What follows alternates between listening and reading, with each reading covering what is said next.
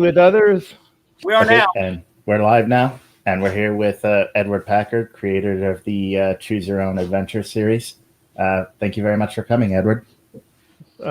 It's a delight for me. So, go ahead, Jeremy. I'm going to let you handle the bulk of this, Ben, because you put this together. I'll just say that I've read several Choose Your Own Adventures over the years, obviously, in my youth especially. And I borrowed Gorga the Space Monster from archive.org. Wasn't able to finish it, in time for this here.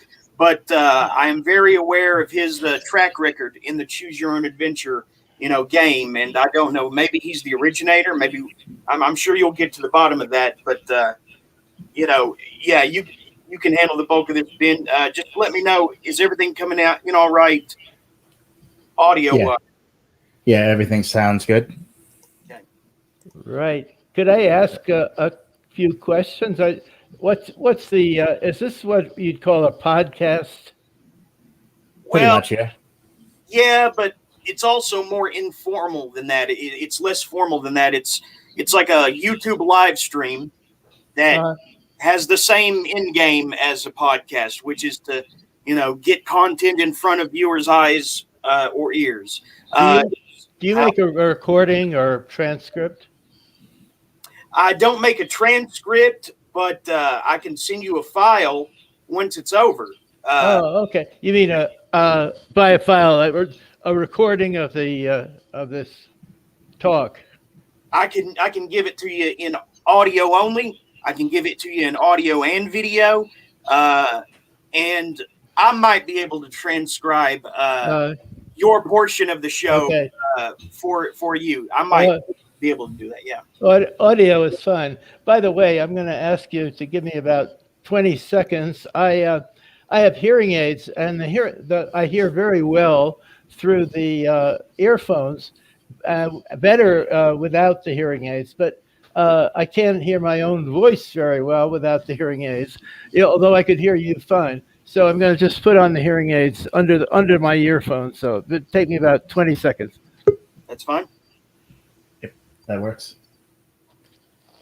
Hey, Gregor. Yeah. Evening. It's just the regulars pouring in to the room, Edward. So this is we're the main three here. So others might be coming in and out while we're talking. It just depends on their own schedules. But when Ben's ready to go, and you are as well, we're already recording. So like I said, it's very informal, but Okay, that's good. I'm ready anytime. As I said to Ben, I want to keep this to an hour. That works. So I had actually read some of your Choose Your Own Adventure books as a kid. I very much remember Through the Black Hole, Space Vampire, and Third Planet from Altair. But when I was looking into you, I was actually kind of surprised to find you're basically the originator of the whole concept. Before Choose Your Own Adventure was a brand, there was a thing that you called Adventures of You, and I believe the first one was Sugarcane Island. That's right. How did you come up with the concept of a book that you had an interactive experience with? Yeah, well, I guess you could say that. I had little kids at that point. The oldest, I think, was 5, and then the next one was around 3 or something. But they were very articulate, and though not reading except very rudimentarily at that point. And so I get home from the office, I'd try to tell a bedtime story. So I had the story with a kid named Pete, and Pete got shipwrecked on a desert island. It wasn't a desert island, but a tropical island. Then, I was kind of tired after a long day, and I couldn't think what the next part of the story would be. So I said, well, what would you do if you were Pete? And would you walk along the beach or go exploring inland or whatever? And so that was really how I thought of it. And because I got different answers from the two kids I was telling it to, And then I thought of tracking it. It will follow what one kid wants to do, and then follow what another kid wants to do. So it all flowed from there. And then I worked out the story while I was commuting on the train to get to my work. And took me a while to figure out how to not get all confused. But you know how life is full of ironies. So an irony I thought of later on was that if I had been really a great storyteller, I would have been able to think what Pete should do when he lands on the beach instead of making the kids suggest what he should do. But it turned out very well. Yeah, well, that's kind of the root of creativity, kind of taking your own limitations and going somewhere, special with it. But I might mention one thing that just a very, very brief capsulization of the history that I had written this book quite a few years before, and through a mutual friend, I got a literary agent, and he sent it around to different publishers. And actually, I had a friend who worked in a publishing company, and he tried it out on them, and they all turned it down. So it wasn't until years later, about 4 or 5 years later, that I read about a small press in Vermont that was looking for innovative children's books. And so I thought, well, this is innovative. So that's how I ended up with Ray Montgomery and his wife and their company, which was then called Vermont Crossroads Press. And so he and I arranged with him to publish it, and they put it out in a small press edition, and they did they got very good notices and reviews for it. But being a small press, you don't have the kind of distribution that a big publishing company has. And so, although we put that out, Sugarcane Island, in that edition, it didn't. I thought I could do better with a regular publisher, and I did find another publisher and published with them, and 2 books. And meanwhile, Ray or his wife found an agent, a writer's house, which wanted to take it on, and the agent there, Amy Burkauer, had a good contact at Bantam Books, named Joelle Del Burgo, was an editor there, and she got very enthusiastic about it. So she talked the president of the company into not just doing 1 book or 2 books, but to start a whole series. And the company I had published 2 books with, they had actually thought up the name Choose Your Own Adventure, but they didn't trademark it. And so I could see this was a much better deal when it was offered to me. So I joined in there with the Bantam Books, and they gave me contracts to supply half the books, and Ray Montgomery, who was the Vermont Crossroads Press guy, a contract to buy to supply half the books. And they got so popular so fast. Especially, they had a very good publicity agent and got me on the Today Show, and that gave it a huge boost. And it was written up in the New York Times. So it got off to a fast start, and they actually started publishing 1 book a month. Now, your colleague mentioned Gorga the Space Monster. What happened was that these books originally were directed for kids like 8 to 12 years old, and then everybody said, why not a series for littler kids, like 1st, 2nd, and 3rd grade? So they had we put out special editions of books for younger kids called Skylark. It was still Choose Your Own Adventure, but it was the Skylark, Choose Your Own Adventure. And of course, the word content, the language level was lower, and you didn't have violent deaths the way you had in the older book for the older kids. And Gorga the Space Monster was one of the ones in the younger kids series. And by the way, I think it wasn't one of my best books. But these books really worked best, I think, for the 8 to 12-year-olds, which is what they were mainly aimed at. And I would say, remember, I said that that first book was Sugarcane Island was published by Vermont Grocer Press, a small press, but that got licensed briefly to another company called Archway, which put out Whichway books, but then they couldn't compete with Bantam. So the two books I had written before Choose Your Own Adventure with the Bantam started, plus Sugarcane Island, eventually were published by Bantam in part of the basic Choose Your Own Adventure series. And that's why the book you displayed was in the Bantam edition rather than the original Vermont Roads Press edition. And I should say also that this series, like many popular series, they get very popular and you have a bell curve. The sales go way up and then the curve starts slanting off and going down. And I think the first one was published about 1980 or 79, I think, actually.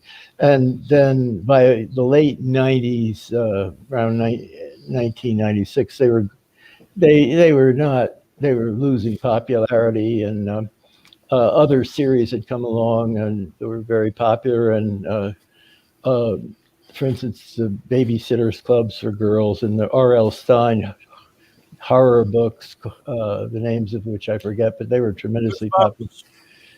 Yeah, and so anyway, school kids. They began, the sales fell off, and finally Bantam, which had by then been acquired by Random House, which is a much bigger company, and Random House itself has merged with other companies since then, but Random House decided to let it go out of print.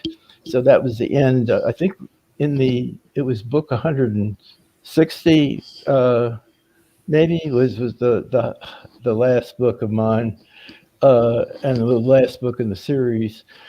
And then they went out of print. So at that point, I was involved in other projects and not paying much attention to it. And Ray Montgomery arranged with Bantam House, Bantam House abandoned he didn't, I don't know whether he arranged or not, I'll take that back, but Random House abandoned the print of the trademark. If you want a trademark, you have to keep renewing it and using it and so forth. They abandoned it.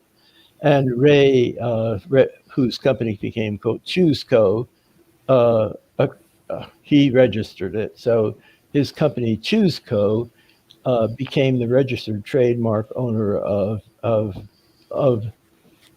what had been the Choose Your Own Adventure books. That doesn't mean anybody can't put out a book with following the same formula or that I invented and other companies have. It's just no one else can use the quote Choose Your Own Adventure trademark without permission of Choose Co. So Choose Co. subsequently has been putting out other books, and I haven't followed them at all, but they've put out. So there's this new life of Choose Your Own Adventure, and I have nothing to do with that and don't contribute to it. And we have no communication. So if there's some confusion about the Choose Your Own Adventure series, there was the original series of Bantam, and then a little period with nothing, and then Choose Co. Putting out Choose Your Own Adventure books. Yeah, I would have caught it at the tail end of the original Bantam period. I remember a librarian showed me the Choose Your Own Adventure books, and I just fell in love with them and would just grab every one that I could and read all of them. Yeah, likewise. Yeah, I mean, you guys couldn't print them fast enough, and I had to get Whichway books as well, right, to supplement the demand in my own home. Yeah, well, other companies, when Choose Your Own Adventure took off, other companies said, we got to get in on this, and you can't patent an idea or a format, the particular formula for these. So they came out with their own trademarks, and the trademark wasn't as catchy, And of course, I don't think I like to say that I don't think the writing was as good, because these people, they just were following the leader. They weren't, Right. they didn't have that original enthusiasm for the series. So, so there were a number of those, but I don't think any of them really took off at all. Yeah, And the Which Way ones seem to be maybe the runner-up, but far below. the reason Rich Way got in the picture is even before.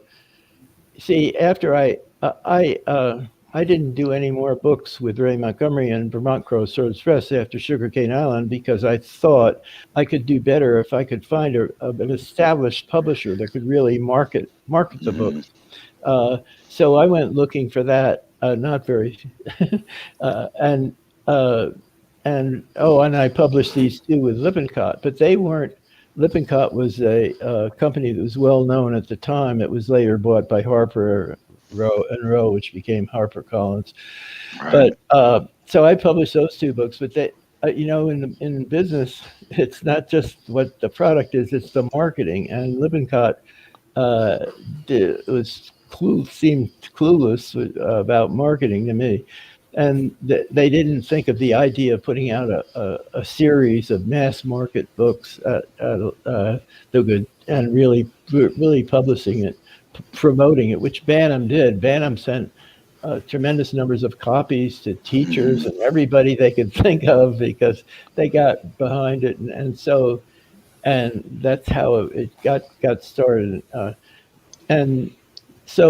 But before Bantam started the Choose Your Own Adventure series, and I wrote the first book for that, which was The Cave of Time, which I think was the all-time bestseller for that. But before they did that, they were my two books, and then Ray Montgomery and his wife and with Vermont Crossroads Press, they had gone to a convention, a book show, and they had arranged to place Sugarcane Island with Which Way, and so Sugarcane Island had a life on Which Way. And if you look at Amazon or someplace, you can probably see the Which Way edition of Sugarcane Island. Okay. But then that got eclipsed by when Bantam started doing the Choose Your Own Adventure series. So eventually, Which Way's rights expired, or Bantam bought them. I don't know which, but that's why Sugarcane Island had 3 lives, one in the original Vermont Crossroads Press editions, then with the Which Way edition, and then in the one you displayed of Bantam books. But it wasn't number 1, even though it was the first book. It was not. It came in with a higher number. I forget the number. There you have the Which Way, I see. Yeah, I did not know that. That's crazy. Wow. That's the way the world works, crazily. Yeah, that's for sure. So you were the first to do this, to pull this concept off, right?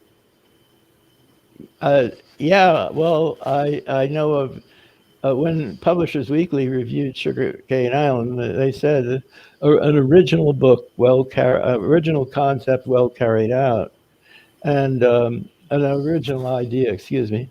So I don't think I've never heard of any instance following this. A couple of years after Choose Your Own Adventure started, my agent showed me a book that was published in English in England, and I don't think that didn't come out before I wrote Sugarcane Island, but it came out, I think, before the Bantam started the Choose Your Own Adventure series. That book was called the Tracker series, and I saw a copy of the Tracker series, and in the Tracker series, it says there's a character in it, like in an ordinary book. There's a guy, Joe or something, and Joe is doing this and Joe is doing that, and then it would say, what does Joe do next? Turn to page 5 if you think he does that, page 8 if you think he does so and so. Well, with a Choose Your Own Adventure, that I thought up, there are 3 elements to it. It's not only does it have multiple choices and plot lines leading to multiple endings, but also you, the reader, are the principal character.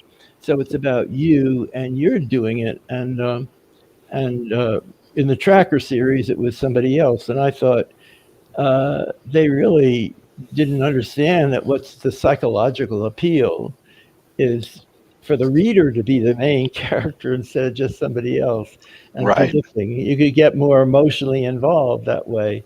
And so I think that was a critical factor that was missing in the Tracker series. Also, my doctor at one point told me that in medical school, and this probably was before I thought up this thing, they'd probably been doing this for a long time. In medical school, they say you're tending a patient and suddenly he begins to turn blue or something. And what do? Do you give him oxygen, or do you send him for an X-rays or what, so forth? And so this thing comes up all the time. And then, of course, you see, when I started this, there weren't even any computer games. Computers were the only computer around, I think, with these great monstrous things that were less powerful than your smartphone, but they took up half of a room.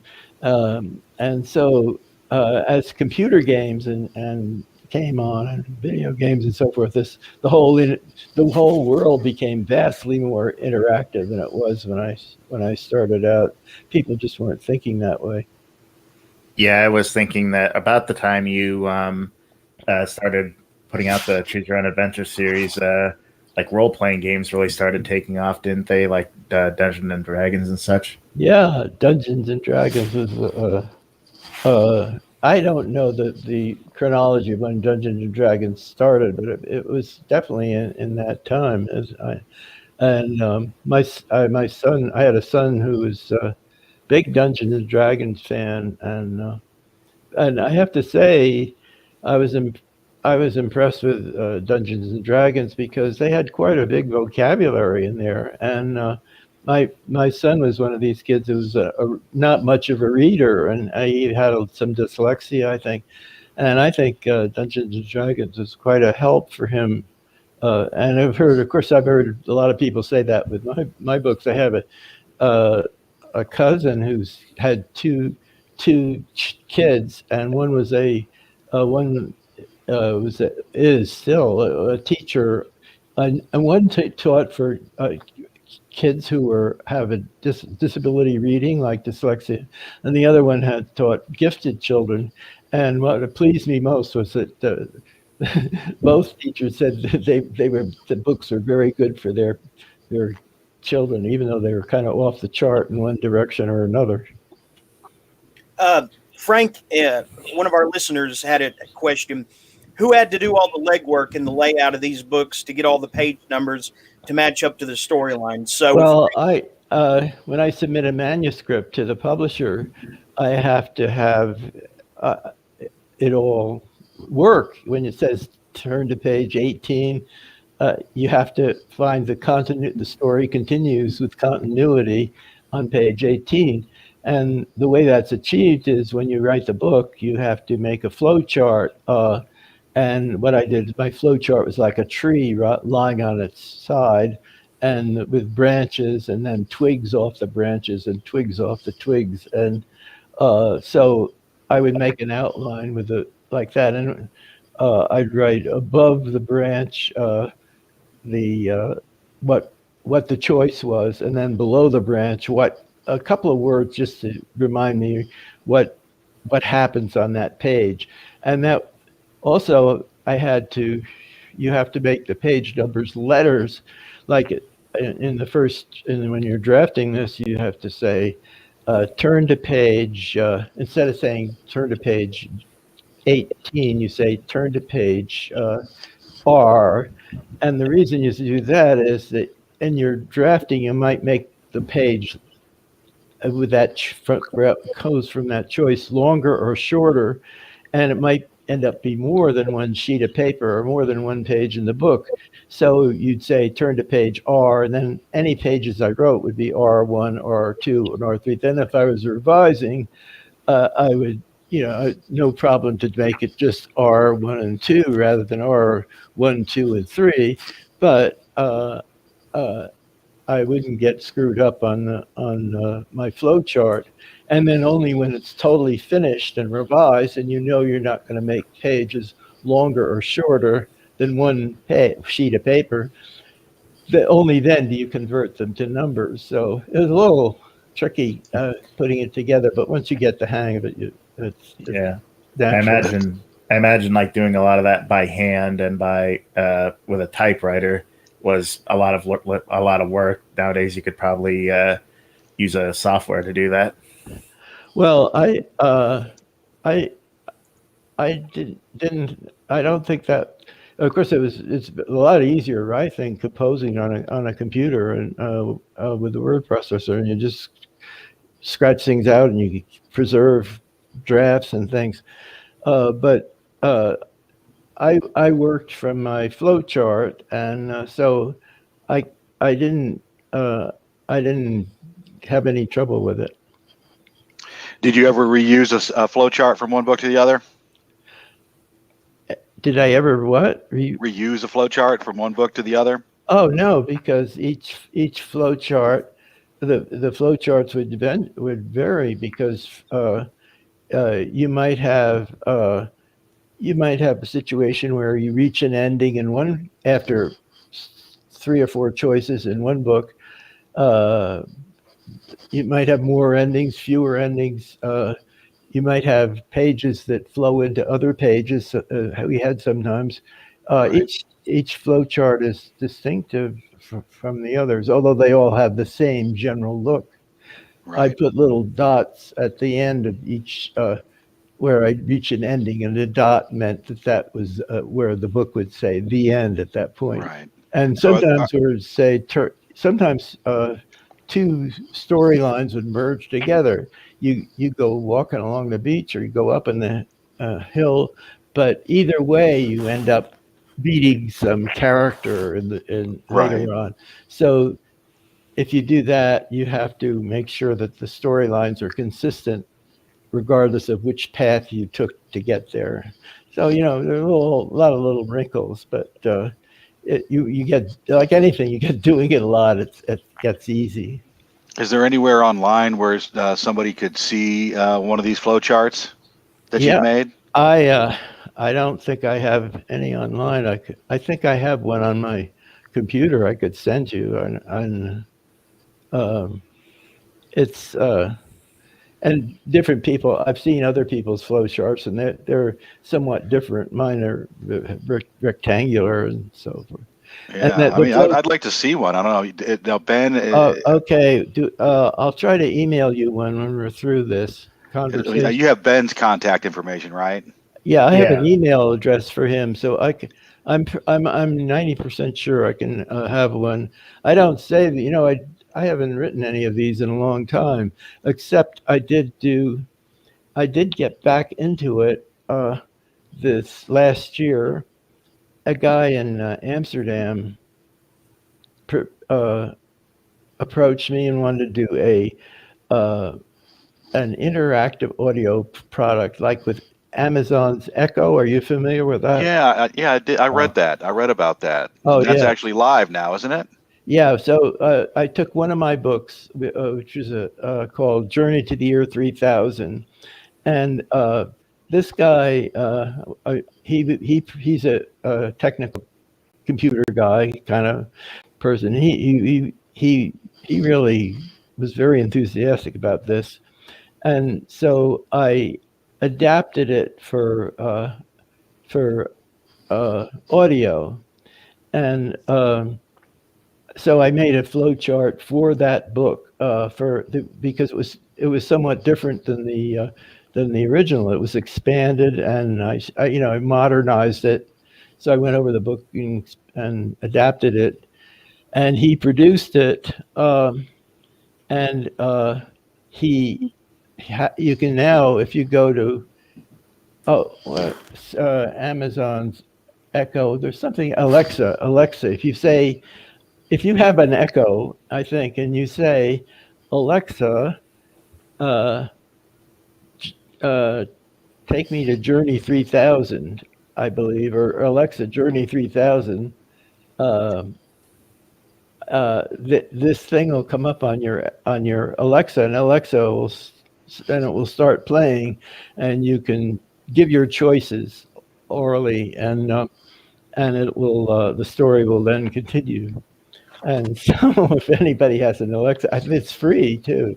And I don't know how my friend in Amsterdam is ever going to make any money from it, but I suppose the idea is if it got very popular, then there'd be a way to monetize it. But anyway, it is free. So if anyone listening has an Echo, you might enjoy it. Yeah, I might have to give that a whirl. Yeah, that's a pretty cool idea. Yeah. I've kind of thought that maybe it's something you could do, like a choose your own adventure type stories with like an app on like a Kindle or a Kobo or whatever people use, that just goes through and gives you like button choices to while you're reading it. Yeah, well, there may be other things and other ways to present this, other platforms. I had never even thought of the Alexa one. I had once heard a friend of mine had an Alexa, I didn't think of it for this, but this guy in Amsterdam did. But there may be other ways you could do to handle this. But I'm interested in other projects at this point, and so I really wouldn't want to spend any time on it. Yeah, one of the cooler things I've seen was someone who set up a bunch of Twitter accounts and use links to tell an interactive story like that. Mm-hmm. Yeah. Well, I wish them well. So what other projects are you focused on now? Well, I've completed, I just turned 90 on which astonishes me. About 5 days ago, and so I wrote I decided to write a book titled "The View from 90," and it's how you can make right choices in life, in the Choose Your Own Adventure book of life, a lot sooner than I did. And of course, I have to asterisk that trademark and say it's not my trademark, but that's a trivial thing. Anyway, I have sent that book to my agent, my literary agent, and if I can't get it to a major publisher to publish it, then I think I'll publish it myself or publish it on my website, edwardpackard.com. Yeah, you've self-published like an autobiography, it looks like, right? Yeah, I would call it a memoir. Okay. It was just of my growing up years, titled "It's a Miracle It Wasn't Worse." Right. Growing up in the 1930s and 1940s, which not many people are old enough to know about, but of course that includes the World War II years and the Depression. And my particular weird circumstances. And which is why I called it that title, because that was a phrase of my mother's that she liked to use when anything bad happened. She'd always try to see it on the bright side. So she'd say, it was a miracle it wasn't worse. So that's where that came from. But yeah, I had that in a picture book, The Good and Bad Dragon. I saw that as well. That looks interesting. Actually, my agent turned that down. She said it was too old-fashioned. But I think I've looked at picture books in bookstores, and I think we could use more of these old-fashioned stories personally. But anyway, I decided to put. I think that's an interesting. I would think that they would be able to sell it on your reputation alone, really, right? It seems weird that they wouldn't want to take it, Yeah, well, I think I'm considered a little historical by not to me. I grew up, with Choose Your Own Adventure. It was big. I've got Choose Your Own Adventures in my house currently, right? I've written a choose your own adventure style book within the last few years. I mean, it was a big impact on me. I haven't published it yet, but I will. I mean, I don't know that I could talk to somebody that's of my age bracket that didn't have a huge impact, right? Did have a huge impact, right? Well, yeah, I was very disappointed she wouldn't take it on, and I could have scrambled around, looked for other agents, but I was on to something else, and I thought, I'll just self-publish it. Right. Particularly, I thought the illustrations were very excellent. But then, anyway, I like to keep moving on and not worry about it. But it's very fluky what gets published, what makes it in the movies. Not to say that that all my stuff should be published, but there was the example of Choose Your Own Adventure. There was another book I wrote that my agent turned down. She said she couldn't place it, but I did get another agent for that, and that was published.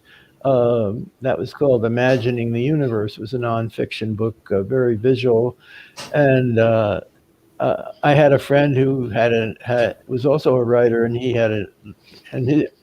said I could talk to his literary agent, and she took it on. So I may have that. I may, with the view from 90, if my agent turns it down, I think I have another idea for an agent that I'll try too.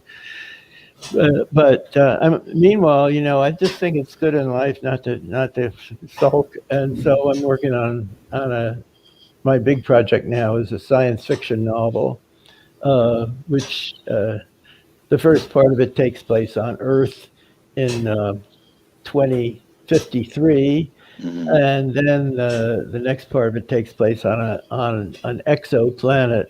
And as you know, an exoplanet is a planet that's not in our solar system, but it's out there. And the advantage of having an exoplanet is that you can have it much more interesting than our own solar system will provide. I mean, you can have it more like Earth. The disadvantage is that it takes a couple of 100 years to get there. But I'm not the first science fiction writer or adventurer who's overcome that problem. So that sounds interesting. So how far along are you on that? Like I've got the first third of it very smooth, and the next third of it rough, and the last third of it not yet done. So I probably take a year or two. And I assume that's not a kid's book, but that's aimed at an older audience.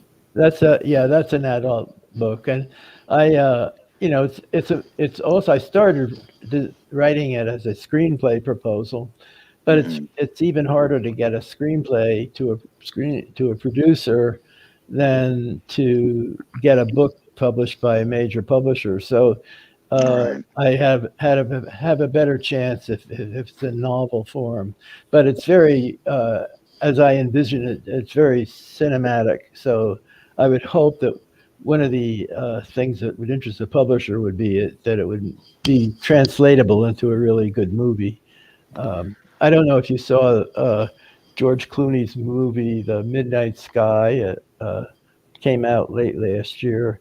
It was a science fiction movie and involved another planet, or actually a moon of Jupiter, and part on Earth. So it was in no way is a plot like mine, except in the just what I said.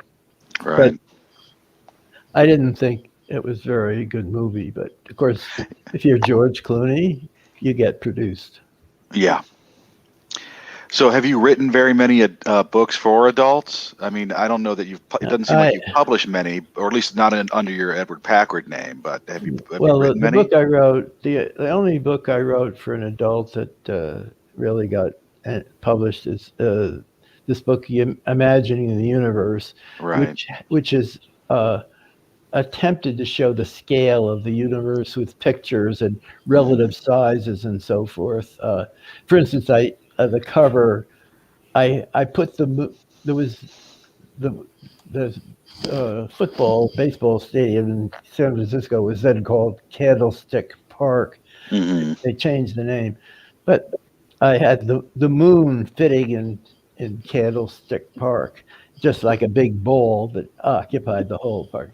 That was the cover, and it was if the moon is that size, uh, how big is the sun and so forth, and Right. how and then different. I changed the scale so the moon becomes only as smaller things, like only as big as a grain of sand, and Right. so that was a very visual book, and I put a lot of work into it. And the editor at the publisher that I got a contract with, Berkeley, was very excited about it. But then he got hired someplace else, and it got Mm. put with another editor who didn't give a damn about it. And so that's the way it goes. Right. So much is personality and personal interests, and uh, Right. You need a champion for the book, and so if that so champion that gives a was better that. offer, yeah. Yeah, that was published, and they also kind of didn't show me the last galley, the last what are they? I don't know what they call it. The Galley proof. proofs. Yeah. Well, which showed a picture of the cosmos, and it just came out all wrong. But they published it anyway, so they didn't care about it at that point. They the woman who was an editor at that point wouldn't have bought the book. She would have. Uh, so it actually got mentioned on Science Friday of NPR as one of the best science books of the year, but it didn't they didn't push it, market it much, and it went out of print pretty fast. I should say, just if anybody is interested in space science, that at that time in 1994, it was unknown whether the universe was going to keep expanding, whether it would just sort of come to a slow, gradual halt and get pretty much stabilized size, or whether it would begin to collapse into a big crunch where gravity would pull it all together. And so, because I could illustrate it very much better if it came to a big crunch, I at the end I ended the book that way visually, and I said that this has not been determined. It might be otherwise. It might be found that it's going to keep expanding. Well, about 2 or 3 years later, after the book was published, it was established by scientists that the universe is not going to fall into a big crunch. It's going to keep expanding. And in fact, it was expanding at a faster rate than they thought it had been or could possibly do. And that's where they invented the term dark energy. So there's still a lot of mystery about it, but it's definitely going to expand a lot more, and it's not going to come to a big crunch as I illustrated in my book. If it were going to, it would probably take hundreds of years for such a thing to happen, the big crunch, right? Oh, it would take the Big Bang was about 13.7 billion years ago. And that was when it started out in a crunched state, hyper crunched, and then a big bang. So it's been expanding ever since. And in 1994, astronomers saying it's still expanding, but like if you throw a ball up in the air, it'll go up fast, and then it'll get slower and slower, and then it'll reach a peak, and then it'll start coming down. Well, it was still known to be going up, but nobody knew how high it would go, how far it would go, and so if the big crunch theorists would have projected that it would keep expanding for at least 4 or 5 billion years before it would reach peak, and I'm just saying that roughly. That 4 or 5 billion may be off, but you get what I mean. It still had even the big crunchers thought it had a long way to go before it reached peak and started contracting again. So if it went 5 billion years more, that'd be 18 from the Big Bang, to the top, to the most expanded point. And so presumably it'd be another 18 billion years to get back to the crunch. So it wasn't exactly imminent. When the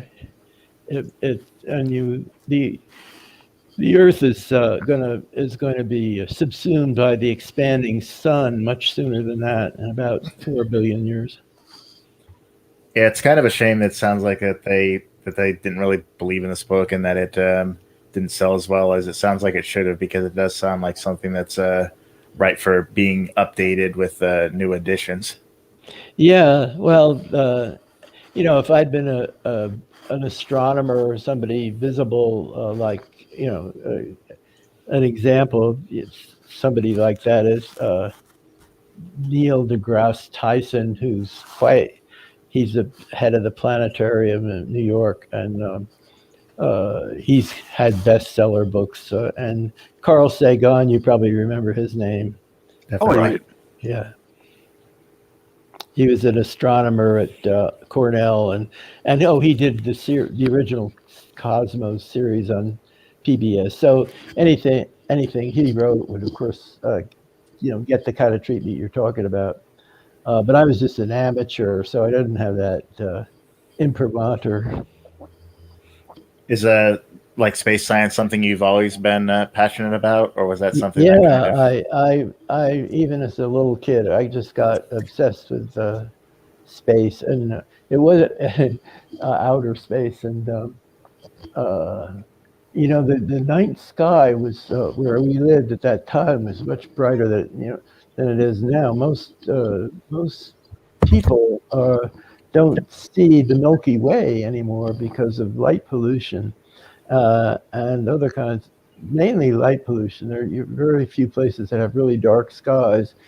And but where I lived in eastern Long Island, it was still quite dark at night, and we had brilliant stars. And then so I got interested. My older brother was interested in it, and that got which is why a lot of my books are science fiction books. A lot of my Choose Your Own Adventure had involved science fiction. Which one did you find yourself coming back to? Sorry, Ben. I just want to get this one thing in there. Of all the concepts you went throughout that series, how many times did you go back to the Cave of Time? And would you say that one is the one you had the most fun with? That you had to keep revisiting it with different volumes, different books? Yeah. Well, there was one. Yeah. For the 50th, the Cave of Time was the first book. So when you got to the time to figure out what title would be the 50th book, somebody at Bantam said, "Well, let's do Return to the Cave of Time." So actually, that was the title of the 50th book. But there were other occasions, other books which didn't have the Cave of Time in the title, in which you got to another time by going through the Cave of Time. So the Cave of Time is like a time machine, and it was just a vehicle for getting to a different time. So I used that as my vehicle in a number of books, including the one I mentioned, Journey to the Year 3000. Oh, wait a minute, excuse me, that was wrong. I didn't use that vehicle. I used something else. I used the hibernation, but I did use it in at least 3 or 4 other books. How long did it take you to write one of these books? Like in the heyday when they really had a high demand for them? Yeah. When they were putting out books once a month, they would assign 6 books that I had to deliver, and 6 Ray Montgomery had to deliver. And because I couldn't write that fast, or didn't, just wasn't going to have the quality I wanted and that they wanted. Right. I hired subcontractors, and Ray did too. And these were other writers and who worked under my supervision and would write some books. So I had to, of the 6 books, I would generally write, say, 3 myself, and 3 would be written by subcontractors. So I needed about. No, I would say I could write a book in a month, but it'd take another month to get it, really smooth and in shape and nurse it along. Yeah, that was one of the things with I'd say it was before Harry Potter, like kids book series weren't really considered like auteur series. They were, they tended to have like a lot of ghostwriters and such, even if they were credited to the same person. I think it was probably like when Harry Potter came out that the authors themselves really were like the center of the book. I think R.L. Stein's book. He was what was it? He had two series, horror Goose. series. I'm sure you. Goosebumps and Give Yourself Goosebumps were the Yeah, first. Goosebumps was one, and I forgot what the other one. But Fear Street. I heard that he had sort of a staff of writers but all the books were published under his name. And the same thing was true with the Hardy Boys and Nancy Drew. Those Animals. classic series. But we did not use that system. We had the real name, the name of the real writer on the book. The subcontractor's writer name would be on the book. So it wasn't as if, and I never had anybody write under my name as if I had written the book when I didn't write it. Yeah, they were co-credited, right? Like, did you write the outline for it, or they basically just wrote under your direction, or did you have some sort of say in what they wrote? Well, yeah, I either thought of the title and they agreed to write. And the theme of the book, for instance, there was one book I was thought of, and the River of No Return, where you go on a rafting, or a canoe trip or something, and they call it "Don't Go Down That River." It's the River of No Return. I think there is a river with such name in Montana, actually, and so I didn't have time to write that book, but I signed that, and the writer I gave it to, he thought that was a good topic, so he could get enthusiastic about it. And sometimes the writer would think of his own, and I had one writer who was quite a martial arts fan and specialist, and he knew all about the martial arts, and so he wrote about 3 or 4 books. One was the Karate Master and Kung Fu Master and so forth. And that was there was several subjects where somebody was sort of a specialist in it. But I have to say that one of my good selling books was Soccer Star. And I never actually played soccer, but my daughter was on a soccer team at college. So she coached me, and then I read a book by a coach on how to play really good soccer. So I came off sounding like as if I knew something about soccer.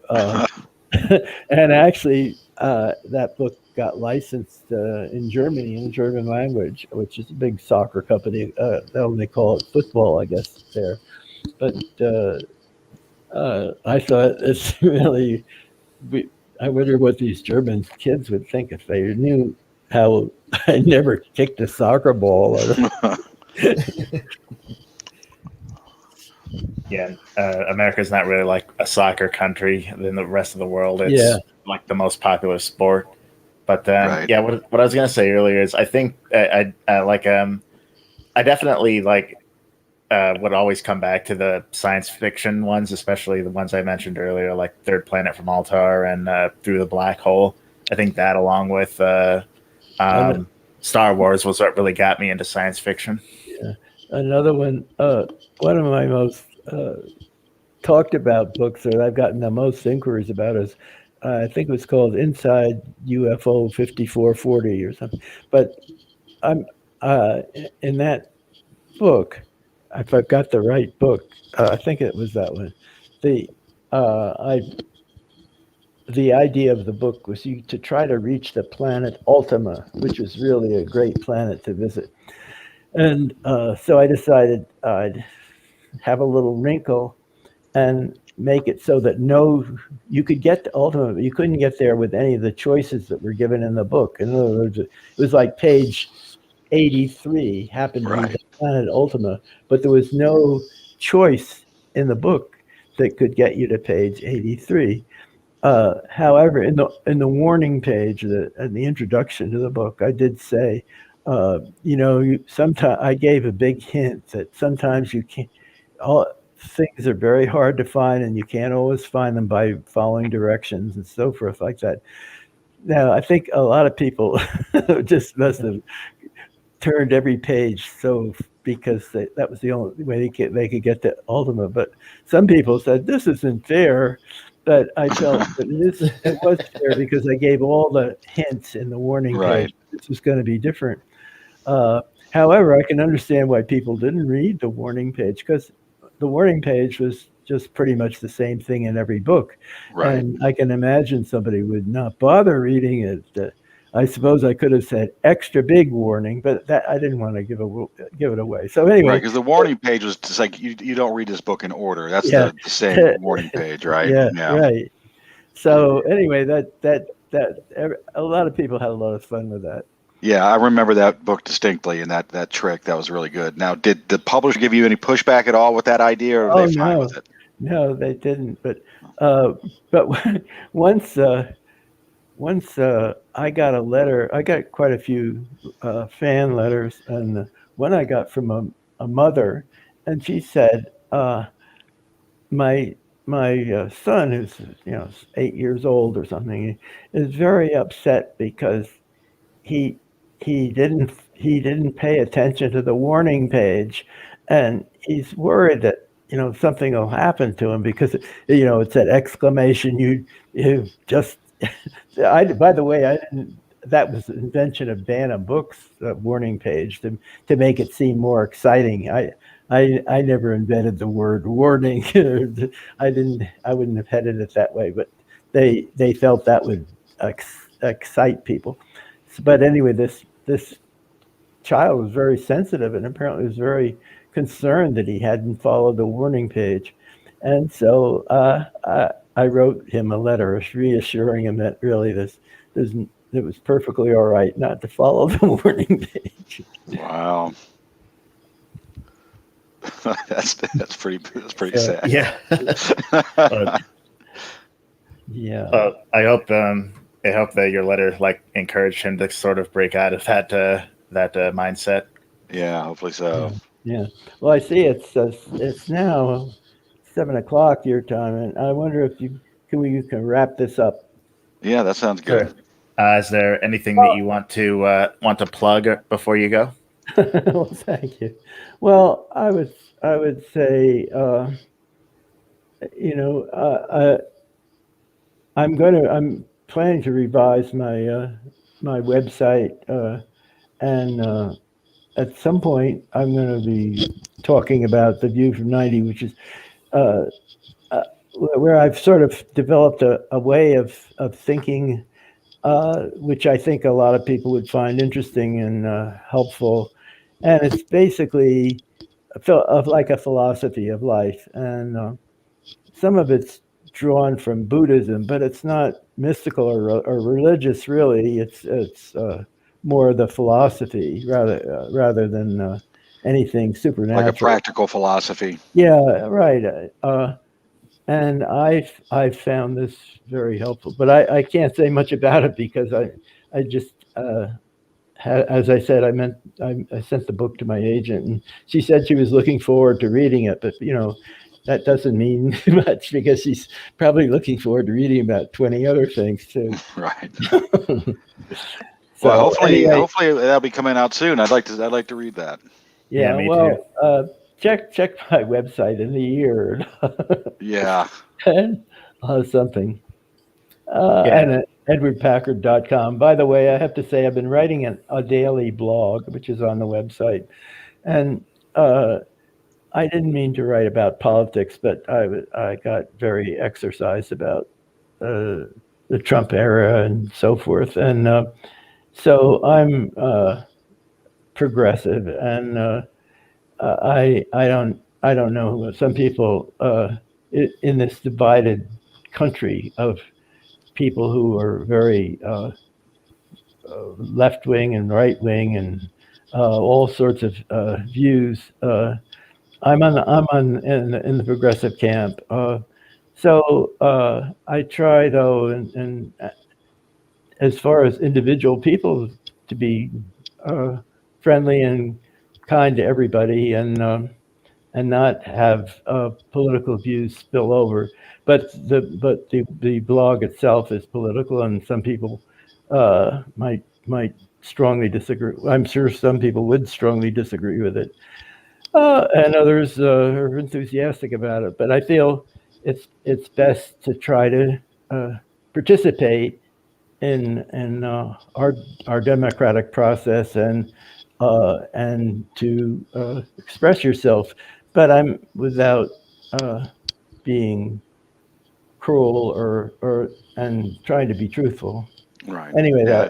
And most people are going to, be able to act like adults and read it. And even if they don't, agree with it or whatnot, they should be able to, put their big boy pants on and go on with their lives. Right. So, yeah, exactly. absolutely. And my next door neighbor is very much pro-Trump. He has one of these flags that means he supports the police instead of. It has a blue stripe in the American flag and so forth. right. So, we have friendly greetings and stuff like that. But even though I think he knows he's not going to convince me, and I know I'm not going to convince him, but that's no reason not to be friendly. Well, that's good to hear. I like to hear that. Yeah. Yeah, definitely. Yeah, if you want to come back on here to discuss your philosophy book once it's out, we'd be very happy to have you back. Okay, I'll buzz you. I hope you're still in business and bigger and better than ever. Yeah, definitely hope. Yeah, we could only get bigger and better. That's for sure. Okay, well, send me that audio when you have it. That'd be great. It will probably be tomorrow because we go for hours and hours. With many guests. So, but Yeah. I will see if I can transcribe yours sometime this week. But I will definitely send you the Okay, no rush at all. I'd just like to have it eventually. Sure. Yes. Okay. It's been an honor, Mr. Packard. I mean, Yeah, thank you so much for coming on. This is a Or- great Enjoyed it conversation. greatly talking to you guys, and I I think could you're send you the doing a link. good project. I could send you the link and you could share it with on your website. I don't know why my guests don't do that. I think I do, but Okay. yeah, but Well, it's been a great pleasure. I mean, this is like I said, when I was a kid, your books had a huge impact on me. So I'm really greatly pleased to be able to talk to Okay. you. Thank you. Thank you you made all. a lot of kids have a great childhood with your books. Okay. Yeah. Many thanks. Thank Bye-bye. you. Thank you so much. I was just about to, give him some encouragement myself, but is he still here? If you want to leave, you just X out of the window. Well, thank you for giving kids and readers the opportunity to be empowered in how the story turns out. If he can still hear me, but that's kind of up in the air. Well, either way, he'll probably hear this when he goes back and listens later if he does. Right. Does he know how to? He'll probably be gone in just a moment. There we go. I did. I helped him. Oh, I was going to say, I thought you had the power. It was a gentle nudge, not a kick. I mean, no, he might have just forgotten to close the window or whatever. It said kick guest, the option, but I consider it more of a gentle nudge. Right. Yes. I just kind of showed him just showing them the door. Yeah. Gently and respectfully. So that was an amazing guest. I mean, I would never have anticipated we'd have that guy on this program. Prestigious, definitely. Prestigious for sure. Yeah. Yeah. I don't think he's used to these kinds of things. There wasn't a lot of breathing room for everybody. He just was. I think he was nervous too, and it was just kind of bam, bam, bam, bam, bam. Without a chance for a dialogue. But But yeah, he's set in his ways, and it's cool. Yeah, I just remembered like the titles of the Choose Your Own Adventure books, and I go look up his name. It's like, oh wow, he actually created the whole thing. Yeah. I wondered about that. Yeah. Now, with these kinds of things, usually the person who claims they did it first, someone will emerge from, under some, rock and say, well, actually, Right. so-and-so did this, 3 years before you started your first one, just to be a smart ass, Or they find something that's sort of something like it, right? And say, this is really the first, but yeah. But for all intents and purposes, like he said, Right. it was the one that originated the choose your own adventure concept, as as we know and love it today. Yeah, Exactly. Yeah. I remember R.L. Stine actually had a really good choose your own adventure called Welcome to Alien Inn. Pretty sure that was a choose your own adventure, a give yourself goosebumps book. And I remember having fun with that one. It was a break from the norm with the Goosebumps books, But And I do remember Animorphs had a brief, like 1 or 2 book specials called "You Are an Animorph," where it was like one-off stories where you play as like read whatever you want to call it as a new Animorph, and those were fun to read for me because I really liked that series. Yeah, you bring them up all the time. Animorphs. Yeah. I wonder if we could get Applegate on here. Yeah, it's a good. I mean, for the nostalgia factor, even if she doesn't write for our crowd necessarily, she did it one time, and a lot of people that are connected, to in our target range, our target audience, they grew up reading things, that were offered through those Scholastic book club things, and so they came across Animorphs and all that. I'm really not enjoying the dismantling of R.L. Stine as having his own authorial agency, though. That's a real drag to see that being like totally debunked and, What do you mean? The fact that he wasn't cranking them all out himself, that he had a team? Yeah, really. I know Applegate wasn't either. Really, man, that's depressing. Yeah. But there was way too many. There was no way they'd be able to, to put them out themselves. There was too much demand, and like I kind of mentioned before, it wasn't until really like Harry Potter where like children's books were considered like auteur books, where you really did have like one author doing, everything the author is supposed to do. Right. Okay, so the guy who wrote the 300 and some Shadow stories that Gregor brought up last week or 2 weeks ago, does that mean that he had help? I don't know. He did, but it's possible, but I don't think so. But yeah, they were allowed to just but with him, buy cocaine at the drugstore and smoke cigarettes all day, right? Yeah, but with him, I think it was like maybe a money thing. Like he was probably getting paid by the word, so he was just cranking it out as fast as he could. Right. Yeah. It's sort of like what happened with L. Ron Hubbard. Like, probably talked about this before, but supposedly he'd get like a spindle and put butcher paper on it and load the butcher paper into the typewriter, and would just like spend hours just typing on the butcher paper, and when he was finished, just cut the manuscript up in a manageable size. Mm-hmm. Yeah. So, I don't know. I think these guys did have cocaine or something, right? But, I think they did it themselves. Or at least I'd like to imagine that they did, that they were just maniacs, right? But maybe they did have, assistants or whatnot. Yeah. Yeah. Plus, if it's their day job, they probably they're doing it probably like 8 to 9, 10 hours a day. Yeah. They're not just doing it for a few hours, right? In the morning, they're actually probably doing it for like 12-hour days. Yeah. Which is hardcore. Yeah, from what I've like I was talking about with Harry Potter, apparently Rowling did pretty much all of that herself except for apparently like Cursed Child, which is a play Apparently, she just sort of like wrote the outline to that and let someone else do most of it. Oh, really? I didn't know that. Apparently, like Harry Potter fans really hate it. Yeah, that's what I hear as well. Yeah. So, do we have another guest this evening? When Regina comes on later, yeah. Who's that, or are you not going to tell? It's AJ Swann. Yeah, It's in but the title. I don't know that you're familiar with his work, are you? Yeah, I mean, I've not read any of his work, but I think she's mentioned him on here, and I think that I've added some of his books to my to be read list.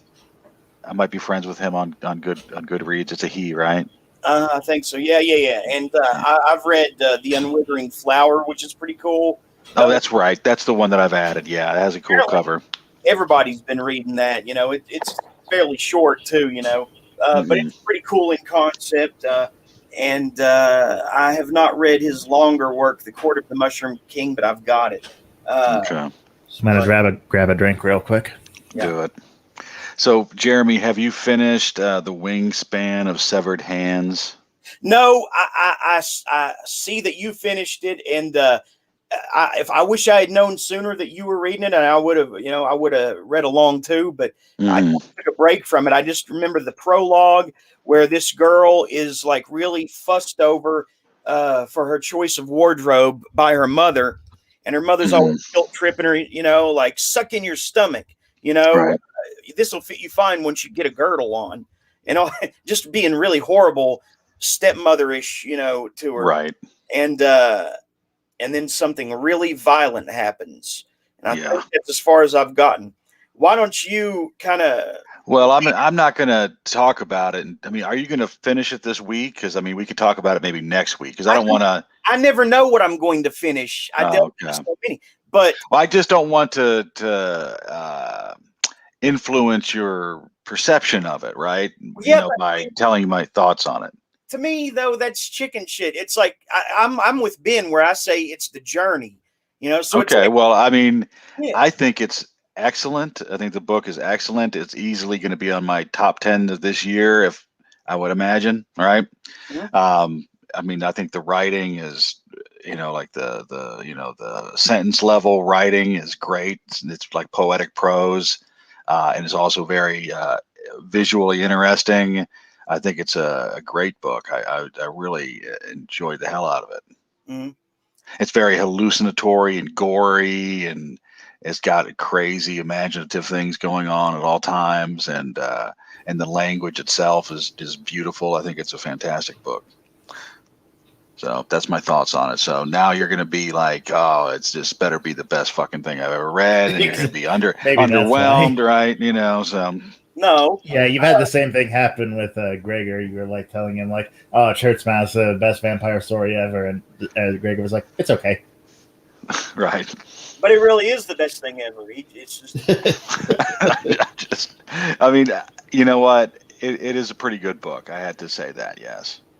But I mean, I don't think it's. I mean, I think Let the Right One In is a better vampire novel. Well, I would read book 2, The Change, before you make that assessment, because I mean, based on the first book versus Let the Right One In is better than that first book. Book 2, The Change it's a game changer though. Okay. And let's just say that there's finally an antagonist that emerges in book 2 that is worthy of Serge, the guy who has lived for so many millennia and is super jaded, you know, about everything, that even when he likes a chick, he's got to, you know, torture her emotionally, you know, in order to get kind of, you know, good vibrations. You know? So yeah, I'm not diametrically opposed to reading the second book. It might be something that I would pick up. I mean, I wasn't like sour on the first book, really. I just didn't think it was the best vampire book that I've ever read. I just feel like to give that award to Let the Right One In now, that every, you know, hipster under the moon swears by it. I mean, it's just, to me. Well, I'm not saying that's the best vampire book either, though. Really, I mean. Yeah. You know, I'm just saying I like it better than Church Mouse. I think Didn't Let the Right One In come out at about the same time as Twilight? Maybe, yeah. Right When In came in first. Oh, it did? Yeah. It might have been translated about the same time because I know it wasn't originally in English. But to me, Right. even if Church Mouse wasn't on the table, Knuckle Supper and Knuckle Ball by Drew Steppick is a better examination of the vampire archetype than What's it called? Sucker My Knuckleball? What? Knuckle Supper and Knuckle Balled by Drew Steppick. And we all know that the best vampire novel ever is Space Vampire by Edward Packard. Well, hell yeah. Yeah, I mean, what are you? I mean, come on. What do you guys? Oh, yeah. Okay, I have Knuckle Supper on my list. Okay, I'll have to get to that. So you're saying that's better than Church Mouse? No. It's a step below Church Mouse for me. Okay. I tried to watch Let the Right One In, and I couldn't get through it. How about the book? Have you read the book? Because I've not seen either movie. I didn't know it was a book. I read books. This is a book show, Jeremy. Oh no, it's movies too. No, you don't understand. I didn't know that it was a book originally. I was just going off. Everybody was raving about the movie. I didn't know it was a book first. Right. Yeah. Yeah, I've never seen any of the movies. I just read the book, and I just read it recently. So, I mean, I know most movies suck nowadays, but it can also be a movie show. Okay. All right. And then be cool. I need to tell this man Ben that I read Black Riders and Other Lines, I believe is what it's called. Yep. And thank you for the recommendation. That was a good collection of poetry. That was very good. Yeah, it's a very personally important one to me. Like I think I mentioned before, I read one of the poems at my grandpa's funeral. Oh, okay. Yeah, I mean, now this is going to sound weird now that you say that, right? But that's okay. I found it like it had like a dark, cynical wit to it. Like I found it darkly humorous in a certain way, and I think it seemed like it was meant to be that way. But are you thinking no? I think so. I mean, where he like the poem where he talks about where a bunch of angels watch people go in and out of church and don't understand what they're doing. I definitely think there's like a bit of a dark humor to that. Yeah, I mean, I got the impression that a lot of it was darkly humorous, laughing in the graveyard kind of dark humor. You know what I mean? I don't know. It had a cynicism and a witty sort of cynicism into my mind that I found enjoyable. However, maybe I was inventing it all in my brain, but that's the way I took it. I mean, there are ones like that, but there are ones that that I feel are a bit more, I guess, quote unquote, serious. The one I read at my grandpa's funeral was I can't remember the whole thing, but it was the little man who stood against the mountains or something like that. Okay. Yeah. I don't think. I mean, like you said, it wasn't like a comedy show by any stretch, right? It was very dark, right, and cynical. A lot of it, right, and also very angry, right? A lot of it seemed to be very angry, and especially at like say the church, you know what I mean, whatever the institution was at the time, known as the church, right? So, yeah, I mean, it was good. I would definitely. I think I either picked up or put another one of his collections of poetry on a list, like at the library on the hold or something. I think it's called War is Kind is his other poetry book. I've only read a couple poems in that so far, but I really need to read more of it. Yeah, and it's making me interested in reading what is the Red Badge of Courage? Is that what it is? Yeah, I read that one a long time ago. I also read Maggie, Girl of the Streets, which I think is just okay. Wait. Is that Carol? No, wait, that's Maggie Cass. Okay. No, Maggie, Girl of the Streets is by Stephen Crane. Okay. I didn't know that he wrote anything other than Red Badge of Courage and Where the Red Fern Grows. He didn't write Where the Red Fern Grows. No, he didn't write that. That was way after. He didn't write all Red books.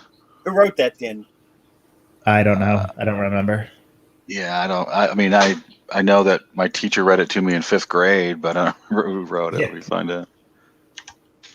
Yeah, I can't remember what all Stephen Crane wrote, but he wrote like a lot of journalism, and the Red Badge of Courage was apparently like unusual in his books because his philosophy of writing is, well, it was almost like Kerouac's. It was write a lot or write very fast without about something you've personally experienced with very little editing.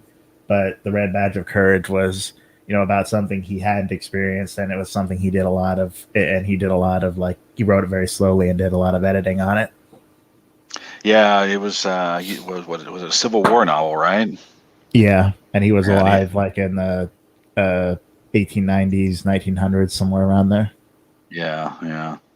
Wilson Rawls wrote Where the Red Fern Grows, Jeremy. You know what the best thing about Where the Red Fern Grows is to me is that I had the pleasure of experiencing it in the classroom. We read it as a group, in 5th grade, and it made this girl like break down sobbing at the end of class to where her friends were having to hold her up. That was the greatest day of that year. She was like, and they were holding her up.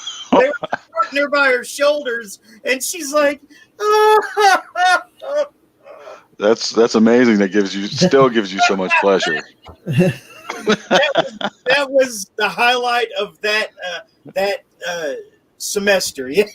Seeing a girl cry. Yeah. Wow. Yeah. I don't think I ever had anything like that. The closest I can think of to something like that is there was a college psychology class I took. And one of the things they showed us was it was like a short documentary about the My Lai massacre in Vietnam. And it was really fucking heavy and really depressing. Like, as soon as it was over, there was just this really, really uncomfortable silence throughout the entire class. And like the professor had to take a moment before, she started speaking to us again. Wow.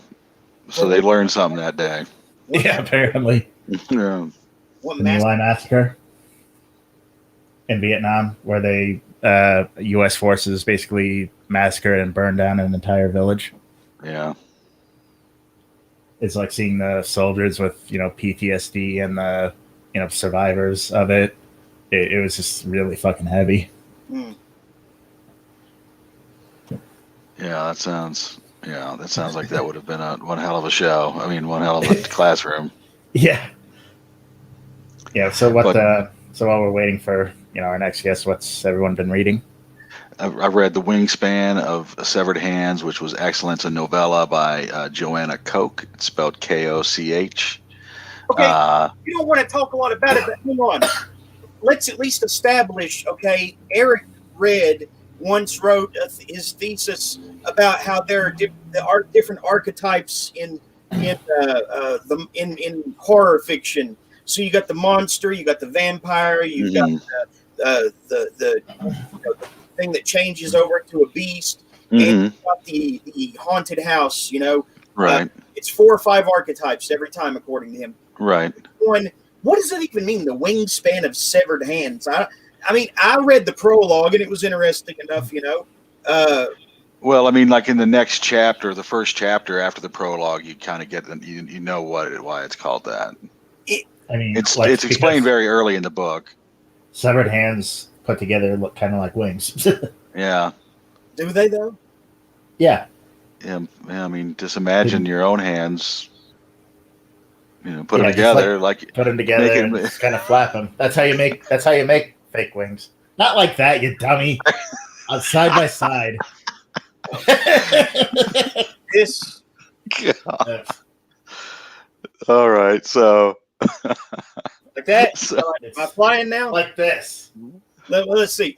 Wait a minute. Show me. There. See? He is showing you. Together like this, and then. Hey, you're not wearing a shirt either. Of course I'm not. Because I didn't expect to have to be on camera to educate your stupid ass. I miss not wearing a shirt. Okay, show me one more time with this. He just wants to It's see your like shirtless this. body. Okay. Like this, the thumbs together, and then like this. See? So yeah, I mean, it's a. I mean, it's. I guess it's a monster. It's like it's basically kind of a. It's a cross between like a Frankenstein type story, and it's also got it ties into Carcosa, the king, that type of mythology also. Okay. You know what I'm talking about? Yeah. I just remember I read the prologue, and this really mean mother or stepmother or foster parent was chiding Yeah, it's her and mother, it's actual mother, I think.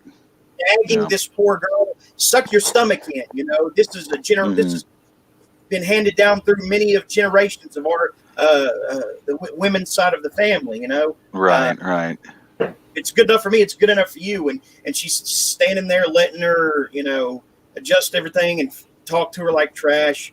And yeah, yeah, it gets really hallucinatory and nasty and nutty. Yeah, I mean, it's really well done.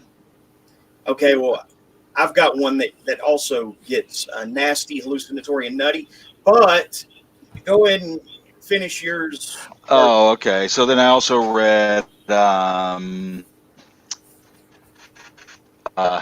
Old Friend by Elizabeth Bedlam. Oh, Elizabeth Bedlam. Has anybody read I that? haven't read any of her work yet. It was good. I mean, it was kind of like something where, she was kind of, it was a hard act to follow type of thing. I read hers right after I read Wingspan of Severed Hands, so she had some competition, right? But I enjoyed it. I mean, the story was good, the storytelling was good, the writing was generally good. It just needed a proofreader. That was my only real complaint. But it was a good, solid novella. And it had a good story and a lot of messed up stuff going on. It was, darkly humorous. It's definitely worth a read. So, let's see. I also started reading the collected poems of W.B. Yeats, William Butler Yeats. What else did I read? Oh, I read Hype Rider and Vamp Stamp.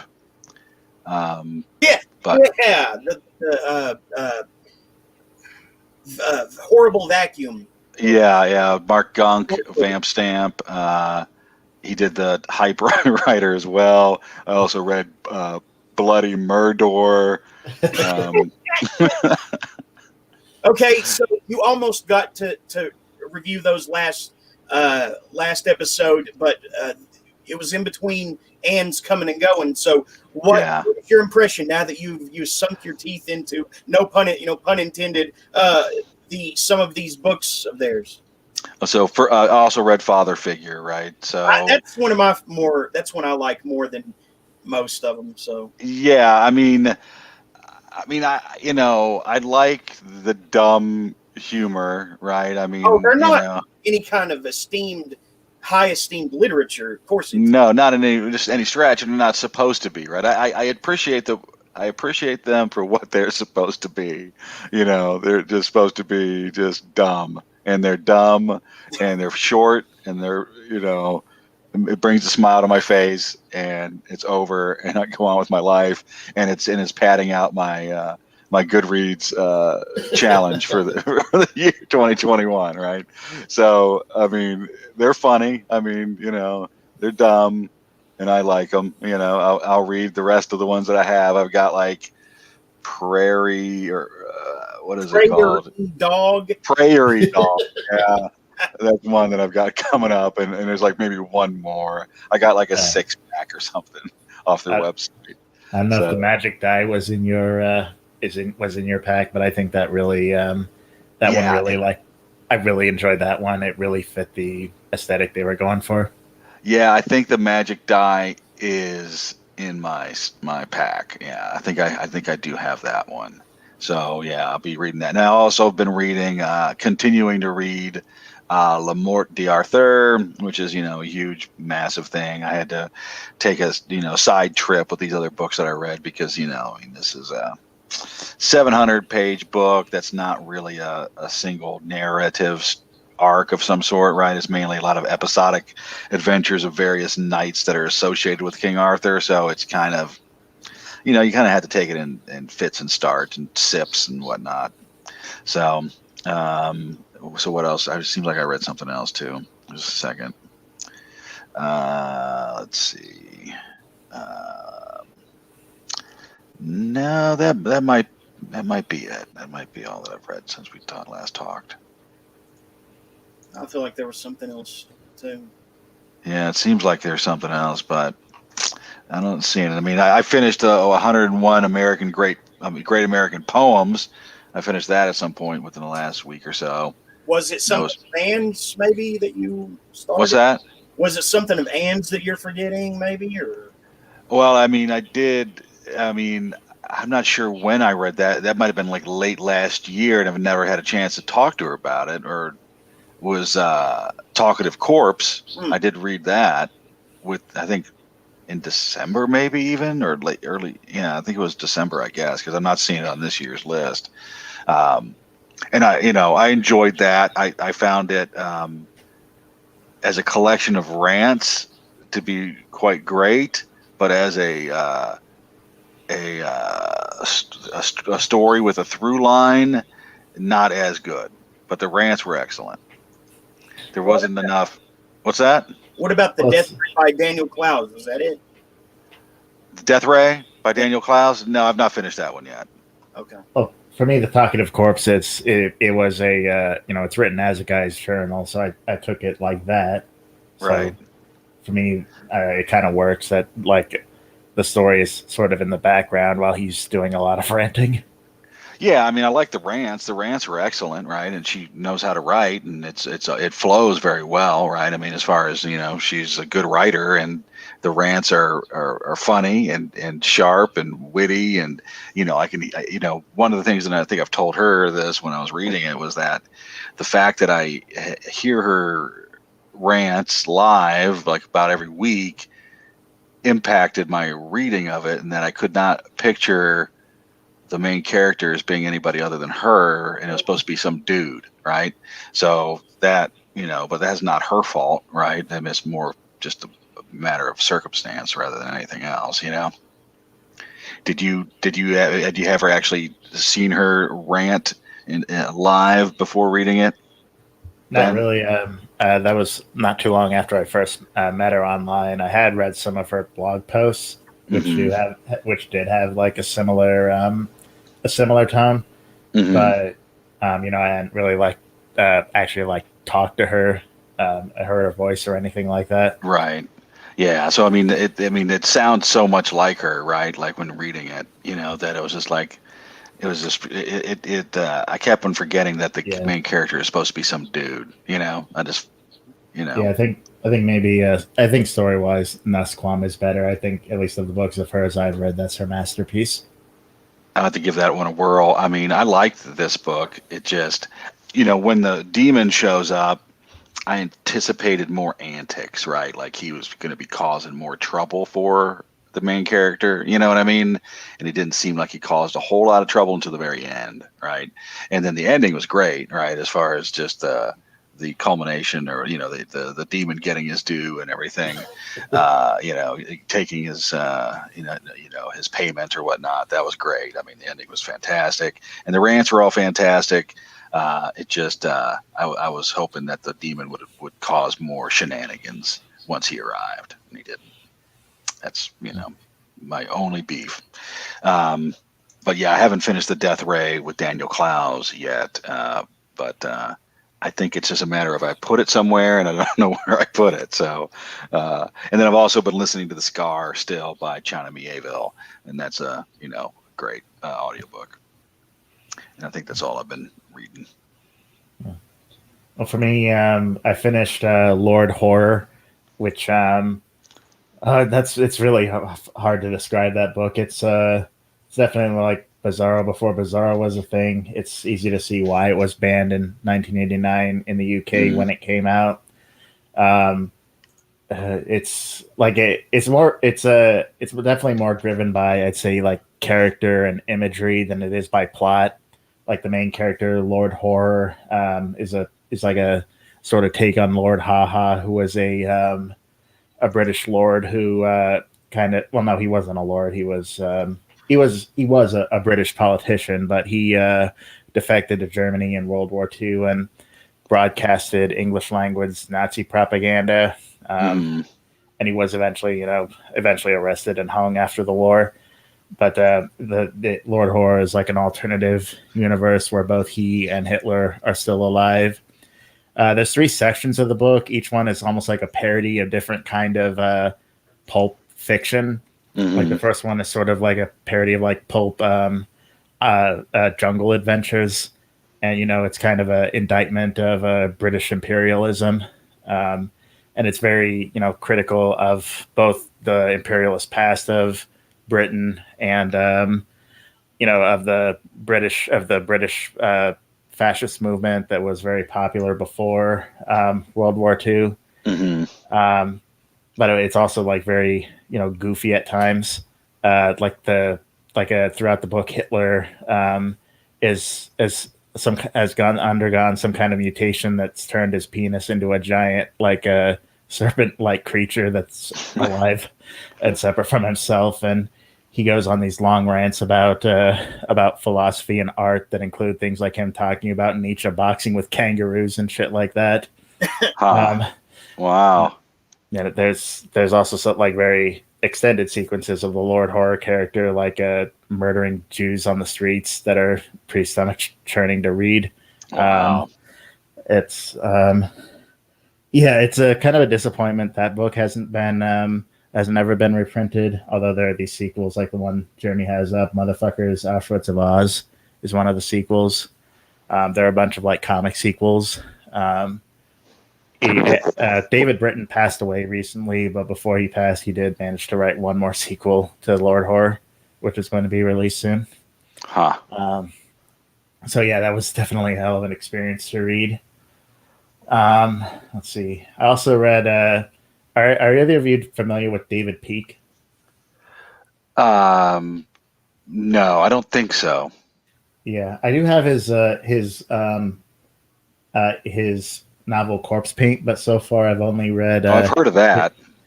So far I've only read his poetry. I've read a poetry book he did under the name Brian Oblivion, and I also recently read a short chat book he released a while ago called The Destruction Loops, which I did very much enjoy. His poetry is very dark, very very surreal. And this one is actually free to download on sololuxuriance.com. So I do recommend downloading The Spectacle of the Void, is that what you're talking about? No, it was The Destruction Loops that I read. Oh, The Destruction Loops. Okay. Yeah, where can I get it? Because I'll just go get it. Solarluxuriance.com. Okay. Let's see. I also started reading, because Phoenix spoke so highly of it, The Chocolate War, which so far it's a pretty fun read. It's basically it takes place in a boys' Catholic prep school, and what's going on is like this group of I would just say like these bullies who call themselves the Vigils. They strong arm one boy into refusing to do the chocolate sale that the school does every year. For like the first 10 days or something like that, just to fuck with both him and the teacher who assigns it. But the boy decides, as like a fuck you, but to both the teachers and to the boys who made him do it, to just keep refusing to sell the chocolates, which is like the main through line. But of course, there's also like insights into the other characters, the bullies and the kids who get bullied and so forth. There's a pretty funny part where the bullies, the Vigils, make one kid go into a classroom with a screwdriver and undo every screw in the classroom. So in the middle of class, everything just falls apart. Wow. Yeah. And I also started reading a short novella by Daniel Filatko called On Neutral Zones. I'm not very far into it, but basically it's those like pod hotels or whatever you call them that were sort of like bandied about before COVID hit. It's kind of it's about one guy who I guess moves into one after he has a fallout with his family, but I'm not very far into it, so I can't really. They're almost like little igloos built into the wall or something, right? Kind of it's like that, everybody's just it's like sleeping in bunk beds essentially in an apartment, right? And everybody shares a kitchen, toilet, and everything. Sounds horrible. Yeah. So like I said, I'm not really like it so far. Where I've gotten into it, he's sort of seeing it as almost like his salvation from having to deal with his bitchy wife and shit like that. But I'm not far enough into it to see where he's going to go with it.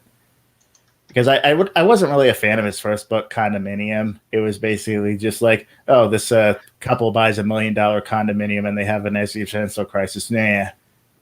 So that was kind of a wash of a novel. But I did really like his second book, The Travels and Travails of Small Minds, which is about, I called it a hipster noir because the main character is kind of a hipster, but there's still like a lot of noir tropes. And it's basically about him being hired by this old man to try to find the manuscript of a lesser known beatnik author. That one I had a lot of fun reading. So I'm not sure where this one's going to go, but I'm definitely interested in it. I don't think that Solar Luxuriance is still owned by or whoever's propagating the literature that you're talking about. It looks like it's a solar panel site now. Is it Solar SOLAR or IANCE? I'll just put the. Yeah, I mean when I go to it, right? Like I'm even looking at the book, right? Like, I know that M. Kitchell said he was gonna pull down the website soon. I didn't realize he was pulling it down this soon. Yeah. Why? So, why was he? I think because he's reorganizing everything, all of his stuff, and I think some of that stuff's going to be republished somewhere else. Well, that's too bad. I was gonna grab it. I can email it to you later. I've still got the PDF. I don't want that. I'll just have to wait. You can convert PDFs into Mobies. I don't want to steal this person's book. I just want to. Well, I don't know if he's stealing it. It's out of print right now. He's probably a commie anyway, since Ben likes him. David Peake's actually really, he's actually really mysterious. Like he's given interviews, but he only has like his blog. He doesn't have any social media or anything like that. Why don't we get him on here? I don't know how to contact him. We'll figure it out. I can't find an email or anything on his blog. Well, let's go operate on the principle that he probably is a commie because you like him and go from there. Well, what do I do with that? Yeah, what does that even mean? What, do you think that all communists have like fucking psychic powers? Well, yeah. No, fucking wish. It's anti-psychic. It's like it's more of like a uniformal. It's like a hive mind thing. Yeah. I don't have that yet. I haven't read enough theory. You're not a very good commie, then. Yeah. I drink too much and don't read enough theory. So I'm going to give this dude a try, but I guess I'll have to do it through this PDF that you're going to send me. I suppose it's the only way I can go. Or you can also pick up his the book he Blackest Ever Whole that he wrote under the name Brian Oblivion. That name, it's from Videodrome. Okay, but I feel like I've read something by Brian Oblivion. It wasn't that though. That's the only thing he's published under that name. Well, so is Corpse Paint about a black metal band or something? Yeah, it's supposed to be like a cosmic horror story about a black metal band. I have that, but I haven't read it yet. But this isn't a poetry book, though. I was wondering. No, it's a novel. Yeah, send me that poetry book and I'll read it. And if he ever publishes it, I'll buy it. Okay. Well, it's a short chapbook, so it's probably, I don't know if that one's going to be reprinted or not. I don't know what M. Kitchell is doing with all those. Who's M. Kitchell? He's the one who ran Solo Luxuriance, who published the chapbook. Oh, okay. Okay. Plus, I've mentioned some of his books and such on here before. I see. Okay. Yeah, he did say on Twitter he was pulling it down for a while, but I didn't realize he was going to pull it down this soon.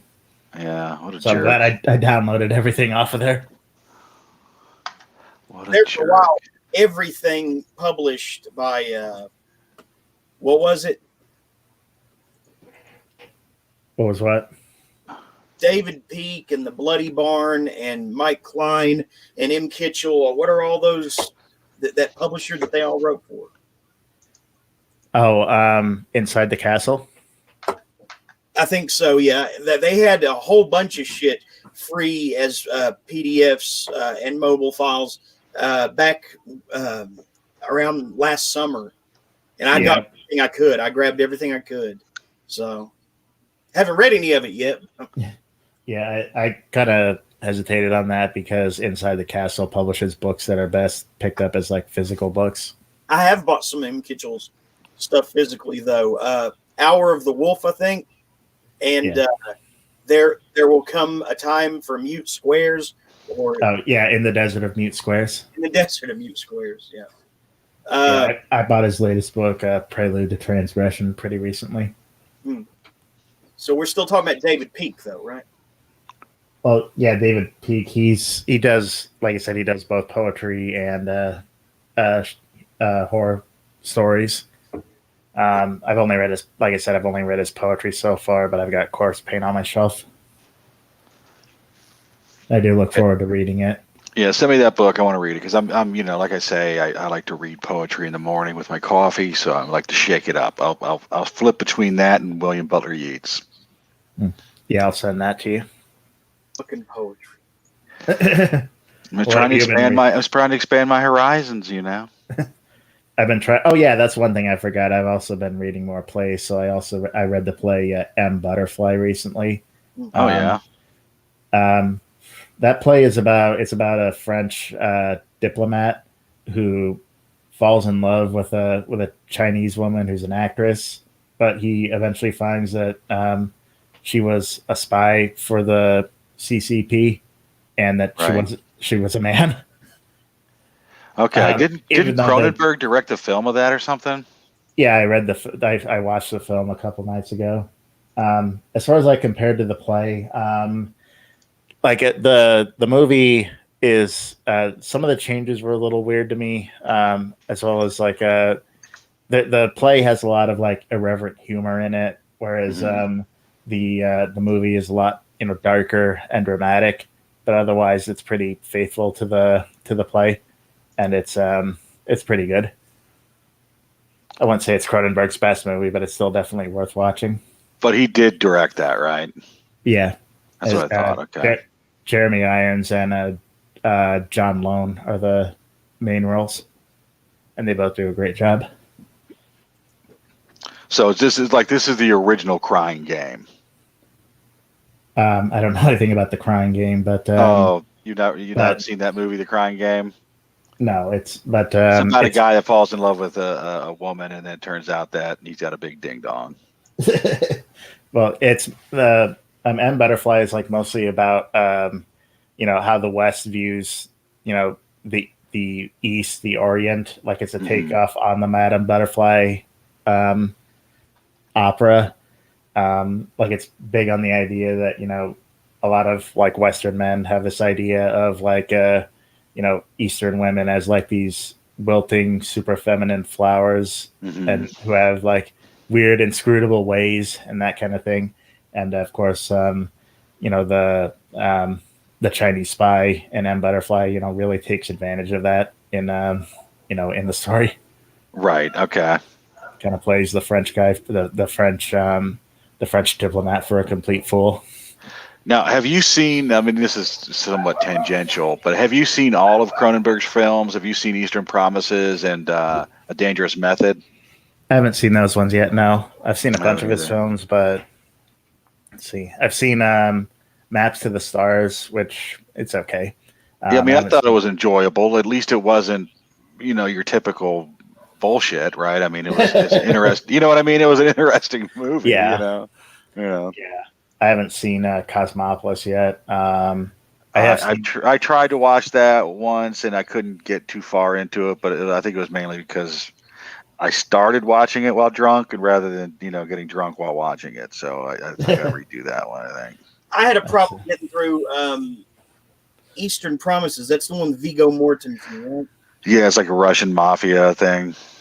I just felt like whatever he was trying to communicate in the message, it got lost for me. And Yeah. it's painting with pretty broad strokes anyway. No, I'm thinking of History of Violence, I think. Yeah, he's in both of those, actually, yeah.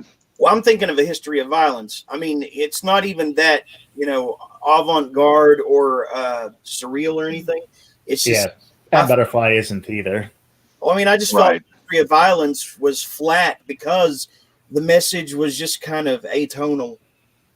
It was that's not one of his better films. That's when he kind of had a shift. It seemed like he was trying to get some sort of respectability and win an award. So at some point in time is what he looks like he's going for at some point, right? Like with that one, Eastern Promises, A Dangerous Method, and then he seemed like he didn't care anymore about it. And he went and made a Cosmopolis, right? So, have you seen his son's movie, first movie, Antiviral? No, I've not seen either of those yet. Either of his films, but I want to.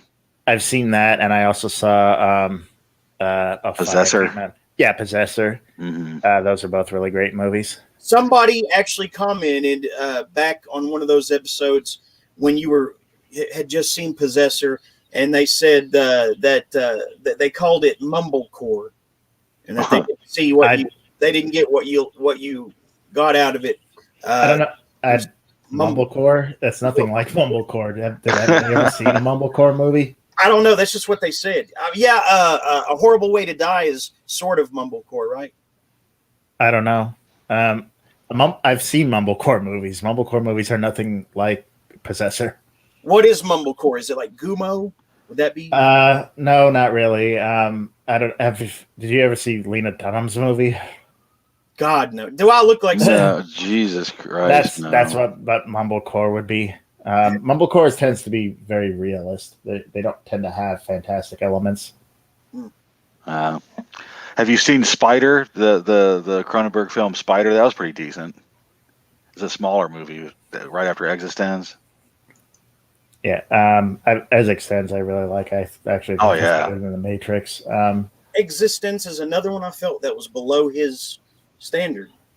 You have I mean, The Matrix. You have a brain problem. Yeah, you're just wrong there. But have you ever seen Have you ever seen his short films? It was too like Power Rangers ish. Crimes of the Future. Like I read the summary of it, and it sounds really fascinating, but the actual execution is really, really dull. It's obvious he didn't have the budget to do what he really wanted to do with it. Yeah, I've never seen that. Film. Yeah, I mean, I like Cronenberg quite a bit. I mean, Existence is really great. Jeremy doesn't like it because he doesn't know what he's talking about. Yeah, it was right on the heels of The Matrix, and it was. I mean, Existence was better. I don't get that at all. No, Matrix had a soul. Existence was just like computer speak and Power Rangers, like Power Rangers. Yeah, Existence was better, and Existence. They Live also did the idea better than The Matrix. No, it was R-rated laser tag, is what it felt like to me. You're just wrong. Yeah, I think you just watched the wrong movie or something. No, it was Existence. It was where do you get Power Rangers from? Where does that even come from? Because of the tooth gun and things like that? Tearing apart his meal to assemble a gun, and it was all slimy. It's just stupid. That's Power Rangers? Because I want to watch the Power Rangers now. What? They do that in Videodrome too, and the Videodrome is his best movie. Well, I'll agree on Videodrome being one of his best. Oh wow! It's one of my all-time favorites. They do what in Videodrome? They assemble a gun out of a meal? Well, with the part where he pulls the gun out of his mouth vagina on his stomach. Well, yeah, I mean it's different, but yeah, I mean, okay. But our guests are here, so maybe we should stop talking about mouth vaginas in weird places. Well, the thing is, the next guest is here. But Regina is the one that had all the goods on him. So I'm wondering when she's gonna make it. Hey, BJ. Can you hear us? Yeah, and we're feedbacking really bad on your end. I think. You there? Are you sure it's me? Because I've got headphones in. Well, I can hear you now. It might be BJ. Or I don't BJ hear muted. Let me mute myself and see. Yeah, I don't know if it was her or not.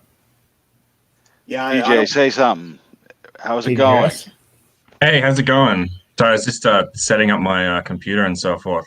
Can you hear me? Yeah, we can hear you. Yeah, cool. So Okay, Yeah. I think is it feedbacking now? A no, little bit, but not so much. It's a bother. not while you were muted. Yeah, I don't wear headphones, but I don't know. Somebody help her. I don't know. All right. Well, I'm wearing headphones, so there shouldn't be feedback from my end. If there is, I don't know what to do about it, so I'll just mute myself whenever I'm not talking. Okay. Sorry. Cool. Sorry. So I've got the hiccups because I've been having a panic attack all fucking day. So bear with me. I'm just gonna mute. are you okay? Yeah. It's just one of those like out of the blue. Probably the air pressure. Okay, you don't sound as bad now with as far as the background noise. So Regina, does that? I think you just had a face reveal on here. Was that intentional? Well, I mean, I don't care. I think I've been pretty clear about who I really am several times. You said it was a deep fake, no doubt. Oh, yeah, Regina's normal face is a deep fake, yes. Yeah. So that was a Regina face reveal, though. Yeah, there you go. She wasn't up on the screen. I'm Regina's editor.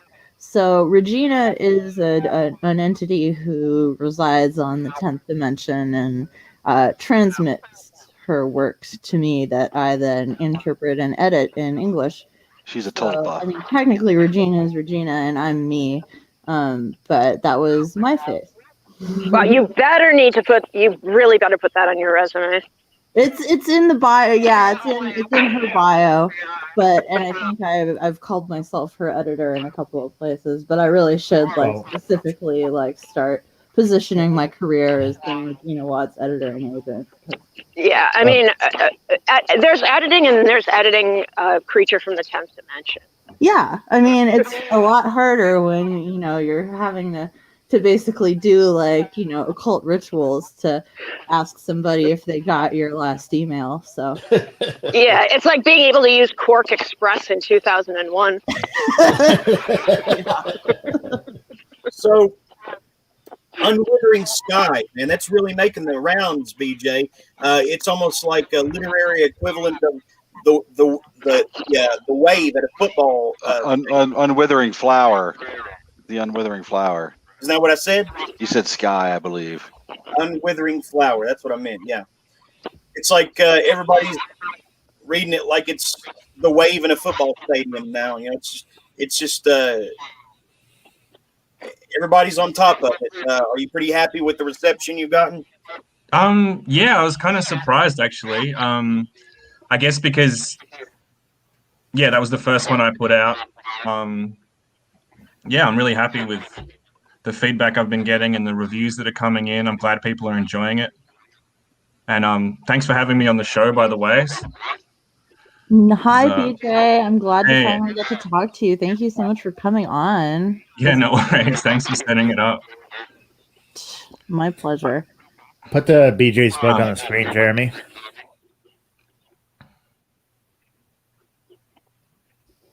Jeremy? Did he drop out? No, I think he's maybe. Oh, there he is. He's looking it up though. They got to him. I loved the Unwithering Flower. I actually just started Mushroom King today, so I don't have too much of an opinion on that yet, other than that it's atmospheric. But of Unwithering Flower and Our Lady of the Scythe, boy, it's like they both have some very interesting shared vibrations across both works. I can Yeah, see there's kind of why you released them at the same time. Go on. yeah, most of the stuff I do is kind of in a shared universe. So yeah, there's connections between all of it, really. Yeah. Um, it looks like a master plan, but I guess it's really that I'm too lazy to do world building over and over again. So I just create the same world. That's cool. That's cool. How long have you been writing stories set in the Aeon of Chaos universe? About 6 years, I think. Wow. Yeah. Right on. Are like all of like now I won't I'll try to be vague here. A little birdie has told me that you have quite a few novels just on the shelf, and I think you have even told me that. Are they like all Aeon of Chaos or mostly, or are they just like dispersed across a bunch of things? They're mostly Aeon of Chaos. I started writing about 6 years ago, sort of just as a hobby because I'd always wanted to write a novel and see how it went. I had done some writing earlier in my life, but I'd just never really had enough inspiration at the time, even though I was encouraged to write by people. So when I did come back to writing and actually wrote a book, I found that I really enjoyed it and had more and more ideas. So I just kept writing and writing. I didn't really consider publishing for a while. And now I'm at the publishing stage. So yeah, there's quite a stack. The first like, I don't know, the first half a dozen, or maybe even the first dozen need to be rewritten. But I feel like I sort of hit my stride around 2017. Most of the stuff I've done since then, I'm pretty happy with and ready to start rolling that out. That's really cool. About how many novels in would you say Oh, that? 20 something, I think. I've lost count. Yeah, and then there's novellas and short stories too. So yeah, there's a lot of stuff. That's so important for people to talk about because I think like a lot of us like to have the mystique of having just come out of the womb writing perfect novels that we're happy with all the time, always. But man, it really does. I think it really takes a lot more work than a lot of people. Totally. I mean, it's like any complex skill. Like it takes thousands of hours to get good at it. And there's so many elements of it to master. So I think, my first book was just a disaster as far as I'm concerned. And I remember I got a friend who was an editor to look at it, and she was really nice because she didn't trash it completely. And then I reread it a couple of years later, and I was like, oh my God, this is rubbish. It needs to be edited with a chainsaw and a bazooka. But she was being nice. So yeah, it's nice to have a supportive person, and then it's nice to have like a critical person.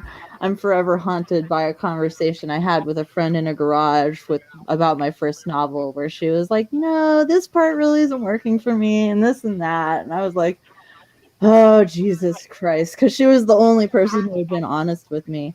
Honesty is so important to young writers. Do you find that you prefer writing short works like novellas, or do you prefer writing longer works like Our Lady? I think I'm kind of naturally gravitate towards writing novels. I just tend to, the novel structure kind of is my intuitive thing to go to. But I enjoy writing short stories and novellas as well. I know that people really, at the moment, it seems like novellas and short stories are really popular, I guess, because people maybe don't have enough time to read, or, they like to hit their Goodreads targets or something, and they can cheat by reading novellas. So yeah, I'm kind of going to focus mostly on releasing novellas this year, I think, and just release a couple of novels. That's cool. Yeah. That's very cool. Yeah, I've talked a little bit about how I feel like it's more just Kindle Unlimited encourages writers to just from a fiscal standpoint kind of take a Netflix-like structure of rapid release and binge reading type books to really get their names out there. And that was what was interesting to me too, because I felt like you were really disciplined to release to like structure the release of these 3 titles all within kind of the same month. Like how long out have you been planning this? Because I think you showed me actually the art for The Unwithering Flower quite a while before it came out, like a month or 2. So what was the plan here? Oh, I think I started planning about a year in advance for this Oh, wow. specific. Yeah, and I researched for a while. I guess I come from a kind of a research background, so I tend to over-research stuff. Um, Even though I try not to. I researched, publishing and everything for a while, and I just, over time, the more I looked into it, the more I really gravitated towards indie publishing. So that's the way I decided to go. Yeah. That's cool. Did you so let's see. I guess let me talk about, because now, Jeremy, have you read any of Our Lady of the Scythe yet? No, just Unwithering Flower, and I got like a few pages into Court of the Mushroom King. What did you think of Unwithering Flower? We talked about it a little bit. We did last week, and I thought I liked how the main character, the swashbuckling merchant or whatever, was giving real common sense counsel to this witch. Basically, she thought she was going to make a pretty penny by she was going to make some serious coinage just from telling people whether they had the plague or not, and he kind of put some common sense in her head by saying, they're going to know if they already have the plague. And so basically you're just going to, be positively reinforcing them. That's not going to make you a lot of money. And so eventually they come to this business agreement, where she's going to keep the dead in just suspended animation animate enough that they can provide pleasure to clients, right? Am I wrong? No, yeah. So, yeah, I liked the how he was able to give an quite out there scenario a lot of verisimilitude, to kind of keep it in standing with how it would be in the real world if such an act of that kind of necromancy did exist in a more dramatic form like that.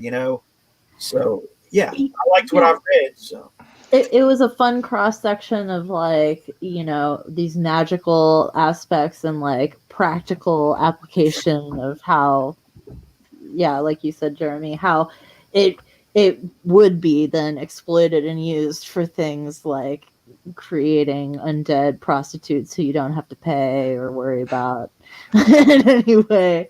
Yeah, I tried to write the most realistic story about zombie prostitutes that I could. So, Jeremy, would you be a customer? Remember, when their nose is running, it doesn't mean they're sick. It just means they're full. I wouldn't be a customer of the living ones. What's that? I wouldn't be a customer of the living ones, much less the dead. Okay. What about the rubber ones, like the plastic ones? Well, okay, wait, robots. What, Regina? Robots. I said you got to support your local businesses, Jeremy. That's true. It's not robots, Gregor. Yeah, would you frequent the robot brothels? No. Okay. No, it's like no. I don't know. Keep an open. I don't even pleasure myself anymore. So yeah, I'm all good. Okay. All right.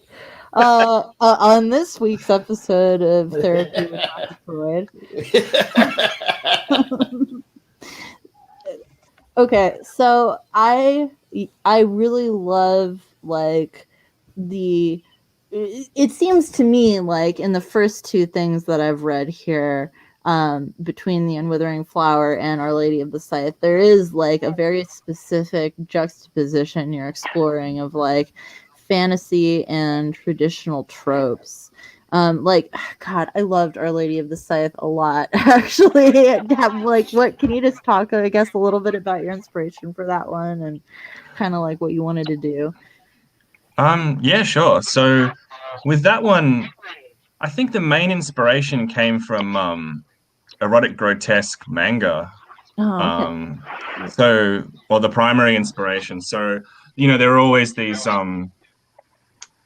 stuff like Legend of the Overfiend and so on, which is always about some guy, some boy in high school and he's going through puberty, and he discovers he has some sort of like demonic lineage, and he turns into this gigantic monster that goes around sort of raping women to death and turning into some sort of gigantic beast. And then I just thought, well, I'd gender swap that and have some fun with it. But then all kinds of other stuff came into it as well.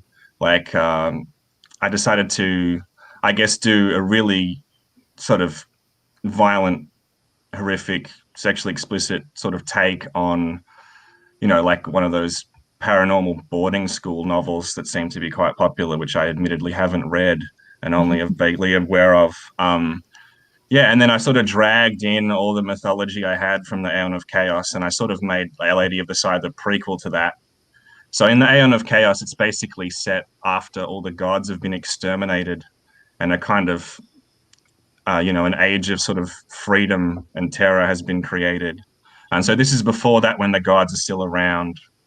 And then obviously it stars the demons that are way more fun and interesting. Yeah. Yeah, I really I thought it was very fun and very it reminded me, it was funny that you referenced Breakfast Club at one point, because I was thinking during that specific chapter, I was like, oh, now it's getting a little Breakfast Clubby. It was specifically referenced in the text, and I was like, well, he knows his audience, so that's a good thing. But I really thought it was very fun and refreshing. So I guess a little quick synopsis for people who haven't read the book in a non-spoilery way. Our main character, Raza, is a young lady with a very peculiar problem, where whenever she tries to have sex with a boy, she turns into a giant demon with like 4 breasts that are like, wolf mouths and, all these horrible demonic qualities, and she ends up biting off his head and killing him. And so this happens twice, and she ends up finding out a little bit about her lineage, and that this is a natural thing that all partial demon young ladies go through. And she gets sent to then a boarding school in like this dimensional nexus, I guess. And adventures ensue from there, and it's got some really interesting stuff. Parts of it reminded me of Battle Royale. There was like a section that reminded me a little bit of like a subversion of Twilight. You really managed to hit like all of the teenage sort of, or high school tropey books. Are you going to turn this into a specific series? Like, you really should do at least one sequel, I think. Well, thanks for that synopsis. That was actually that was cooler than what I could have come up with off the cuff. It would have taken me a few hours to write that. Maybe I've actually got like vague plans for a sequel. I guess if people like it enough, I'll write it. Good. Yeah, sure. You should. Yeah. It would probably be set at college, so it would go from high school to college. That'd be great. Yeah. Yeah. I really I thought it was a really fun and really interesting book. And the thing is that, so I too, I'm in an interesting position where I have not read a high school a paranormal boarding school novel, but I had to ghostwrite one once in like 2015. So I'm vaguely familiar with the genre. And then also I wrote a couple of years ago, the first erotica series I published under the Regina Watts name was Be My Bully. And I really liked Our Lady of the Scythe because it has some very strange parallels with Be My Bully in like a magical sense. And obviously, like in the heart of Our Lady of the Scythe, there's kind of a thelemic theme. So are you a Thelemite? Have you studied Thelema? You're obviously a student of the occult. But like, I guess Thelema specifically seems to play a part in Our Lady of the Scythe. What do you say to that? I've always been interested in the occult and, studied it to some extent. I really like, do what thou wilt shall be the whole of the law. Mm-hmm. Although I think, as I point out in the book, Crowley sort of lifted that from Rabelais. So I think it's in Gargantua or Pantagruel where either Gargantua or Pantagruel, he creates, the Abbey of Thelema, where all these male and female monks come to practice, and they essentially have no rules. So unlike at a normal monastery where their entire life is governed by this sort of regimented lifestyle, in the Abbey of Thelema there are no rules whatsoever, and the only rule is do what thou wilt. And the idea is that everyone at the abbey is so inherently virtuous, or just so developed and noble as human beings that they don't need rules. They could just do whatever they want and it'll all turn out perfectly anyway, which I guess is kind of an elitist concept. And then you had Crowley took that and turned it into, I guess, something more egoistic, I guess you'd say. But yeah, definitely always been fascinated by Crowley and his life. Yeah, for sure. Yeah. He lived quite a life. I would dare call it a train wreck of a life. Yeah, absolutely. I love how he said, I think he said that he he'd made a pact. I think he made a pact with a supernatural being that he would gain absolute wisdom in exchange for all his worldly wealth. And then like decades later, he was like, it came true because now I'm broke and I'm the head of my own religion. It's like, yeah, but you just recklessly spent your entire inheritance for like 30 years on smack. And so that's kind of like a self-fulfilling prophecy, right? Yeah. Exactly. Yeah. Well, that's kind of the thing with magic is like, is it a top-down thing or a bottom-up thing, or does it just meet in the middle? And that's a phrase that only people who study the occult will even understand what I'm talking about. I was just thinking, if your goal is to be broke, that's a pretty easy goal to hit. Oh, yeah, it's not much of a challenge. You just keep accidentally making money. Shit, I won the lottery again. Oh, no. And it's run. I gotta stop buying these tickets in a misguided attempt to waste my inheritance. All my rich relatives just keep dying. It won't stop. So frustrating. I just hate it when that happens. The feedback's gone now. Whatever you did, Ann, I think it's gone. All right. Okay. Good. So, yeah, obviously to have such a library of titles that are both, in the process of being published and not published yet, you have clearly, do you write every day or do you just try to, or what's your schedule? It depends if I have time. So I have a day job now, so that kind of gets in the way. But I try to write, whenever I get a chance. Yeah. Wow. Yeah, and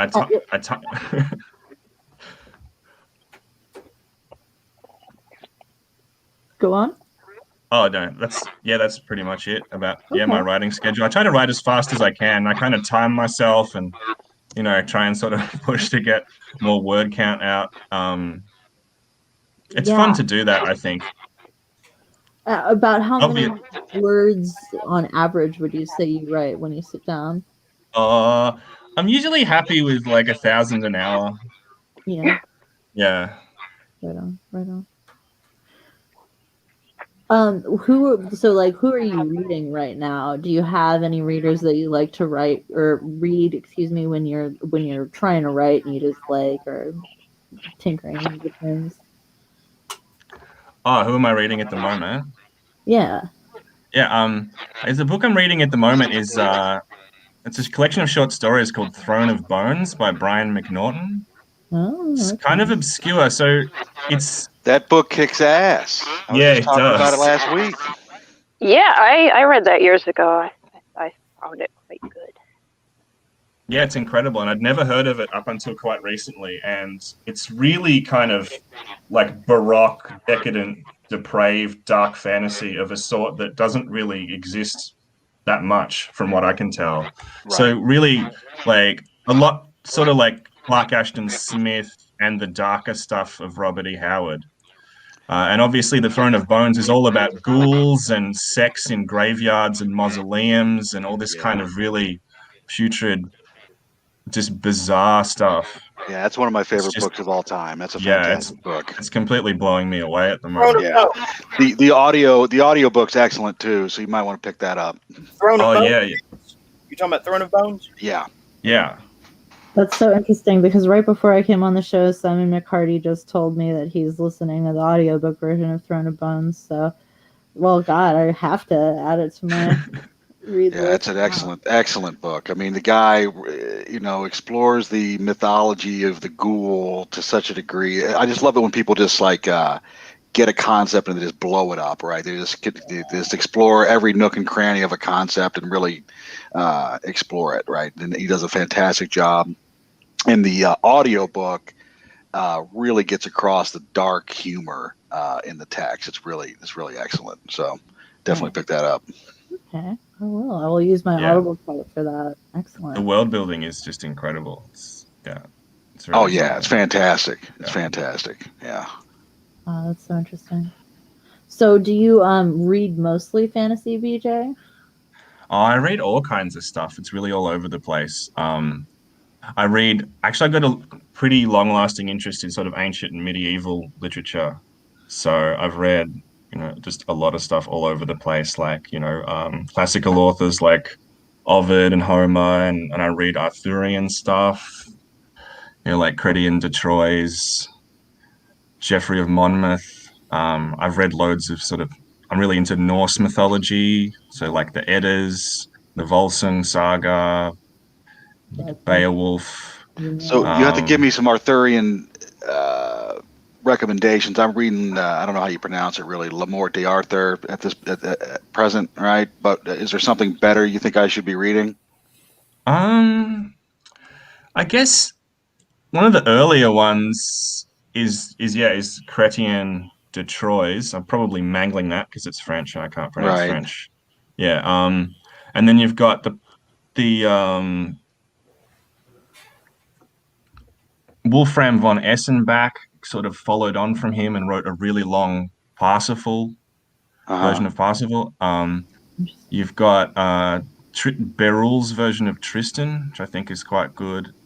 Okay. And there's Gottfried von Strasbourg did a version of Tristan as well, which was longer and sort of more ornate.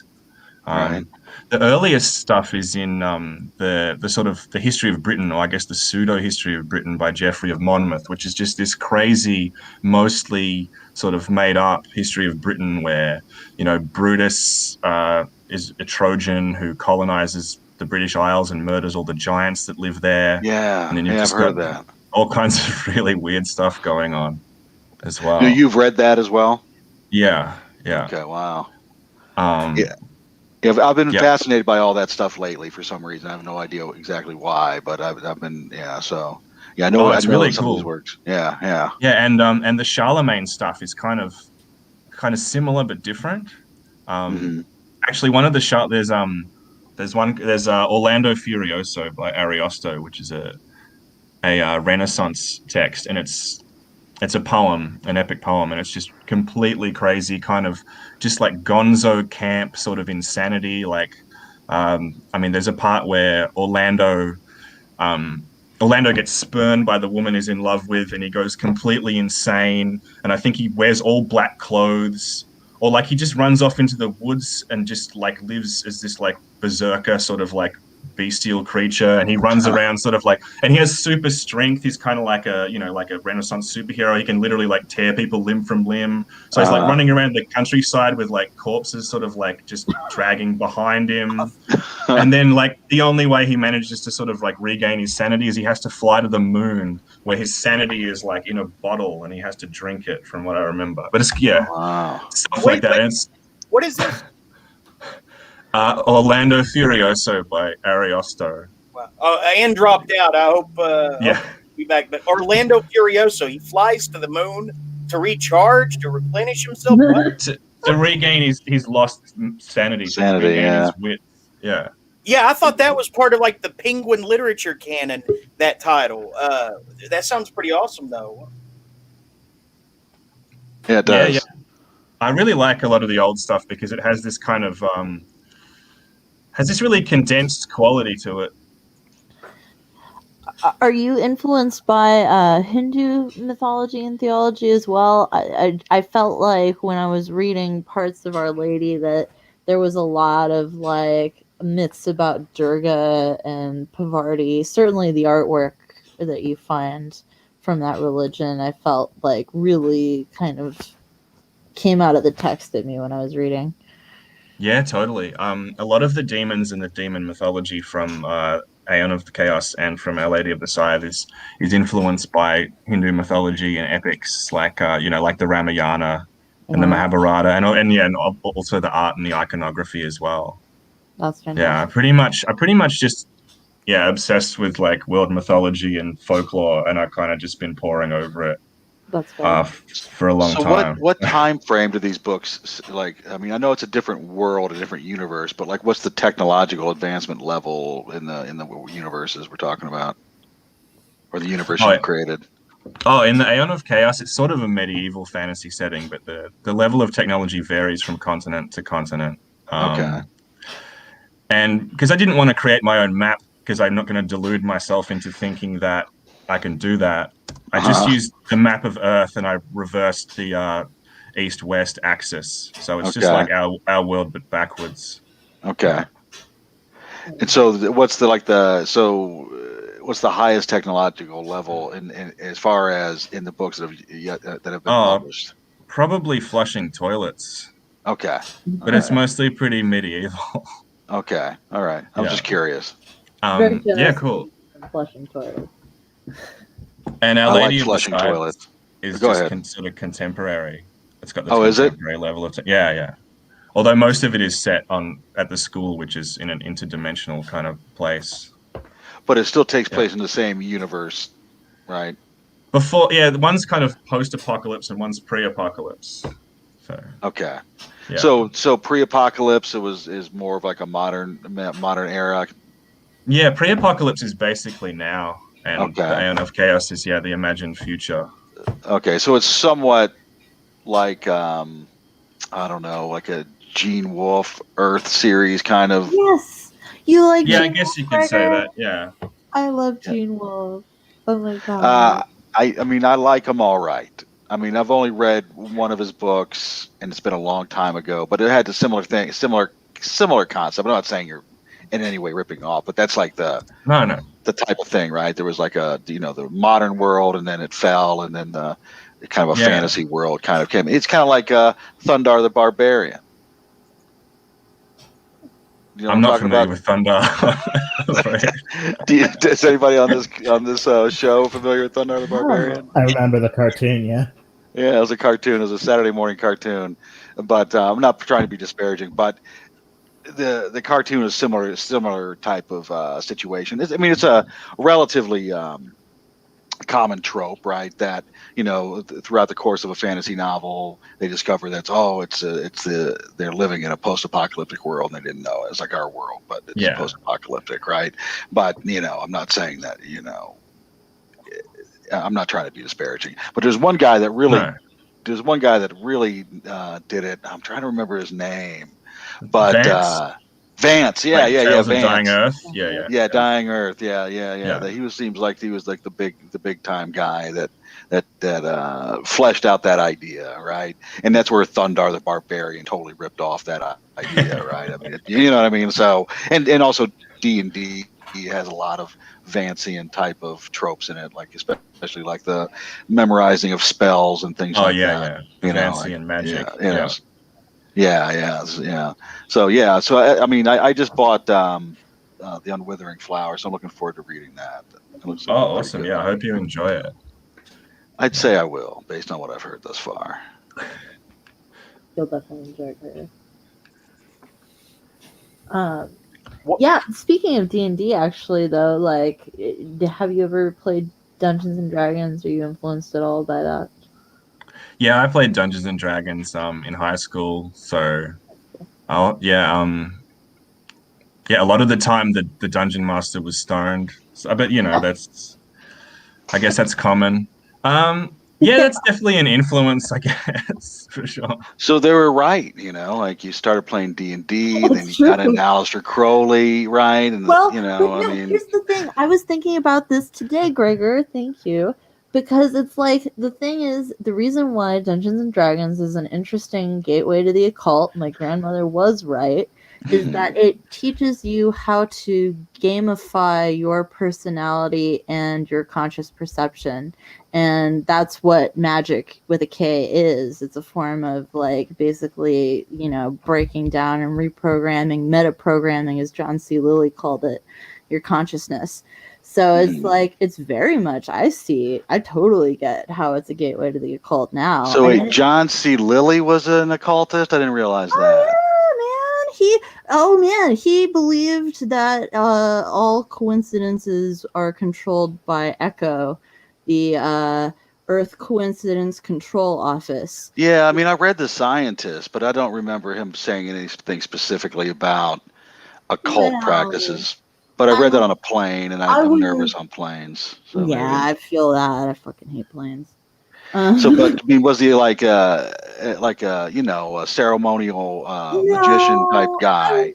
I don't think he was necessarily that, but at the same time, I would argue that his sensory deprivation tanks were a form of occult ritual, just like, kind of au naturel. They just I mean, I think he's occult adjacent, right? I mean, I don't know. I'd never heard anything that maybe he was actually like a practitioner of ceremonial magic. No, but the thing is that I do feel like the occult is a spectrum, a kind of a thing, and I think it's fair to call him occult adjacent, but I think that there are also kind of occult scientists. So I don't know. I feel like it all kind of, after a certain point of consciousness expansion, the lines become very blurry, I feel like. So I personally would call John C. Lilly both a scientist and a mystic or an occultist.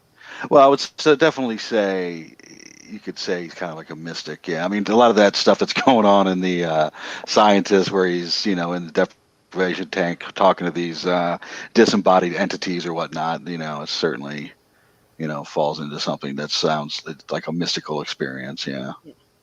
I think mysticism is probably a fair halfway point. It kind of also encompasses. Yeah, I mean, like when you said the occult, I was thinking more of like, Aleister Crowley, ceremonial magic, that type of stuff. Yeah, that's probably, if we're being like really stringent about our terminology, I probably wouldn't necessarily call him an occultist specifically. So yeah, that's probably a fair point.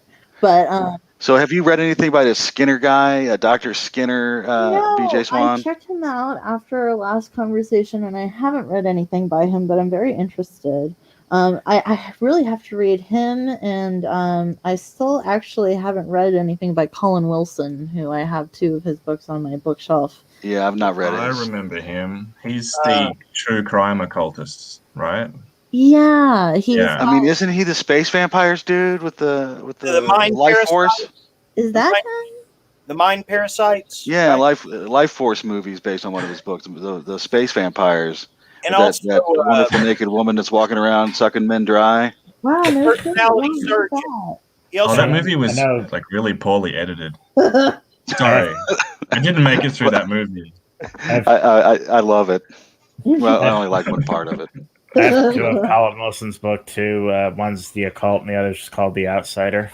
Yeah, he's got like The Occult, and then he's got The Occult something. It's like the same thing, but more, But I didn't know about the other stuff. So you mentioned in your not your bibliography, but your author bio, the Aeon of Chaos, and I know that Regina brought that up earlier, but it's described as a hyper reality of fairy tale madness where anything can happen. You notice how many authors are now using paracosms, which is what that's called, to kind of tie their universes in together. I think it's the way it should be. I think every author should come with their own Castle Rock, where everything can kind of unite in a way that makes sense on multiple levels. But you could make a whole story cycle out of that. Have you heard the term paracosm before, BJ? I haven't actually. I've not heard that either. And this Trying is to something that Jeremy's been intuitively harping on. trying to intuitively figure out what it means, but I might think be that wrong. Ben brought it up on here, and it made me curious enough to look into it because he was pointing out something that I carry around with me in my own life, in my head, that could be qualified as a paracosm. It's a detailed imaginary world thought generally to originate in childhood and to have one or numerous creators. The creator of a paracosm has a complex and deeply felt relationship with this subjective universe, which may incorporate real world or imaginary characters and conventions. I think the Castle Rock by Stephen, in Stephen King's stuff would apply as that, and the Well, it Aeon definitely includes your vanities thing that you have, that mental Right. illness thing. That's really cool. Yeah. Well, and you're batting 3, but that's a lot less than usual. So, Yeah. Well, based on that definition, I would definitely say Aeon of Chaos is a paracosm for sure. Yeah. So when did you come up? Where did you hear this? Because this is the first time I've heard you use this phrase, Jeremy, but not the first time that you've talked and just went nuts about this multiverse thing, right? because when did Ben this? brought it up. Ben brought it up. Ben used that term paracosm to reference it one time when I was talking about it. Okay. And, somebody wrote. I like it. I like the term paracosm. I do too. It rolls off the tongue nice. Yeah, that's nice. Well, explain a little more about the Aeon. Oh, sorry, and just so we can get more about the Aeon of Chaos. Yeah. Did you say? Yeah, sure. So I guess I wanted to create sort of my own mythos because I was always really into mythology and folklore, and I thought, and I'd studied a lot of types of world mythology, and usually the one thing they all have in common is it's usually a story of order defeating chaos or order being carved out of chaos. So I guess when you've got, like, say, the Babylonian mythology, like the Enuma Elish, you've got chaos embodied by Tiamat and Apsu, and they get slain and torn to bits by Marduk, who's a culture god who represents order. And then Marduk creates humans and human civilization and language and laws, and everything gets stratified. And black metal. Yeah, and all most other mythologies are like that. Like Hindu mythology, you've got the gods representing order, like extreme order. It's very ordered, and they're always defeating the demons who represent chaos and carnality and disorder. And you've got the classical myths where you've got like the Olympian gods defeating these chthonic, chaotic creatures like the giants and Typhon, who comes out of the earth. So it's almost always that story of order supplanting some kind of primordial chaos. And I wanted to do it backwards, where you had chaos supplanting order. So I decided to do the Aeon of Chaos, where the gods have all been exterminated and no one's really in charge of the universe. I mean, I guess technically the demons have killed the gods, so they sort of rule the universe, but they're too disorganized and distracted to really take charge of anything.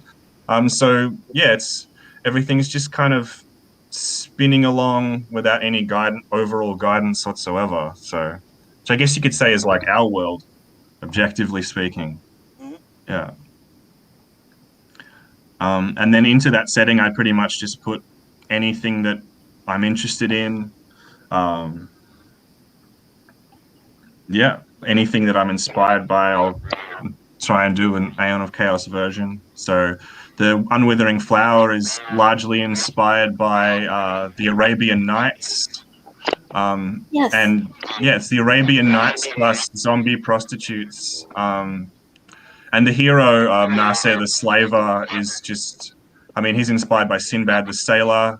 It's kind of a cross between Sinbad the Sailor and Scrooge McDuck, I think. Yes. Although I kind of think of him as more like Daffy.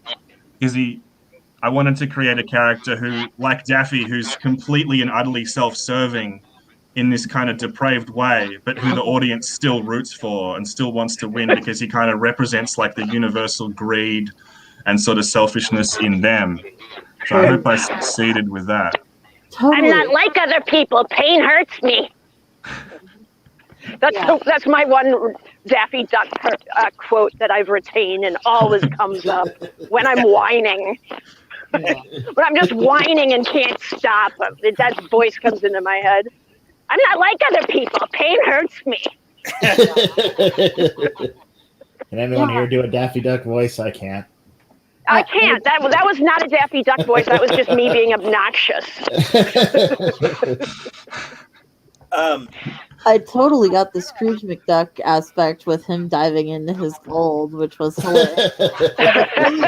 Thing that you should say that, BJ, because I totally feel like this modern era of pulp that we're kind of entering into is very influenced by Looney Tunes when it's done right to a large extent.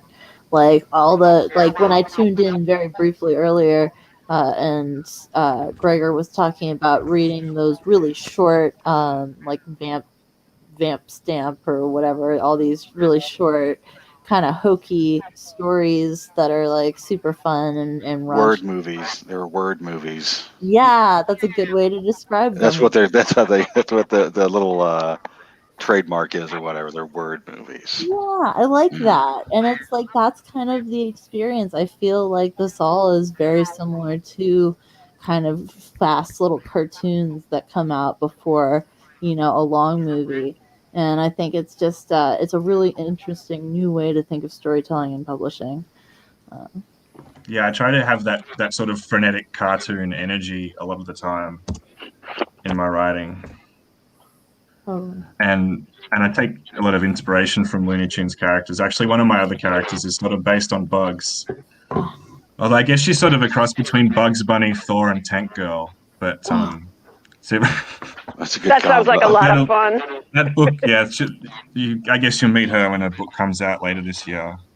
Beautiful. Wow, we really need to have like a blog page for all the works discussed by all of our authors on this show. That's a good idea. That's a really good idea. Yeah, I volunteer Ben for that job. Since we're talking about Looney Tunes, Oh yeah, and the occult, Elmer Crowley by Tom Bradley. Interesting. oh yeah, I remember that. Akata Basic Nikaya by Tom Bradley. Whatever that sounds like yoga or something. It kind of reminds me. What's the name of that band? Hold on, let me look them up real quick.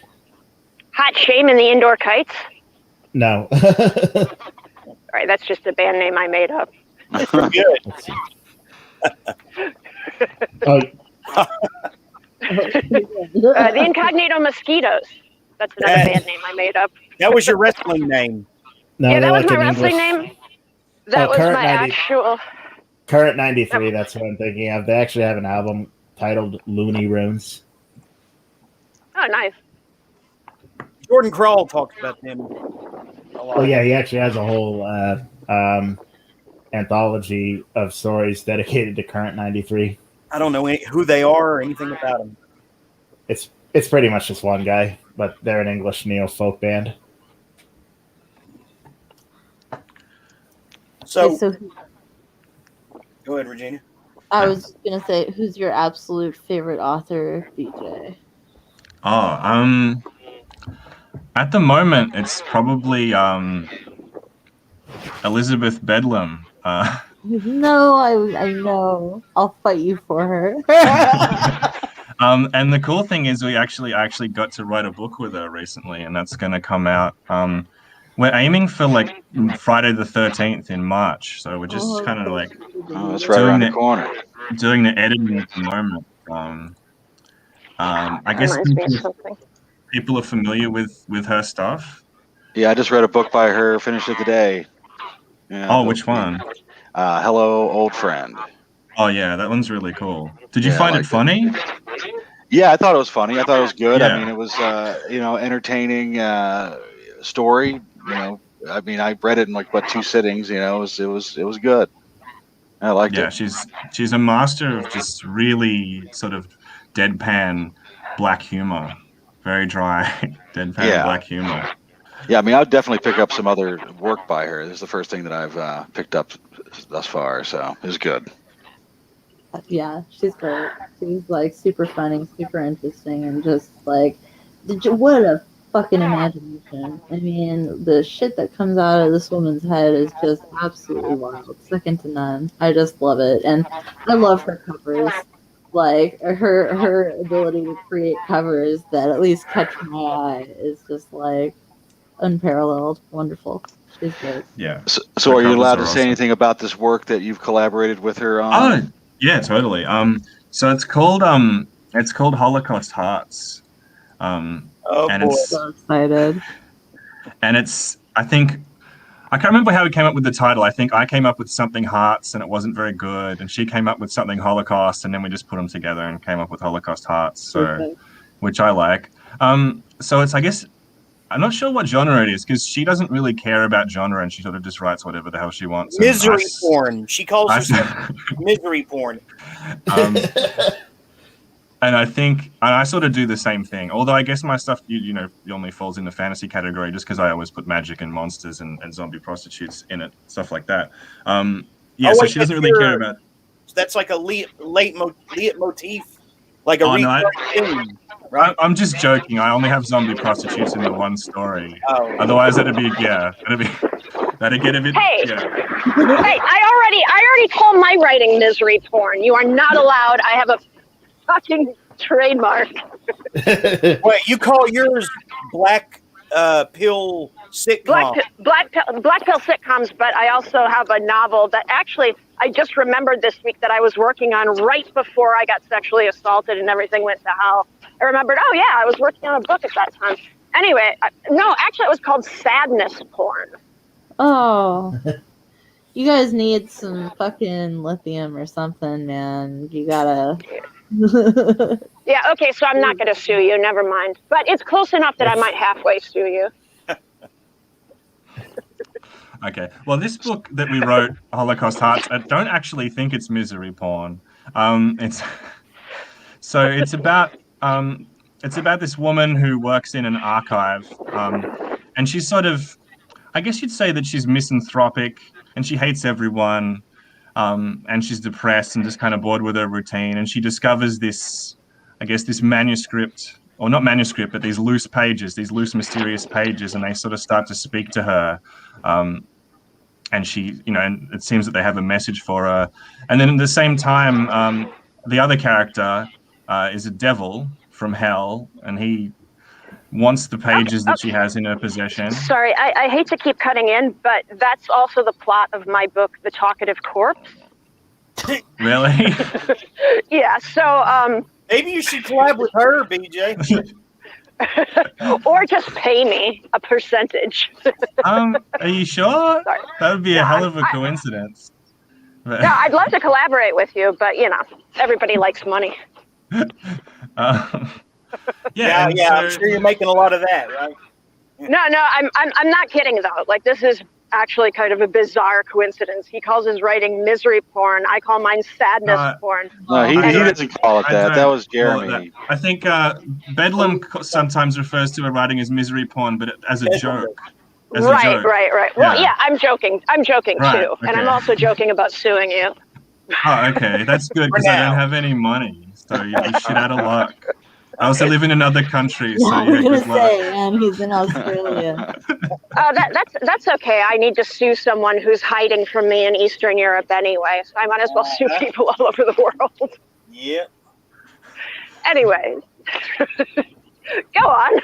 Right. So I guess it's an infernal romance. So a devil falls in love with a woman from Earth, but I don't want to give away the plot of the whole book. But basically, the conflict is that she's in this universe. It's sort of like Calvinism rules. So she's fated to go to heaven, even if she murders babies and sells crack to other babies. So really, they can't be together because the devil's not allowed to go on Earth in his material form, and she can't die and go to hell to be with him, and he obviously can't go to heaven when she dies to be with her. So they have to come up with a creative solution to their problem, which kind of involves potentially destroying the entire cosmos, and that's the story. So, how about heaven gets her during one season and hell gets her during the other? I mean, yeah. All right, yeah, like Persephone. The cosmos, isn't that understanding in this novel. I'm afraid it's just not that lenient. No, right. Really great. I'm super excited. That sounds awesome. So, you think it's going to be which Friday the 13th? Which one? March Friday the 13th. Yeah. Oh boy. So soon. Yeah. Well, I usually fucking hate March Friday the 13th, but I'll love this one. Why do you usually hate them? Well, I've had like weird shit go down in March. It's like I think it's double. Well, quit playing with those damn the Ouija Ides boards. of You get those damn occult books off your shelf. Yeah, it's like the Ides of March intersecting with Friday the 13th, and it's like even if you don't really go in for Friday the 13th, it's one of those things where it's like long story short, my father like went his whole life being afraid of Friday the 13th, and then the one Friday the 13th, like he finally got over his fear of Friday the 13th for like maybe a year or two, and then something very bad happened to him on Friday the 13th. And Wow. I feel like there's like a kind of, like I said, a Julius Caesar kind of a vibe that fits in there too because of the Ides of March. So I think March is just like a tricky month, but I'm looking forward to seeing what kind of comes up from. Now I feel bad about the release. Yeah, don't date. do it now. No, Don't do it, BJ. it's You okay. got to find another Friday the 13th, man. No, like I said, I think it's good to put it out there and go put something good on that date instead. So I'm looking forward to enjoying it. And obviously, it's got a great title and a great premise. So this is going to be excellent. I mean, it's not too late Of course, to you don't put say her that about name in the my- book, right, and have something horrible happen to her, right? I mean, is it? Right? It's not What? too late. You can name a character after her, right?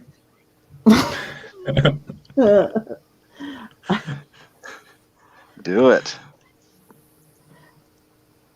Maybe I should have said it on the side. You sound like uncomfortable or caught off guard or something, BJ.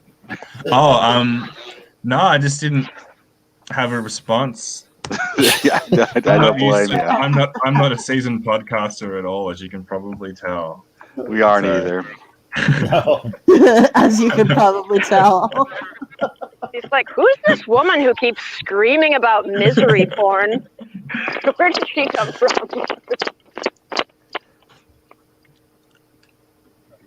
It's Watch out for really that guy on actually, the bike. yeah, no shit. So, BJ, what's going on next for you? What do you think you're going to be coming out with in the next, like, 6 to 12 months, let's say? Okay, so there's that one. Yeah, I'm on the phone.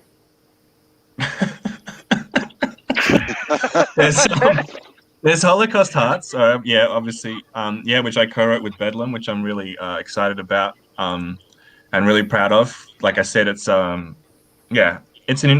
know what genre it is. There's black humor, gore, romance, and then there's my Aeon of Chaos stuff as well. So I've got one. I should have a novella coming out in March called The Crimson Crown, which is kind of the Aeon of Chaos version of Bluebeard. So hopefully people will like that. Mm-hmm. Kind of inspired by Bluebeard and Vlad the Impaler, stuff like that. Awesome. And then I've got I'll probably release a novel called Baron von Bad Trip, which is about a group of CIA agents who get superpowers from taking street drugs. Oh, And yeah. they have to take down Baron von Bad Trip, who's the living incarnation of all negative human psychedelic experiences going back to the dawn of time. I fucking So- love that, dude.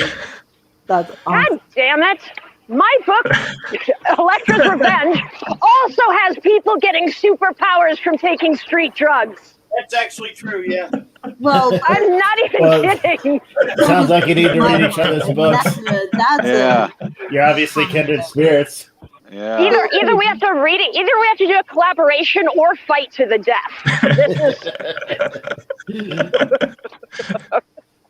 No, This is I mean, too that's a much. great premise. Well, I that's thought interesting because I was amazed no one had done that before. I thought I was the first one. So there Well, you go. guess what, Philip K. buddy? Dick, BJ? Huh? You like Philip K. Dick? Yeah, I mean, I haven't really read him since like high school, but I always enjoyed his short stories. Yeah.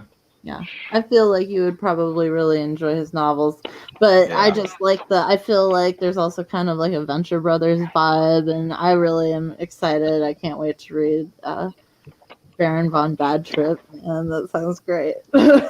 Yeah, cool. And then there'll be more Aeon of Chaos stuff as well. I know. What's that? Very excited. He's like, I don't know if I want to discuss any of my other books because this woman might actually come kill me. She said it, man. Sorry for all the sound effects. Yeah, you're gonna see your street, BJ, on this camera. In a minute. Sorry, can you guys hear the people around me or the wind? Yeah. Well, we've got Jarrett there conducting an I'm just going to mute right now because as our guest may have noticed, I live in the middle of the desert in California, which is where all the people who fail and become addicted to drugs in LA wind up. So it's more interesting than I'd like, but I'm going to mute myself. All right. Man, no, I really, I gotta tell you, I really enjoyed Our Lady of the Scythe. I found it really interesting. I found it very funny. It was definitely like very cinematic. Do you are you very influenced by comic books specifically? Yeah, actually, I was kind of a slow learner, so I didn't really start reading books until I was about 12. I kind of just read comics until then. So yeah, and it took me a while to even read those. I just looked at the pictures for ages. So I'm definitely massively influenced by comics. Heaps and heaps. British stuff like 2000 AD and Judge Dredd. What else? Horror comics. Always been a big fan of horror comics, like European comics as well. Some manga, like stuff by Sihiro Muruo, Shintaro Keigo, Junji Ito, Hideshi Hino. Yeah, all kinds of. Probably one of my favorite writers of comics would probably have to be Pat Mills and David Latham, I think, for just really consistent quality. What do they do? What is the title? David Latham. Yeah, sure. Pat Mills created 2000 AD, which is okay. You're probably familiar with. It's British, so yeah, it's I know probably what you're familiar talking with. About. Yeah. And he created loads of stuff for that, like Nemesis the Warlock, who's like an alien sorcerer who fights against the Termite Empire, and the Termite Empire are kind of like fascist humans who go around the galaxy just like exterminating all the aliens. So 2000 AD, that was made into like a movie, right? There's been 2 Judge Dredd movies. I thought 2000 AD was too, but maybe not. There was a heavy metal movie based on the Heavy Metal magazine.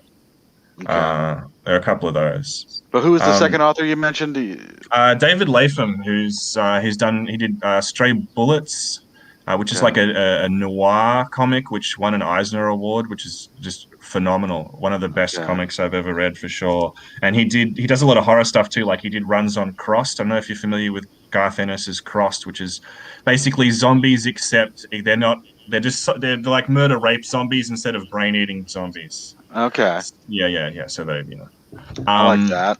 Yeah. And he did a run on that, and he did a sort of an occult horror reinterpretation of the reign of Caligula, which was called Caligula, which I really enjoyed. Interesting. So it's Latham, Latham, Lapham, yeah. Yeah. Okay. Yeah, I was thinking like Latham, like Letham. So okay, right. Cool. Yeah. All right, I'm adding stuff to my. That's all I do on these broadcasts is add stuff to my Goodreads list. Stray Bullets, just absolutely 100% recommend that as one of the best comics. Objectively, maybe the best comic I've ever read. Just really amazing. I'll have to give that a whirl. And you can get like a collected edition that's like really fat, like a phone book, and it's got almost all of it. So yeah. And Crossed is the other one, right? Yeah, that's the other one he did. He wrote some of it, but obviously there's like loads of different authors. And he did a run on it. Yeah, he did a couple of runs on it that I think Okay. were some of the better ones. Yeah. Okay. Yeah. And Silverfish, have you read that one? Yes. Yeah, that's good too. That's another noir. Okay. Yeah. Cool. Thank you. No worries. I hope you enjoy it. Yeah, thank you for the suggestions. This is great, and thank you for coming on the show and during our style of interview. You know, Yeah, thanks for having me. well, hang yeah. on, Jay. I don't think you ever got around to talking about Court of the Mushroom King before you go. Oh, okay. Yeah, sure. That is another Aeon of Chaos story. I guess I would call it, an erotic horror psychedelic fairy tale. So it is about a young princess who is kind of very bored with her royal life, and she spends most of her time dreaming. And she finds out that there's this forbidden garden on her father's estate that houses these forbidden mushrooms. And she gets really interested in trying them out, and it leads her into, I guess, another dimension. And yeah, I'm terrible at off the cuff blurbs. Like, it's awful. I dread it. I spend hours writing blurbs. I should just read the blurbs I've written, to be honest. Yeah. Or you could off have the cuff. Jeremy do it. He excels at reading blurbs and things of that nature. Yes. Off the cuff blurbs. So yeah, my nemesis right now. So there you go. This is also a part of the Aeon of Chaos, though, right? Yeah. Yeah. And It's all Our tied Lady in. of Life, that's your latest, right? Yeah. Now, does that also deal with that whole reoccurring theme? Yeah, that one's sort of a prequel set before the Aeon of Chaos. Okay. But the Devil's daughter, basically. Yeah, daughter of a demon. So Yeah. is it like a reverse principle where she has to be like angelic in order to piss off her dad? Or what? Oh no, she doesn't really rebel against her dad by being angelic, although that would be funny. Yeah. It's like a reverse Addams Family. What is the thing that drives her in that story? I guess self-discovery. It's a coming-of-age story, so, she's got this problem where she turns into a demonic beast and murders people during sex or when she's trying to initiate sex. So she's trying to discover, learn more about her sort of demonic heritage and just even try and survive at Our Lady of the Scythe boarding school, which is extremely dangerous and chaotic and not particularly well run. So yeah, it's about self-discovery and growth. So yeah, there's a lot of character development in there, which people love. And I often think that people are too obsessed with character development, but in a coming-of-age story, it makes sense for sure. Okay. Yeah. Beauty and the Beast with two backs. Something like that. Hey, that's a real term. Yes. What? The beast with two backs? Yes. Yeah. Yeah. It's a real term. I kind of look like I'm into the occult right now, right? Well, yeah, I know. Yeah. Yeah, kind of. I'm not, but I could pass for it, right? I don't know. I think that derogatory term that is, I don't know who calls it. I'm not going to say it, but I think it's more apt. Oh, So. candle fag. Yeah. I was going to say faux cult. A what? A what? Faux cult. Faux cult, yeah. No, wait. What does that mean? Like faux, as in faux fake. Faux cult. That's hilarious when you say Like that. you're a goth poser, man. Yeah. Not to be confused with faux cult, where everything is a prison. Yeah. Yeah. I love Oh, Neil gee. DeVoe, but can I also give a shout out to Neil? Thank you for listening. Yeah, You're where did about he to go? say it's really late where I am. Where did he I come think it's what he was about to say. I think. Well, no, wait a minute, Gregor. This isn't how you're going to leave, is it? No.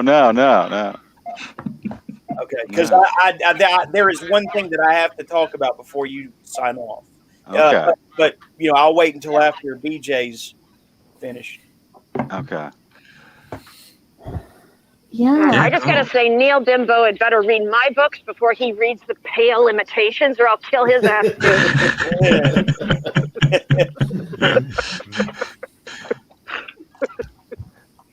Death threats for you and you and you. Jeremy's like, please, you're gonna get us banned. And so kitties, death for all. Yeah, that's just redundant. So where are we taking this now, Regina? What? I've just been trying to bid BJ a good night and thank him for coming on, but Yeah, man's abused him enough. Hey, we gotta keep these interviews athletic. yeah. Keep Just them on their keeping toes. you on your toes. Yep. That's right. One of these days, I'm going to get someone on here who's even more paranoid than I am, and I'm going to be responsible for their overdose or suicide or something, and then I'm going to be really feeling shitty. Please don't do that after the show, BJ. I'm going to be like, why did I think that was funny? Yeah, she's coming at it from a weird angle tonight. Yeah. Ben, turn your camera on again. Maybe. Do you want my shirtlessness to cause all the women watching to flood the world with them? Yes. Yeah, turn the cam on. Yeah, turn that cam on again. It's gonna lighten the mood. I'm not turning it back on. Turn it back on. Turn it back on right now. Turn it back on right now. If I turn it back on, my dick's gonna be on screen. Okay. Turn it back on right And now. you don't want that, do you? That's fine. I don't care. Now we all know that Ben masturbates to death threats, right? All of it. Where have we taken this? What? How do we get out of it?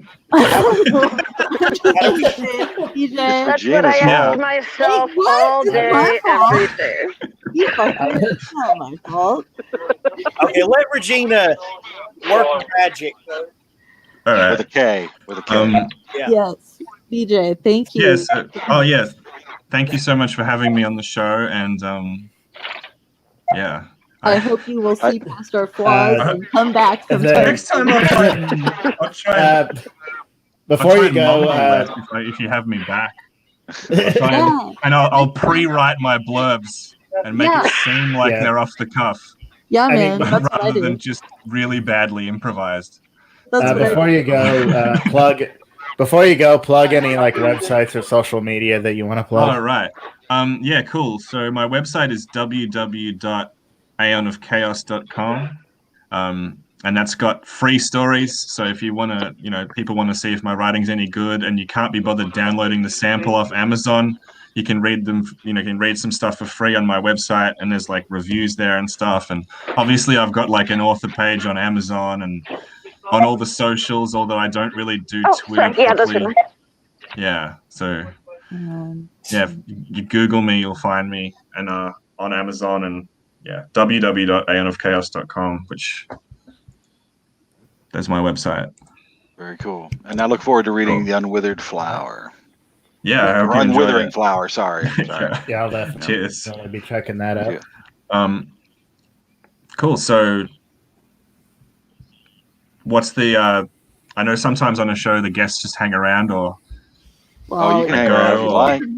If you want to. I was just opening the door for you to escape. Yeah. Want to do a skit? Sometimes people want to really desperately run away from us. Yeah. I don't You know, can man. escape while you can. Thank you. Yeah. So, yeah. But you can hang around if you want. Yeah, I just Just figured you were let me know. really desperate to get the hell out of here. So, but Just you let know, me Yeah. Feel free to So you hang know, just so I you can know, totally. We've been known to go 7 or 8 hours. Yeah, so. Okay. I mean, But you're not going to do that, I'm sure. I don't know. It depends. But there will only be another 3 or 4 hours of threatening to kill you. So. Yeah, and I don't know what the fuck. if enough of y'all, Anne's in a mood tonight. Actually, Yeah. I've been having these weird rolling panic attacks all day long for no apparent reason. So Sorry, Now dude. she's just taking it out on random guests on this program. just people I've never met before, just threatening to kill them just because their ideas are somewhat similar to mine. It's just all in a day's work. imagine. I was just saying, I knew a guy who was psychotic and claimed that literally everyone was plagiarizing him pretty much all the time, which is Awesome. kind of Oh, that's an awesome shtick. Clearly, I can sustain it to some degree. Maybe I should just plagiarize him in doing that. Yeah, maybe you should sue that guy for stealing your shtick. Yeah, there you go. He never wrote anything. It was all just in his head, but he still thought people were stealing his ideas. So, Wow.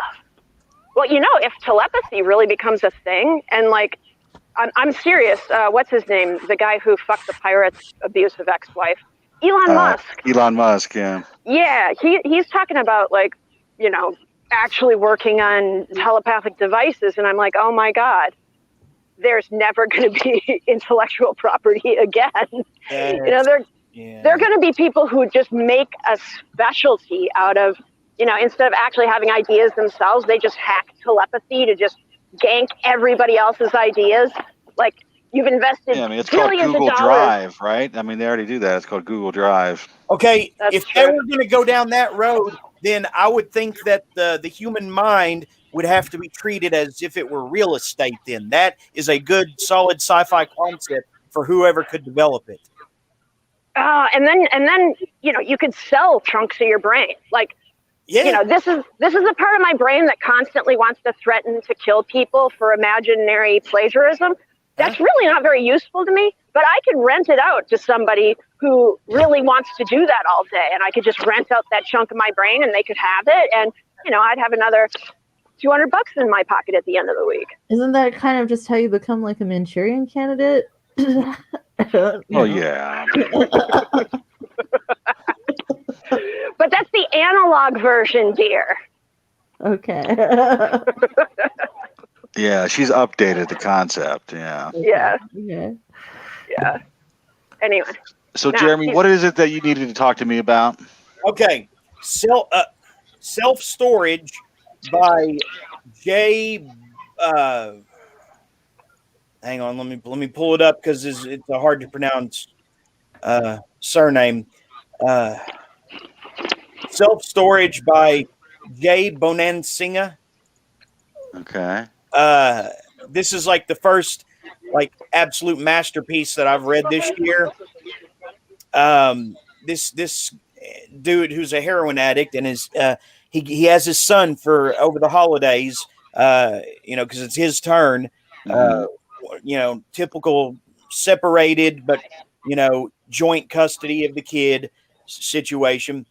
Well, he's got his son for Christmas Eve, and they drop by his storage unit to either drop something off or get something out of there. I don't remember what. They accidentally end up locked in there. Okay. And by the time, the last, person working there has gone home for the night. I mean, they're still trapped in there to no one else's knowledge. And it's like the only time that they can do anything to try to affect their, to encourage their freedom, to get something loose or get the door open or something is every 15 minutes, the red pilot light will come on and they'll have a few short minutes to, try to look for something that will help get them out of the storage unit they're locked in. Then they start having to deal with, anxiety, which speeds up hunger and dehydration issues due to all the crying and panicking and everything. They got headaches, going on, and they're starting to get weak, just overall, they're starting to imagine things, get paranoid. And the father is going through horrible heroin withdrawals, because he left it in the car.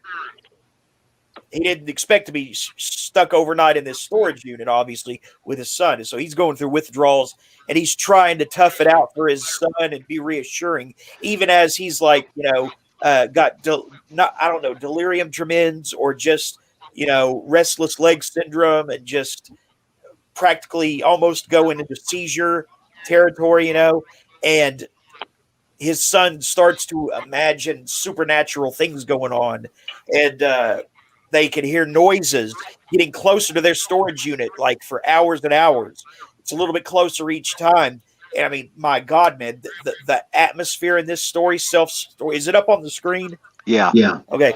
It is worse than Gerald's Game in terms of just overall claustrophobia and anxiety, that it induces. I think I did add it to my TBR. I don't think I need to read it now. Why is that? You just told me the whole damn thing, man. No, I didn't. I didn't tell you what's going on. They die. I didn't say that. They do. I'm telling you, you will not see what's going on coming. So why is it that you had to tell me about this specifically? I'm not a heroin addict. Because every now and then I can make a connection with you on a really great work, and you'll take me up on it, and you'll see what I was talking about. For example, Ghosters. Yeah, that was a great book. Beneath the World of Sea by those are good. Beckett. No, sorry, no. See? So you're saying this is of that caliber? This is definitely of that caliber. There's some real out of left field twists in this, and it's not anything that you're going to think of. I guarantee it. Okay, I'm pretty sure I added this to my TBR earlier today when I saw that you had been. I already know that this is going on my year-end list in December. Yeah, that's how good it is. Yeah. Okay. And you guys wonder why I'm in such a bad mood. Did you see that? I literally cannot sit down for a minute to drink a beverage without some fucking desert rat coming up to me and asking me for something. Usually they're trying to hire me as a prostitute. So this was a small mercy. He just wanted a cigarette. Well, did you give him one? I don't smoke anymore. You should carry them around just for that occasion. Yeah, just to appease the assholes who won't leave me alone. It's one thing when this happens. Yeah, it's one thing when this happens in a city, but I deliberately got out of the city, and here I still am, just pestered by strangers. So this thing is 213 pages. That's a long book for that concept. That's what I'm saying, man. There's a lot going on that you don't know about in it. Yeah, okay. Seriously, good shit. All right, I'm buying it right now, and if it's not good, I don't know, you're going to do something. Okay. Yeah, Greg is going to find you and cut your arms and legs off. Yeah, exactly. I hope I didn't scare our guest away. He seemed cool. He's still there. He's still there. He's lurking in the background. Yeah, I just actually went to get a cup of tea. So yeah, I'll read that, Jeremy. And now you have finished it? Yes. Okay. I'm telling you. And you're saying it's of the same caliber as Beneath the World of Sea. Beneath the World of Sea, and even though you don't think so, Church Mouse, all that. Okay. All right. Have you now? Everybody on this podcast, let's call it. I don't know what it's called really. Generally reads like relatively offbeat underground stuff, left of field or whatever, right? So have you noticed that? I don't know. I've noticed that like it seems as if there's like an entire other world of like mainstream publishing, and every time I go out and I look at what it is that's being published by mainstream publishers, it's like they're in a totally disconnected universe that's just like all made up of books that are like trying not to offend anybody. They're just the most just plain thing, and it's like everything is like the same book cover company makes them, and they're just like all flat digital artwork. Yeah, that's what happens when you multiply nepotism by Soviets. They're following trends. They get one book that's popular, like with fucking Twilight. Remember when Twilight was popular and every book was trying to look like a Twilight cover?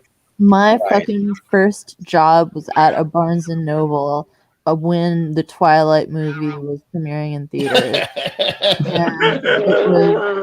It was hell. Like, and I swear, like somewhere in my diseased brain, I specifically remember a fucking Bible that had a cover that was aping Twilight. Oh, that's great. That's fucking hilarious. I cannot for the life of me find it, but I know it happened.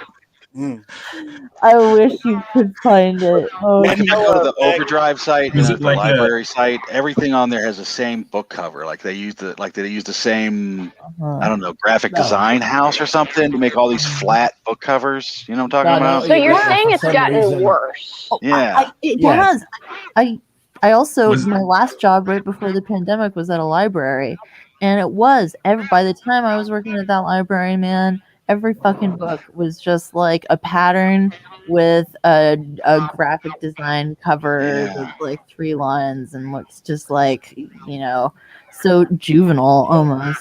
It's like a big YA trend that just kind of exploded into middle grade fiction and then into just like mainstream literature, and now all books look this way, and it sucks. And Yeah. like right now, for some reason, this sort of like psychedelic multicolor covers with just the text on it is what's popular now. I have no Yeah, it's idea like- why. Were you gonna say I'm just something, trying BJ? to. Oh yeah, I was just trying to imagine what the Twilight-inspired Bible cover looked like. I'm kind of picturing like manscaped, sparkly Jesus, maybe. I'm pretty It sure would just give you the exact same cover, right? Isn't there like an I'm- apple on the cover of Twilight or something? it was either an apple or an eye, one of those two. Yeah, What I is think there's the an apple on eye? the cover of Twilight, right? Just like an eye. I don't know why you would put that on a Bible, but Okay. I mean, that's the cover of her follow-up, The Host or whatever, right? Or Host or something? Is it eye on the cover? I mean, the host was basically just the covers were rip-offs of Twilight. So Well, I mean, but it had an eye on the cover, though, right? I think so. Yeah. I don't know. I don't fucking keep up with the Stephanie Meyer books. I do, man. Honestly, I do, because her marketing is so. I didn't at first, but then I took a closer look at like what a real phenomenon she created, and I didn't realize until like the other day that she wrote a gender swapped version of her own original book, and then just published it. So she did her own gender swapped fan fiction, basically. Yeah. Which is a trip. And then what's her face did it too, right? The woman who ripped her off to make the 50 Shades of Grey. Really The do that 50 too? She did that too, yeah. Yeah. Well, and then she also has a version from the male protagonist's perspective. So she has written the same book 3 times, 3 different ways, and published it 3 different times, and each time sold millions of copies. And I mean, it's like, that is honestly, I take off my hat to Stephanie Meyer for having the fucking balls to be able to do that, because that is audacity is what you call that. Yeah. Yeah, it is. It's like fucking all. It's basically just you want more of this, slap here, choke on it, you fucking pigs. It Does is. that mean Like that. you're gonna? Does that mean you'd potentially rewrite the Dottie series from Dottie's perspective, or? No, I would never Do it. but I have, I have an arc in mind. I have a 3-season arc, and then I have a bunch of Popeye kind of influenced shorts. So, like, I definitely have plans for the franchise, but it's interesting that what she has chosen to do is just like the exact opposite of, like, I've talked about this with my significant other, where I feel like J.K. Rowling's biggest mistake, we both feel that her biggest mistake was taking Harry Potter out of Hogwarts, because the real character of the Harry Potter series that everybody really loves is Hogwarts, and the culture of Hogwarts, and all the different things about it. And as soon as the series left Hogwarts, it sucked. And so I feel like,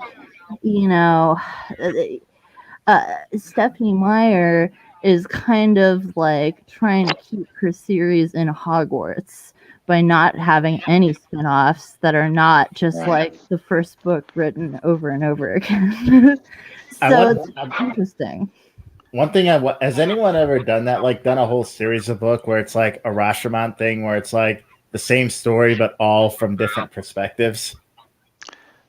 I'm sure that some of these like paranormal romance Yeah, series I'm do sure. that. Yeah, because I Not mean, just there's a like lot of these from the- books. They have a different character.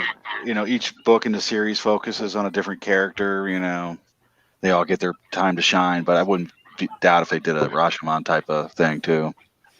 In the Because that could- 1990s, there was a big academic fad where people would take like classical novels and rewrite them from the point of view of another character. Like somebody rewrote Jane Eyre from the point of view of the crazy woman in the attic. Oh yeah, and I actually read in college. I read Grendel, which was the Beowulf story from the perspective of Grendel. I actually really like that book. Gardner, right? Yeah, Yep. I actually really like that book. Yeah, I hear that that's good. Yeah. Yeah, I'd like to write that one. Wide Sargasso Sea, which was the rewrite of Jane Eyre, just sucked because it was a totally minor character, and the person who wrote it was clearly a college professor who had been ordered to publish or get fired. But people recommended it because it was somehow vaguely political. I don't even remember how. Yeah, I've not read that. You're not missing anything. Yeah. Since you I do brought recommend up Grendel. Though. That's a good book. What is it? What is it? Grendel. Oh yeah. I heard that. That's very good. Yeah. Since you brought up Horrible Vacuum International earlier, Mm-hmm. I did want to share some really great dialogue from one of the books that I don't think you have read, called T-Shirt of the Werewolf. Get it? Yes, I get it. And that is one of the better titles. Yes. Okay, check this out. Hang on, I'm getting there. You're probably gonna have to go soon, aren't you? Who? You. I got to listen to this dialogue from T-Shirt of the Werewolf Right. Okay. because that's pretty important. Oh yeah, it is. You got priorities in life, my friend. Exactly. They'll understand. Hang on, it couldn't have gone far. It was written by Art Lumen, so the guy whose dad wrote Upholstergeist. Okay, Art Lumen was the okay. All right, The guy with the glasses. right, and then Mark. Where was it? Mark Gunk. Yeah. And that's the other gentleman we had on the He program as wrote, well. I think he wrote Grocery Stalker and Vamp Stamp. And he was the Matt. His name was Matt, but he writes under the name Mark Gunk. Is that right? Yeah.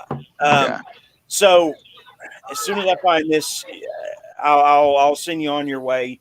But So I'm getting kicked off. I can't even choose to stay longer tonight. oh no, usually this is about the time you head out though. Okay, 'Cause yeah, you're a right. big career guy now, right?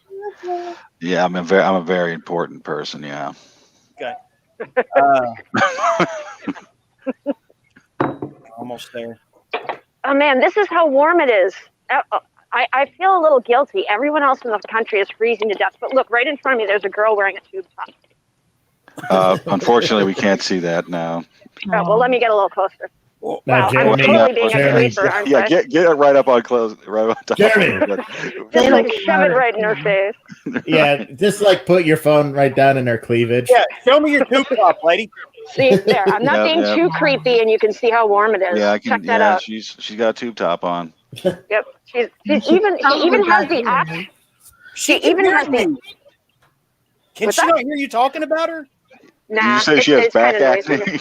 No. I'm saying she has the she's got a jacket in her arm, so she has the option of being warmer, and yet she does not need to take it because How does she not hear you talking about her? She probably can. You probably, She yeah, just- she probably I mean thinks that this Anne's a town is creep. so full of crazy people that one more person yapping insanely just probably doesn't even register. Yeah. What was I looking She's like- for again? Like, yeah, that's the 8th creeper that's followed me, filming me today. Wait, she was filming you? No, I was probably the 8th creeper who was walking around behind her, filming her today. Yeah, probably. Yeah, at least you weren't screaming at her about her ass or anything. Yeah, I was you're just talking screaming about the back weather. acne. No, that was you, man.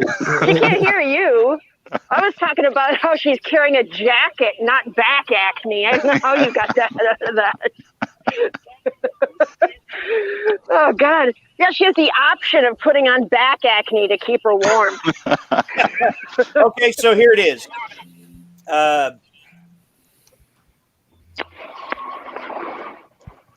We're ready, standing by. Yeah, I've been practically getting myself arrested filling time here. Chop, chop. Okay. Excuse me, sir. Do you have any more T-shirts, perhaps in the back or up in an attic space or something? I'm looking for the coolest T-shirt you see. And then the store owner interrupts him. Oh, yes, by all means, Your Royal Highness, who's the T-shirt shop owner. I would love nothing more than to continue to aid you in your quest to purchase a single T-shirt from my store that was to have closed nearly 2 hours ago. It took me nearly a half an hour of moving heavy boxes out of the way to clear a space to set up the ladder and retrieve the box. Here you go, Your Royal Highness. It says, do not open ever again. But boy, this sure is important what you're doing. Why let something like a clear written warning hold you back? And that's Is that it. I think that the impact was lessened because the noise in the background. So this book's just terrible, right? Yeah. It's terrible in a way it's terrible it goes back around to, it's so terrible it goes back around to being the best thing ever. Yeah, I don't know. I don't feel that. I don't know. I'm not one of those people that likes to ironically enjoy stuff that sucks. I just like stuff Dude, that's the dialogue is like I mean, it's intentionally It's hilarious. stupid. Yeah, what are you doing on this show then? that is some funny dialogue though, man. Surely you've got an ear for that. I mean, you have to kind of see the package that it's in to get the kind of context, right? I mean, the context is kind of key for what it is, and it's also making fun of a distinctly American style of cheese. So, T-shirt Right. of the werewolf. But if you're deliberately, like if you're parodying something that sucks, and the result is that you create something that sucks. But it doesn't suck. yeah, I mean that's what I say about that new WandaVision television program, right? Like, Okay, yeah, Dude, the title is Werewolf, WEAR Wolf. get it? Do you get The it? cover is, yeah, I get it. Hang on. Speaking of WandaVision, I've never watched the show, but I guarantee you I know who the lead villain is going to be. Who? all right, who is it? Mojo. I don't even know who Is that is. Mojo. He's a fat guy with spider legs. Apparently I'm they're pretty they're making Flag Smasher the villain in the in what was it the Falcon and the Winter Soldier. yeah, Did you say Falcon and the Winter Flag? Soldier. Did you say Flag. flag smasher? Yeah. How do you smash a fucking flag? Pardon me. Well, Like, that's, do you- Yeah. that's the name of the You that's the name put of it in the you put it in the freezer, so it's frozen, and then you smash it with a hammer, or Yeah, it's a Well, very that's the name of the complicated villain. process. well, that's the name of the quote unquote villain, but you know, Right. Flag Smasher is a hero in my books. But yeah, it is a dumb. It doesn't make any sense. Yeah. Mojo. You understand why Mojo has to be the main? No, I don't know who Mojo is even. Oh, are you serious? I've never heard of Mojo. Is it Mr. Mojo Rising? No. Okay, so but Regina, did you say that you were more of a DC person or Yeah, I'm a DC person. Oh, that's terrible. What? Fuck you. Ben, do you know who Mojo is? I don't know. I know. I can't think I know off who my Mojo top of my is. head. All right, hang on. Yeah, right, but first of all, who is BJ that? knows who he is. BJ, who is Hang he? on. Who here is actually watching WandaVision? I'm watching one. I'm not watching that shit. I'm not. It's terrible. I mean, the first 3 episodes are just so excruciatingly horrible to watch. Okay, tell me the premise, and then I'll key you Well, in. the premise. Go ahead. No, tell me. The, I mean, the, Regina was. Oh, I gonna say- recognize So, the I the recognize the premise- design of that. Yeah. the premise is basically that it's picking up after Infinity War or whatever the fuck just happened. I don't Endgame. remember what the fuck it was. Endgame. Thank You're right, you. yeah. So it's picking up after Endgame, and Vision has died, but now he's alive and he's living in a series of sitcoms with Wanda, and every episode is a different decade of sitcom that they're riffing off of, and like slowly they're becoming increasingly like self-aware of the fact that this is a sitcom, and then it becomes aware that, you know, it's not really a sitcom, it's a simulation of a sitcom that's happening because of things. So it's, you know, it's kind of, it's, I guess it's to me more interesting than a normal Marvel superhero thing is at this point. I've become so fucking snooty about superhero shit. Honestly, I'm so inundated. I'm so just like, I just see Disney wanting my money, and it's like I just don't even give a shit anymore, you know? But I mean, you know, the concept itself isn't terrible, but man, like you have 3 episodes dedicated to this horrible. The setup is really long. Yeah. Has anyone seen that Too Many Cooks video? Yes. No, Yeah, so- wait. Don't get off topic though. Yeah, hang on. Ride this out. We'll talk about Too Many Cooks in a second, but hang on. Focus. Power structure of Mojo's world is based on the television industry. He became their leader by controlling it along with the slave trade. So he's Rupert Murdoch, essentially.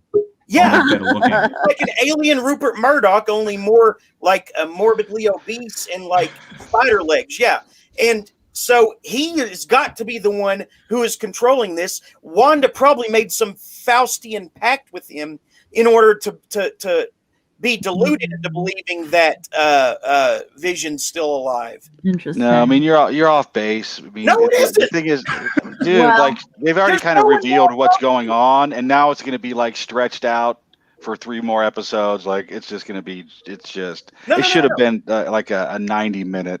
This thing. sitcom thing is not like a minor story arc. It is the story. Mojo is the only villain that makes sense for this series. Okay. I mean, you could say that all you want, but I don't think they're clever enough to do this, Jeremy. I mean, you're giving them too much credit. Tell me how I'm wrong then. If it's Well, I will say that based on the popular pages along the side, you might be onto something. So I'll leave it at that. Oh wait, I didn't even see those. Monica Rambeau. See? Yeah. And something else there too is also in there. Agatha Harkness. Wanda You Maximoff. might be right. Scarlet right. Witch. Mephisto. Mephisto might have been like the one who brokered the deal between them, because he's like the devil of the Marvel comics. I guess that would make more Yeah. sense because, like, when we were watching it, I was just like, so she's just playing with his dead corpse. I'm pretty sure whoever's running the MCU has sold any artistic integrity to Mephisto for success. Yeah. But I guess that makes more sense than her just playing around with his dead body, right? Yeah. Because that's what it kind of seems like now. No, It's like no. Weekend at Bernie's. She's Yeah. Yeah. she's in her own paracosm. Weekend at Visions. All right. Now wait a minute. But it's an interesting concept, but poorly executed, I guess, is what I'm getting at. It's Okay, really if terrible. I'm right though, we could be seeing Longshot in a live action situation for the first is that- time ever. All right. What's BJ? What? Oh, I'm sorry. I should restrain my cynicism. I should Longshot is the guy. sit in the corner. Longshot's the guy who rebelled against Mojo, and he's like his superpower is actually being lucky. Why would you want to see that? Because he's cool. He's not cool. Look at that guy. That's cool. They had Domino, and she has the same power, and it's kind of Wait just a minute. cooler. Who So, I don't know. escaped? Who escaped? Who left? Oh, Anne left. Why? Dropped. She probably dropped. She doesn't like comic books. All right, She don't like funny book stuff. I want dogs in the woods. I want her found and brought back. I never watched the Doom Patrol TV show. Did they ever bring the Brotherhood of Dada in? I never watched it either. I actually like those comics, but I never watched this. I mean, the show looked bad to me, so. I hear it was supposed to be good, but I've never read the comics, so I wouldn't, but I don't know. If the DCU wouldn't fuck up, they probably would have. We probably would have gotten either a Brotherhood of Dada or Anarchy movie by now. Yeah, the DC universe is just such a disappointment. I mean, it could have been so much fucking better. Oh, look at me! I'm Zack Snyder. I'm so dark and deep.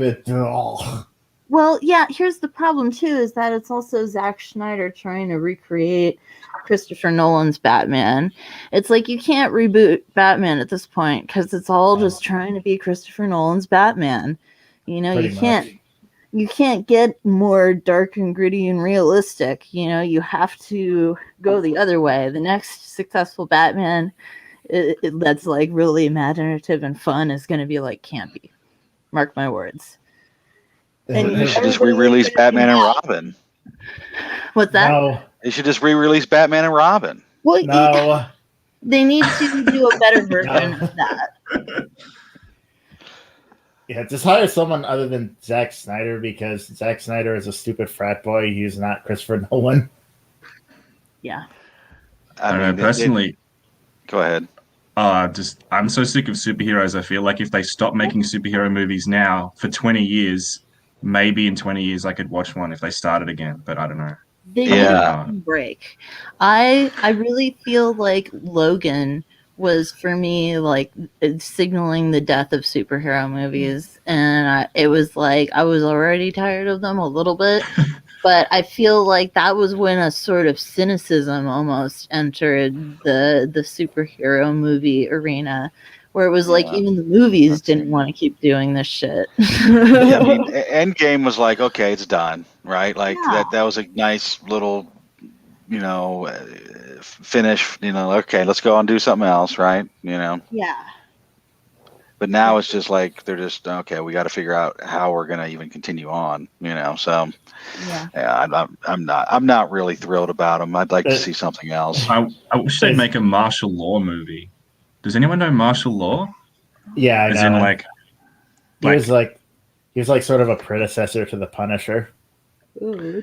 Yeah, his whole shtick was that he hunted superheroes and basically arrested or killed them. And I don't know if someone can put up an image of him. He wears like a gimp mask and he has like this whole fascist aesthetic. He's got like barbed wire wrapped around one arm, and he basically kills parodies of Batman, Superman, etc. So he's more like a predecessor to The Boys. Yeah, basically. I mean, it was The Boys 20 years before The Boys came out. And I assume the comedian to an extent.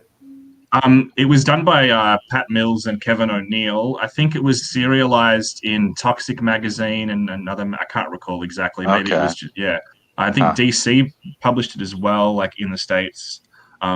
It's really cool. It's really black humor, and if you're sick to death of superhero movies, you'd probably enjoy that because I reread it and enjoyed it even more than I did the first time because I was so sick of Marvel movies.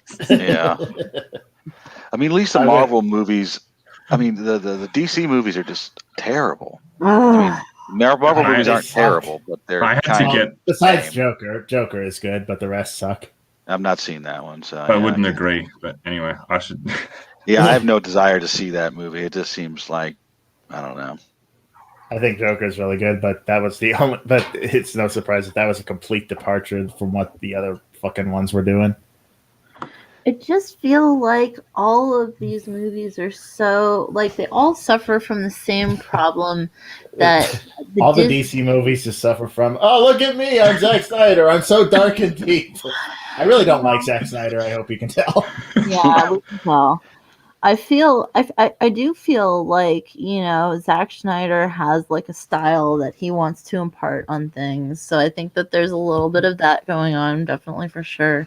But I also feel like they're just really they're doing things in a very transparent beat for beat way. And I think Marvel is the same way too, where at this point they're really just they have the formula for the superhero movie. They do the formula for the first superhero movie or they subvert it slightly now. So it's I don't know, the Black Panther was kind of an example of a slightly subverted one. And then they, do another superhero movie that's a crossover, and then they do a proper sequel And it's so just like, you can write this shit just asleep. And program a computer with an algorithm to shit Yeah. them out. and so it's like, for me, I really want to see something different. But it's like, what can we do? That's what everybody keeps saying, is we want something different, but then everybody pays to watch these fucking remakes that come out.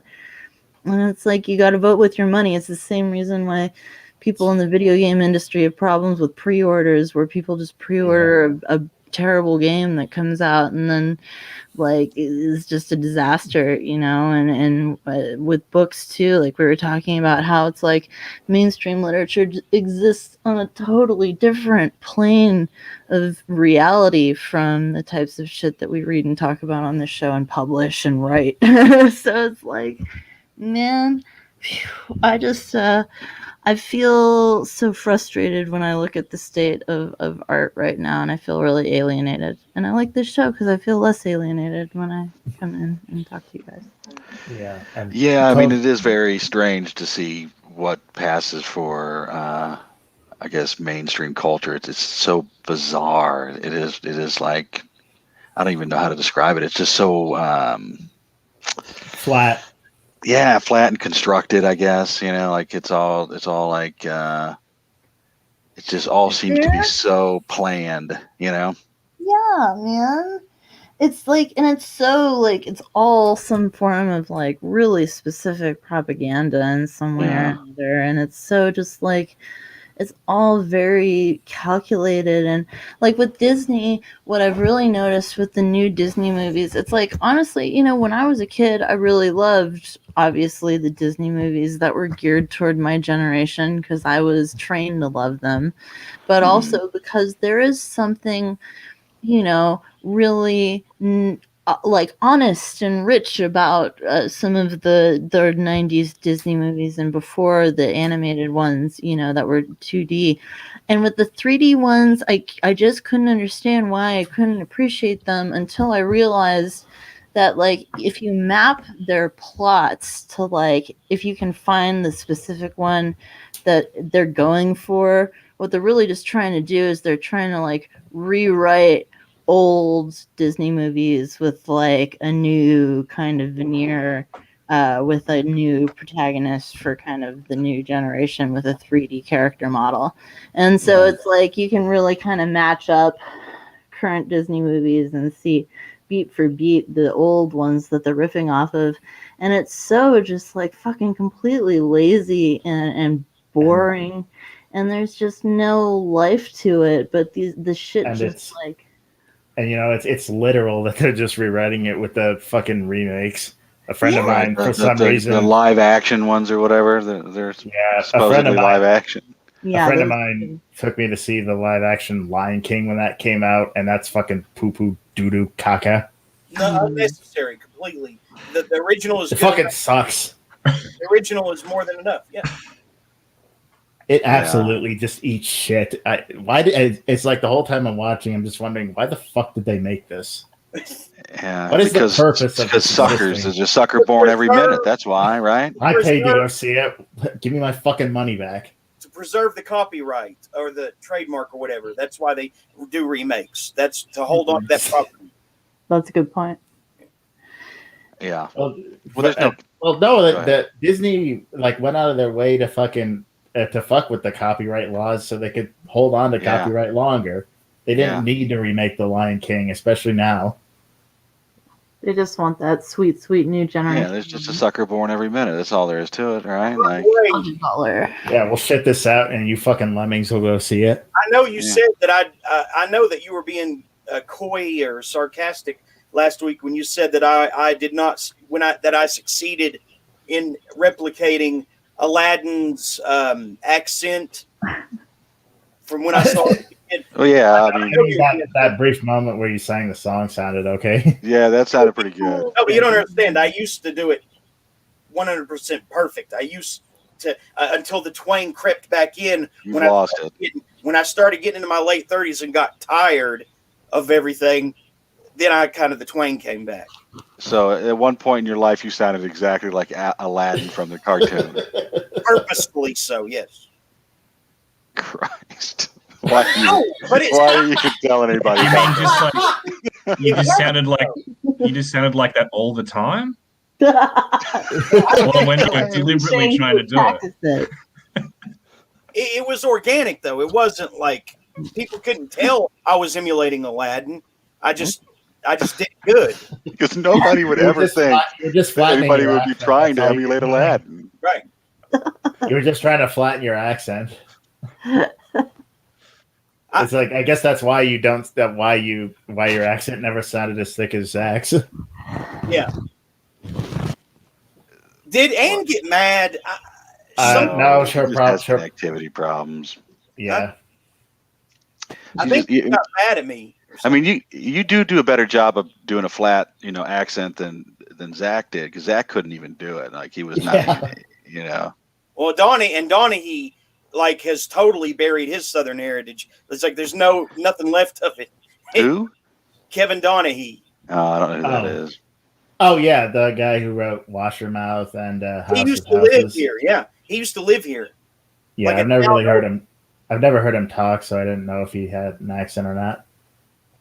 I don't know. Forgetting he comes from Tennessee. I bet he based it on some fictional character in a movie. I guarantee you. You guys know who lives near me is Bruce Campbell from Evil Dead. Oh yeah. Yeah, man. Oh, awesome. Fucking awesome. I saw him do a reading of Peter and the Wolf with our local orchestra over in a couple of towns. It was fucking awesome. It was so fun. Awesome. It was great. I'm gonna mute and go back and see if I can pinpoint the thing where I must have made her mad to where she didn't come back. Dude, she didn't get mad. You probably didn't make her mad. You probably just she got mad at Phoenix that one time. I mean, she didn't get mad when you went over there in the corner and peed earlier. So I mean, I didn't go in the corner. What? Yeah, what are you doing? Don't you have a bathroom? I didn't go in the corner and pee. What are you talking about? Play it back. It looks like you're obviously going in the corner and taking a pee. I know what are you trying to cover up the scent of your cat pissing there? When was this? I think it was when you were getting your can. It was exactly at 8:54 p.m. Central Time. When was it? 8:50. Look at the private chat. Yeah. Timestamp it. Yep. That's when it was. Timestamp it, and I'll. What'd you say? It was 8:54? Yeah, look in the private chat. The time. Yeah. Private chat. Yeah, something like that. Yeah, it doesn't say my timestamp though for whatever reason when I typed. So. Exactly an hour ago. Yeah. Yes, exactly an hour ago. Oh, yeah, you went and you peed in the corner. Okay, I gotta see it. Why'd you do that? Yeah. Well, I gotta see it first. Are you so high right now you don't remember? I know I didn't. That's the thing. Yeah, that's what they all say. Look, I've been shit-faced before, but never so shit-faced I didn't remember taking a piss. That's when I went to grab Elmer Crowley. To. That was. Oh, okay. Look how you're peeing in the corner. Again. Sorry to disappoint you, but no.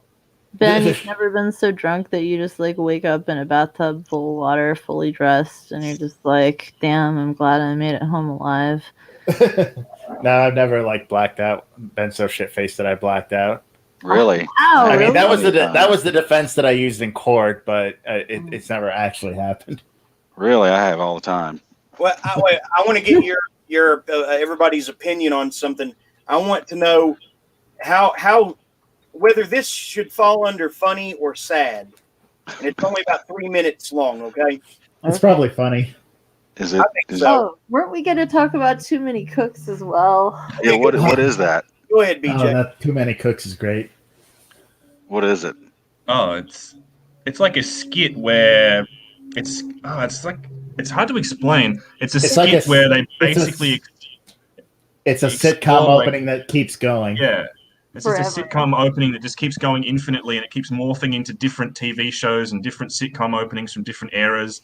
And there's this sort of Lovecraftian element to it where there's this villain who keeps reappearing and killing people. And like it's But it's got it's amazing. It's amazing. It's like weird, bizarro Adult Swim sitcom thing, and it's Is it just live action or animated? It's live action. Yeah. Well, Yeah. there's an animated part though, isn't there? I think so. Yeah. Who produces it? Yeah, the I WandaVision don't thing remember. reminded me of it. I can't remember. I've not heard of that. I'll have to take a Sounds look. like the WandaVision show is just an extended version of it to me. But No, I don't think so. They The gotta- WandaVision show is total shit. Like, I mean, it's just so bad. It's like you said earlier. You know, when you're trying to emulate something that's stupid, right? You do such a good job that all it is just stupid, right? Like it's not a parody anymore. It's just stupid. You know? yeah, it's just really It's- accurately stupid. Yeah, It's yeah. Aladdin isn't stupid. Aladdin isn't stupid. No, I know he's not stupid. He's yeah, different. Aladdin is good. Aladdin is stupid, my friend. I'm sure No, the he's your hero. I'm sure the remake with fucking Will Smith as a genie is stupid though. Oh, do you try to imitate that one? No. What were you gonna pull up, Jeremy? What was I going to pull up? What were we talking about? You said it was. You didn't know if it was funny or sad. Right now, I'm trying to get Ann back, figure out where she went. Well, Why? okay. Well, while you're waiting, Derailed. well, while you're waiting, type in TikTok Nurses? McDonald's. Is that- No, TikTok McDonald's sneakers on YouTube. Wait, hang on. Now I remember what I was looking up. So, all right. I don't want to see any McDonald's sneakers. It's probably like it's like the best TikTok I've ever seen. So. Who the fuck cares if I'm drunk as hell or not anymore? Jackass has put me to fucking hell on fucking wheels for a year and a half, keeping me in Pennsylvania. I couldn't leave if I left, or else I had to breathe in the sobriety link at 3 o'clock every day, 6 o'clock, 8 o'clock. Then a random beep would go off. No matter where I was at, I had to fucking stop whatever I was doing and go to an urgent care to go piss. Then I had to wake up every day with a handful of antidepressant pills that I would have to show Paramount Pictures that I took them and swallowed them every single day. Szabo has been sober as fuck since 10 years. If he had a breathalyzer, like he's gonna go camping one day and not have any internet reception. He's gonna sleep through one or two. He's got like people. They set me up with such a fucking hard mission that, and then COVID happened for a year against anyone's knowledge. Like, so now I spent $90,000 in a rehab for 90 days. Do what, Regina? Is this Bam Margera? It is. Oh my god. Who is it? He was. He's a part of the Jackass crew, which I'm not normally a fan of, other than the band CKY that's tangled up with them, associated with them. But it's a particular turning point at the end of the clip that I want to gauge everyone's opinion. Okay. At my expense. I had to go to 30 days in Florida for a rehab at my expense. I had to pay for therapists that they recommended at their expense, but I had to pay for it.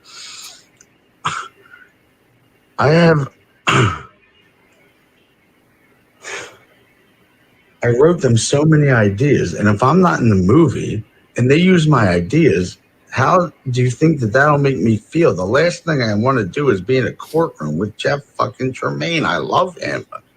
What the fuck, man? I'm not in Jackass 4. If anybody cares about me, don't go see their movie, because I will make mine way fucking radder if you just Venmo me $1. Just $1. If you send $100, I'll remember your name and write it down straight. Oh well. More than that, I'll do more. 10 pounds and fucking Jackass was everything to me. And then now I'm so relieved that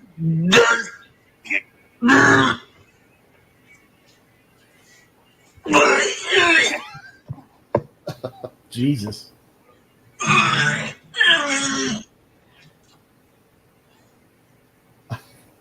I don't think he's suffered. Fuck you, Knoxville. Fuck you, Smith. Fuck you, Jeff. You fuckers never cared about me, man. No, you fucking fuckers. So he went from. What the fuck was that? He went from. Yeah. And I'm so relieved that.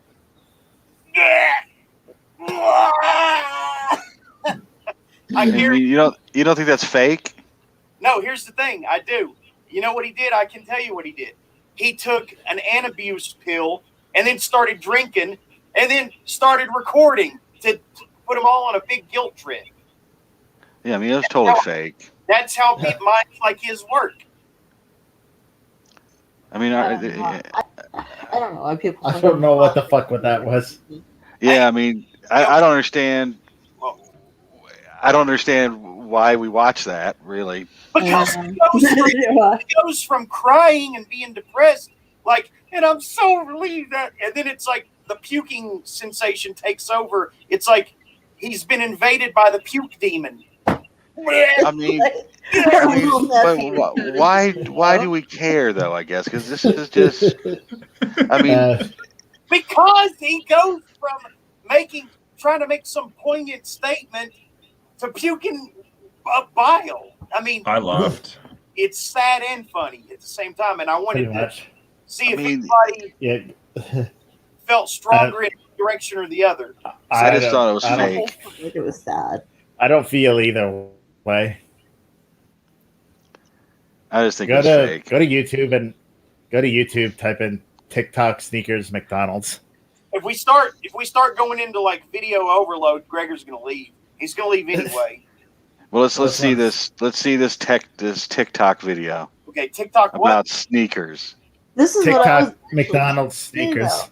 Is that fucking video reminds me of this trend of TikTok of young people, or just people in general, recording themselves crying for various reasons, for no reasons, and then sharing.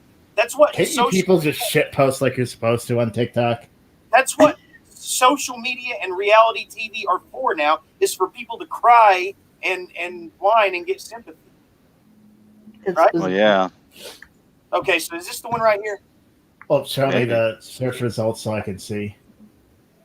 I am. Show the search results. No, you're not. We're just looking at your face. Mostly, show the search results so I can see.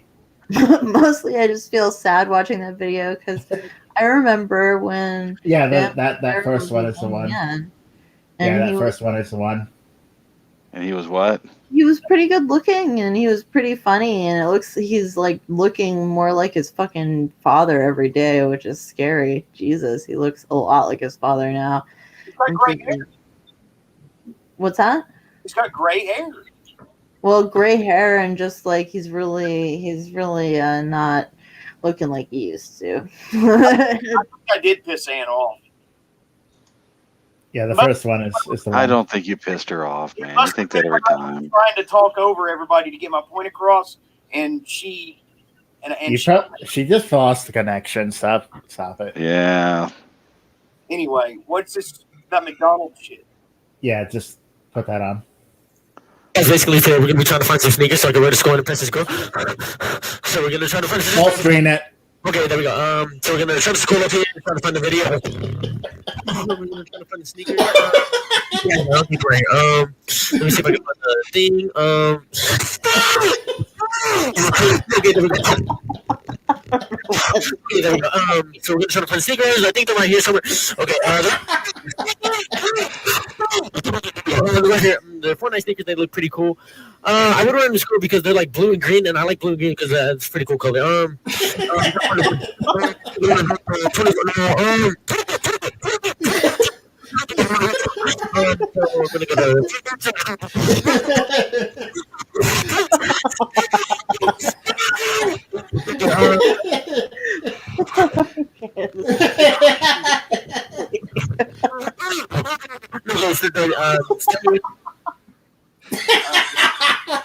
That's the best TikTok ever. That's a pretty good one. But why would you think I would leave after seeing something like that? I mean,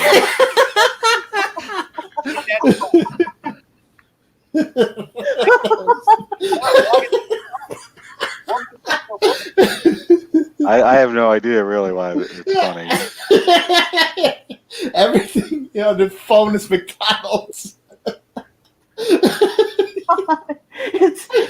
I think it would be funnier if the dialogue was less fucking unintelligible and stupid. But it was Every time it just comes up, it's just like, oh! It's just all the McDonald's shit. I don't know why it is. So funny. He doesn't even mention it. He just keeps talking about the sneakers. Exactly. It's like, you know what movie I've been thinking about a lot lately is the movie Repo Man from like the 1980s or whatever. Oh, that movie's Is that the musical? I Is that the musical? No. You're talking about the one from the 80s. Yeah, the punk rock soundtrack is great, but like everything about that movie is great. And my favorite. No, he's talking about the Repo, the genetic opera. It's totally different. Oh yeah. But my favorite part of the background is where everything in like the grocery store just has like the same blank label, and everything everybody eats just has the same blank label. And I feel like that's kind of like the vibe of the absurdity that I'm getting, because nobody, of course, addresses that fact in the whole movie, and I feel like that was the same thing with the McDonald's thing. And that's why it's funny, Gregor. I think it's funny that our man Jeremy's history is recommending Trump, Michael Jackson videos. What's going on there, Jeremy? Oh, that right there. What else do you recommend? What's it say? What's the title of it? Put your cursor over it so we can see the title. Hey, it's recommending the show we're on right now. Oh. That's terrible. No, we're not doing the multiverse. Get off of that. Well, hey, it's recommending the show we're on right now. No. You mean the get off of sarcasm. That's terrible. Well, hey, it's recommending the show we're on right now. BJ, Gregor, if either of you want to leave right now, now's a good time. It figures I would remember how to do it after Zach's.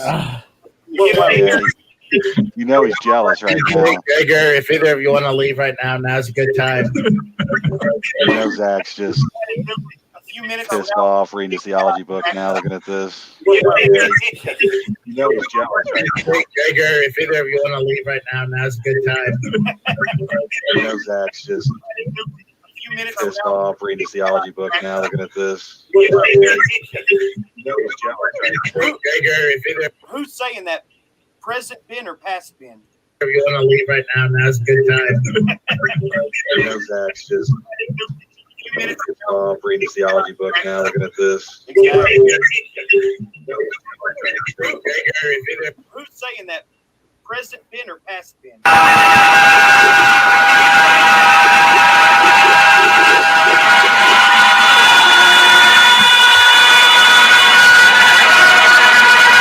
Good job. Good job.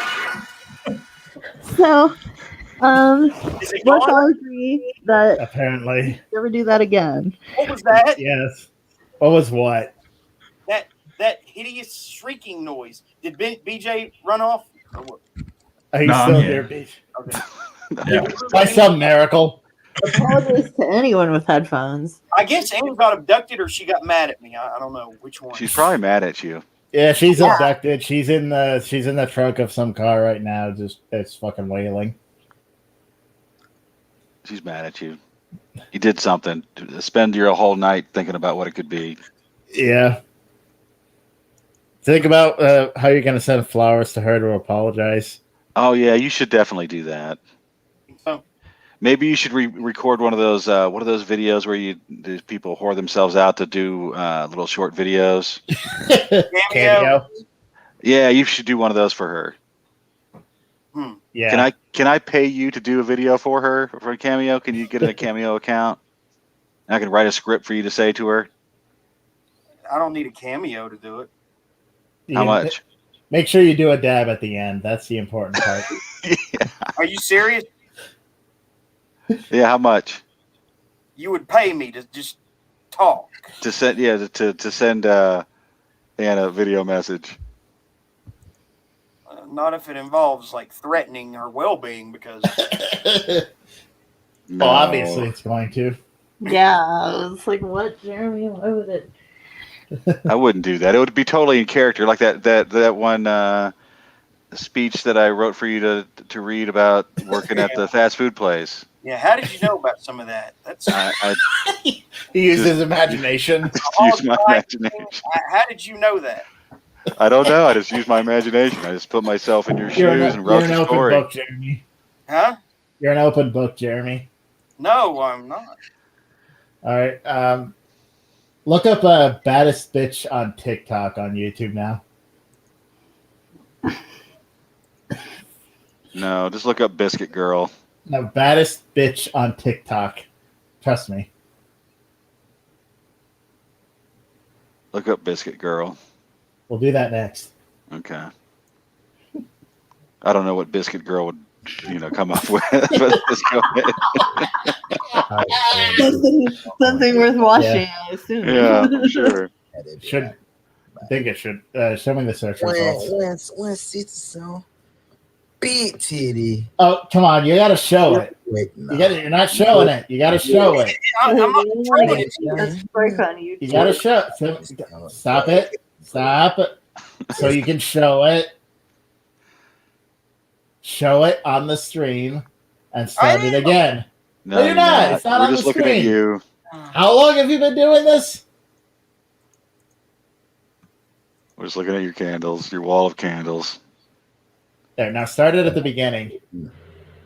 Today we will be creating the bag on TikTok. Let's get this show on the road. Hi, I want a bit that can dunk on everybody. Had that bit back.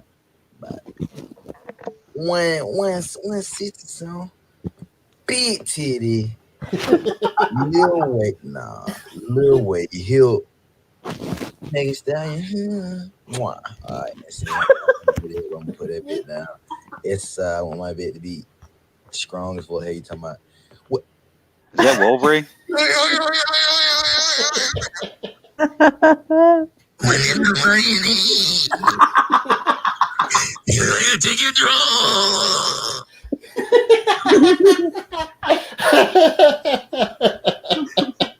Wow. What am I?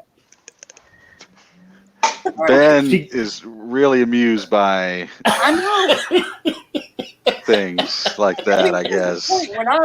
She got big titty, little waist. Why is it? I don't understand. She got a You weren't paying attention. Got mad at me trying to talk over everybody. What? Either she got mad at me trying to talk over everybody, or she. Stop. Well, I seriously doubt that she cares. well, she cared about that one time. What did she care about that one time? Well, she came back still, and she. Not for a few weeks. Well, she wasn't really a regular at that time. She was. I mean, but you can't control her. Not yet, but I mean, Jeremy, you gotta chill, man. Yeah, you're acting kind of weird. I wish that pot was legal in all the states because I feel like you could chill out a little bit more. Yeah, I think that'd be. I've got plenty of everything. Don't worry about it. If all the downers he takes doesn't do it, then Exactly. nothing's gonna. Fortunately, I'm human and have a soul, so it can never dull everything. So. You say unfortunately or fortunately?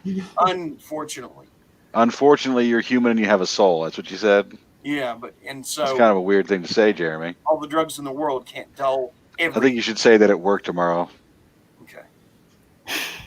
I fucking wish you could say that at work because it's like I feel like just saying that should be like, oh yes, of course, let me give you all the fucking raises and time off you need for anything because you are human and you do have a soul and you do have inherent dignity and rights that should be unalienable but are So it's just fuck.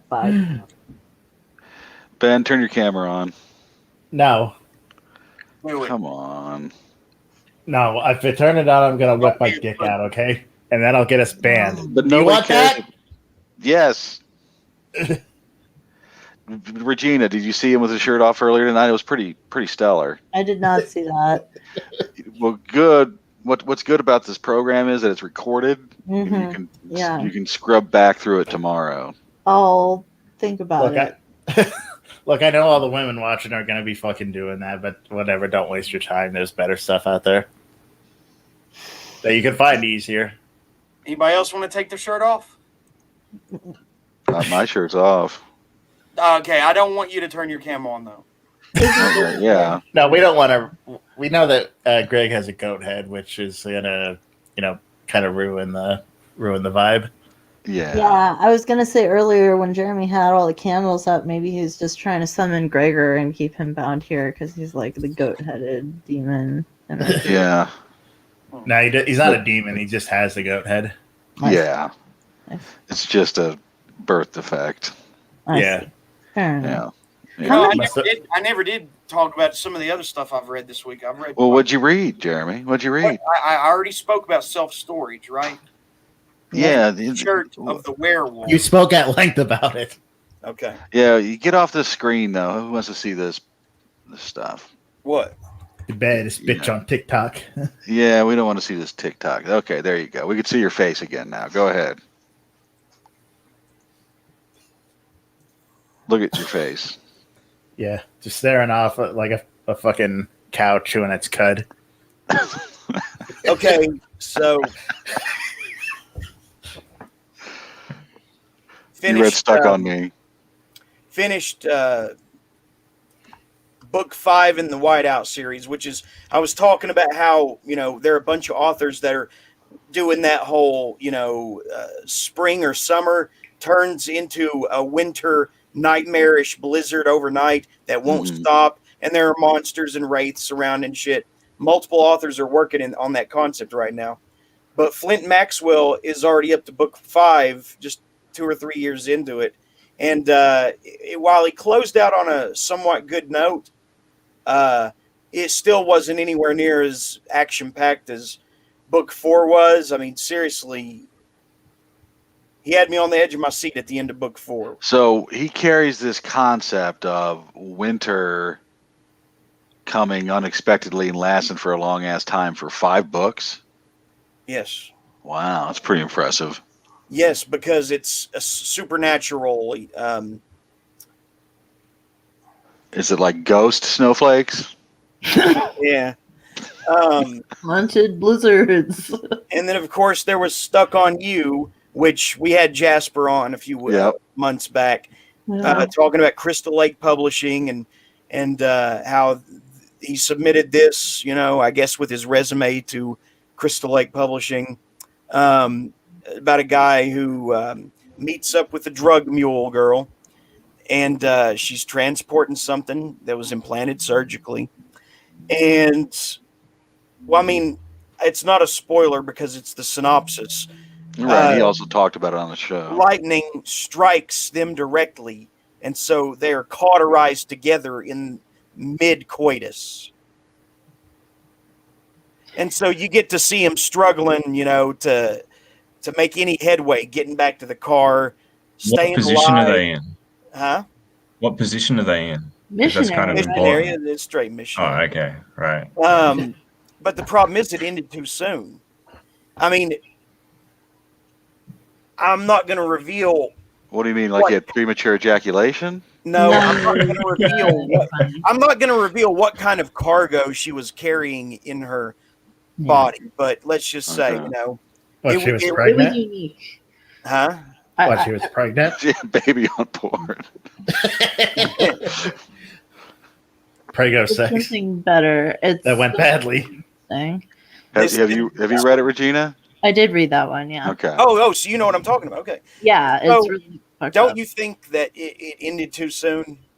Yeah, I felt like you could have turned it into like a novella or even a novel if you really wanted to get in depth with like the trauma of the horror and make it kind of like The Revenant with what's his face? Yeah, because of the DiCaprio. bear eating. Yeah. Right. Okay, so the character who texts on her phone, Uh-huh. he didn't even. I mean, we didn't get to see more of that. We didn't get to see what that interaction was going to look like. We didn't get to. I mean, there was more to be had. It should be a full length. This story is not finished, and I'm going to personally call on Jasper Bark and tell him, dude, you got to finish this. It's not done yet. You got to get him out of the woods, man. You got to get him out of her. You know, Cooch alive. Why? Just say why. Because he's going to die if he doesn't. And we've got to see what develops when that person who texts her dead body on her phone, when he shows up tracing the position, their GPS position, we got to see how he's going to react to what he sees. This story is not done. Jasper, okay, well, hear me. we'll get Jasper back on here and talk to him about it. Yeah, damn right. Yeah, we'll get account for his actions. Yeah, we'll get him to come on here and browbeat him to make it longer. Yeah, now, this is one that's not going to be popular at all, and I don't care. I already told you I was reading this series about anthropomorphic animals in a sort of Game of Thrones in space type thing. Right? No. I totally get that it's lowbrow garbage tier, entertainment, and the covers are not that impressive. But I don't care. It's still well written for what it is. It's better than Brian Jacques' Redwall series. No, it's not. Yeah, I haven't even fucking touched it. It's an R-rated Redwall series, I swear. So you were a fan of Brian Jacques' Redwall, right? I'm a huge fan. I grew up reading Redwall. I feel like, honestly, low-key, this fantasy series I'm writing right now is like a large percentage Redwall influence. So you got talking animals too? No, there's no talking animals.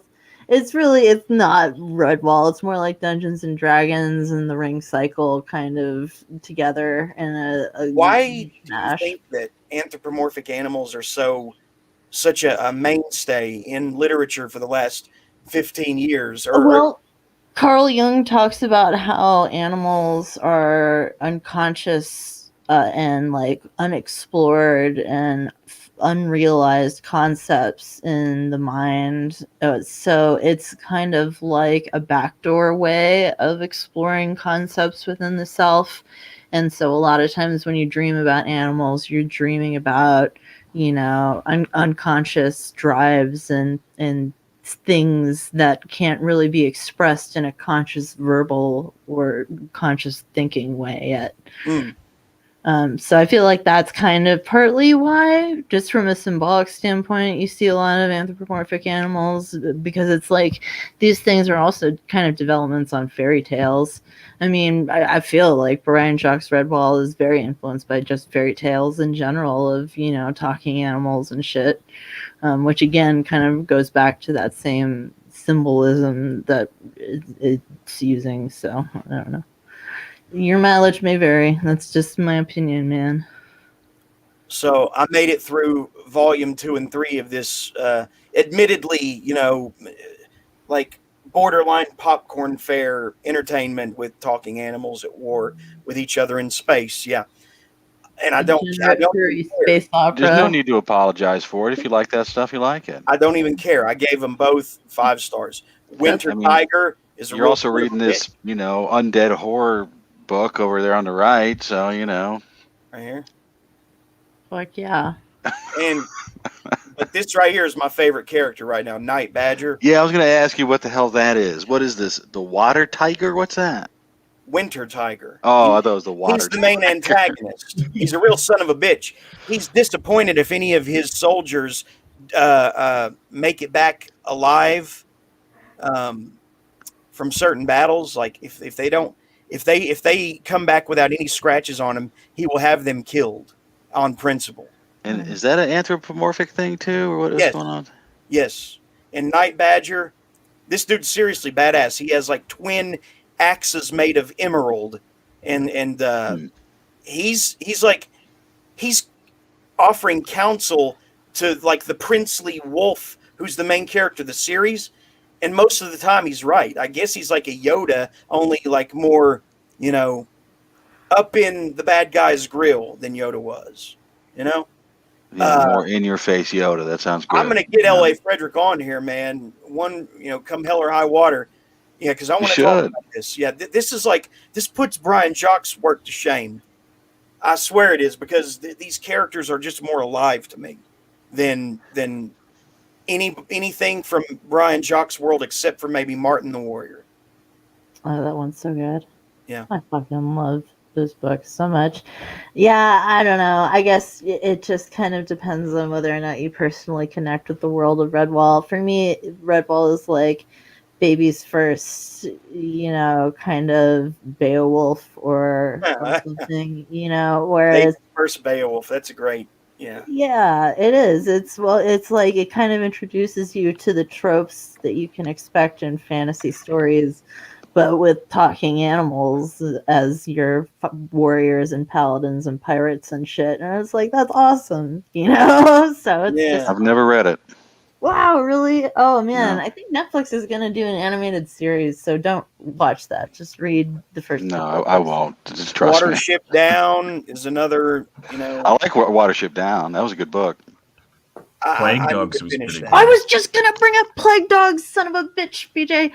It is just so depressing, isn't it? Oh, my God. Yeah, I'd like to read that. I've not read So that. I bet it ends badly, huh? Oh. These dogs got the plague, man.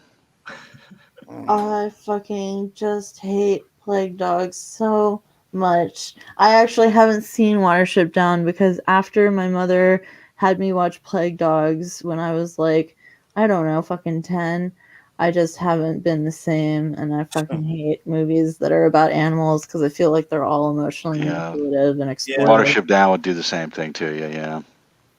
It's like, no fucking thank you.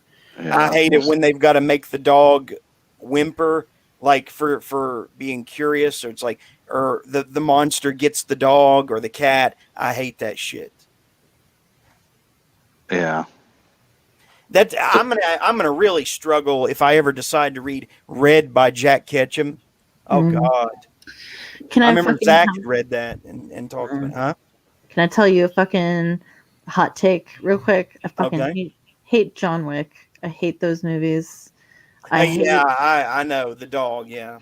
Well, no, God. it's not just the dog. It's like this dude fucking murders all these people because of a dog, man. And it's like these people in the universe of John Wick have families and lives and friends. Yeah, but they threw I'm not sure if the universe. I mean, for me, like John Wick is like an action movie, like boiled down to its like very bare bones, which I guess is why I find it so entertaining. Like there's no pretense. It's like barest excuse for badass to go start killing people. That's my problem, though, man. It's like this fucking culture of people. You don't like dogs.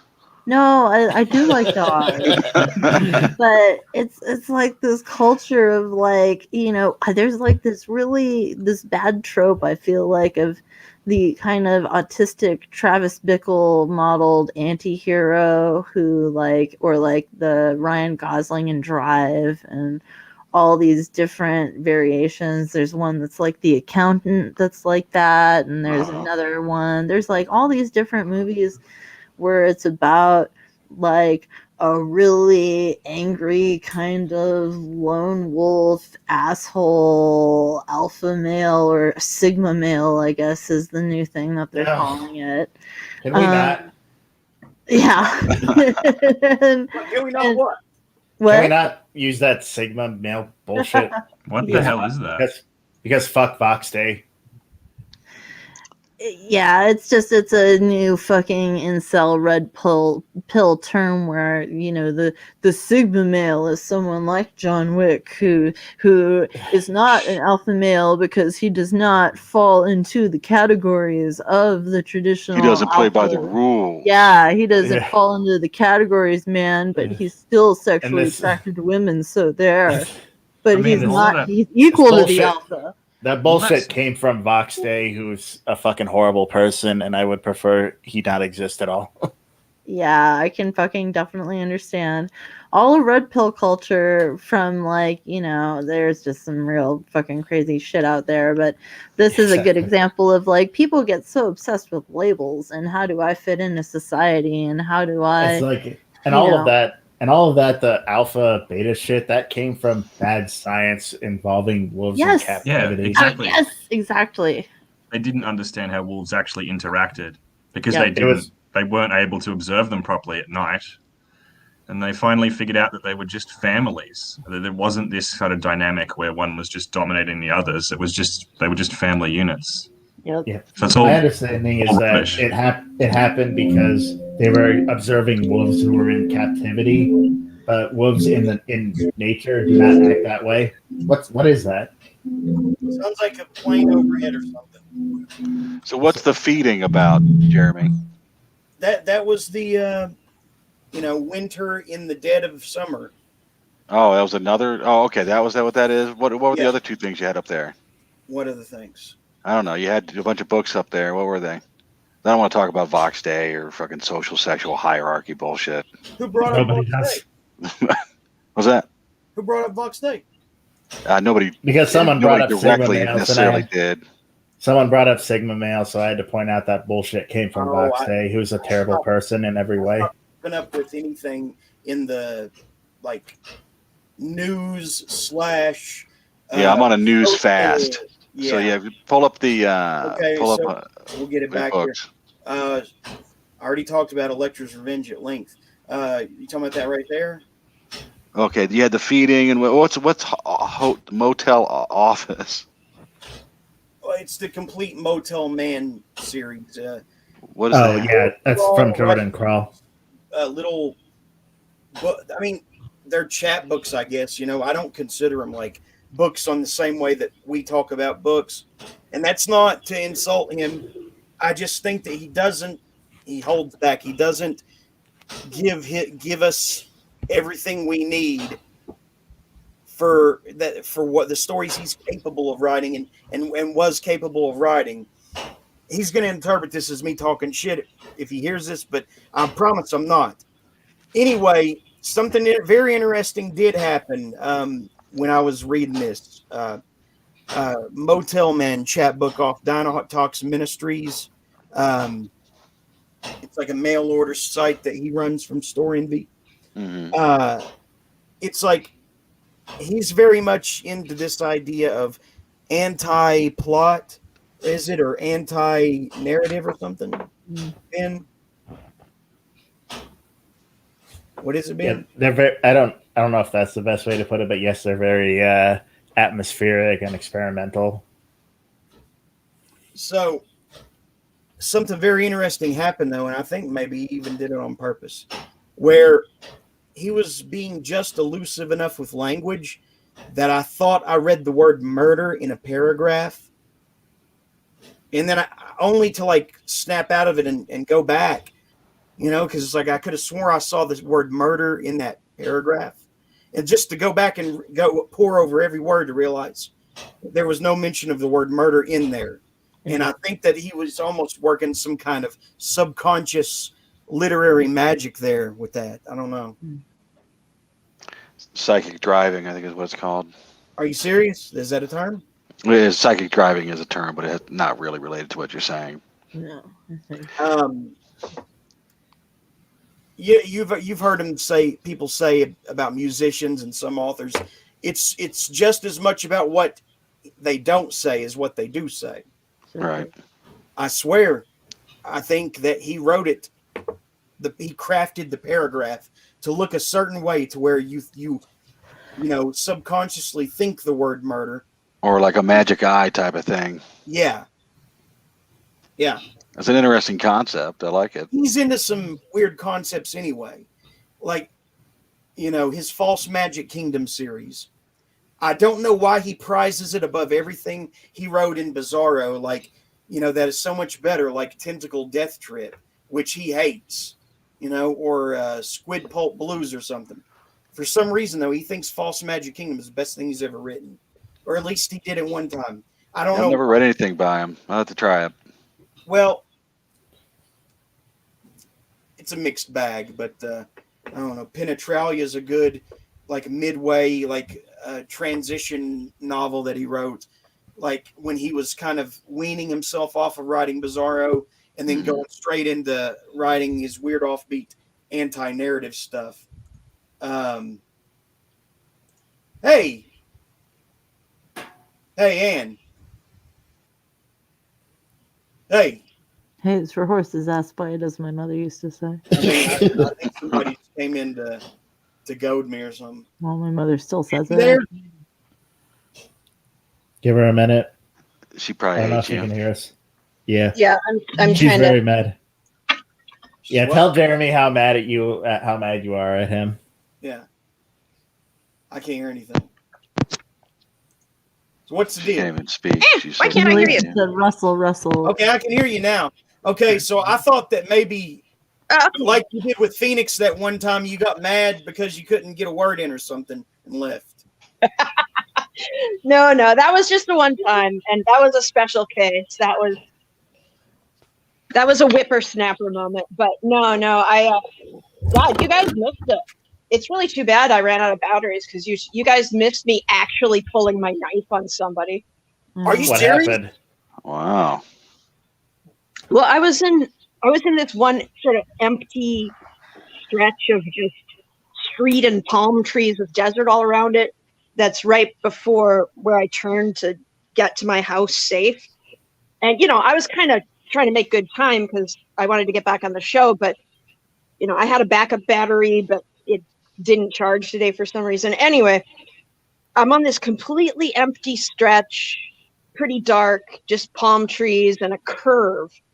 And this car does what drivers do when they want to pick up a woman on the sidewalk as a prostitute. Just stops in the middle of nowhere. Hello? Right in my path, so that I have to walk past him to get to where I'm going.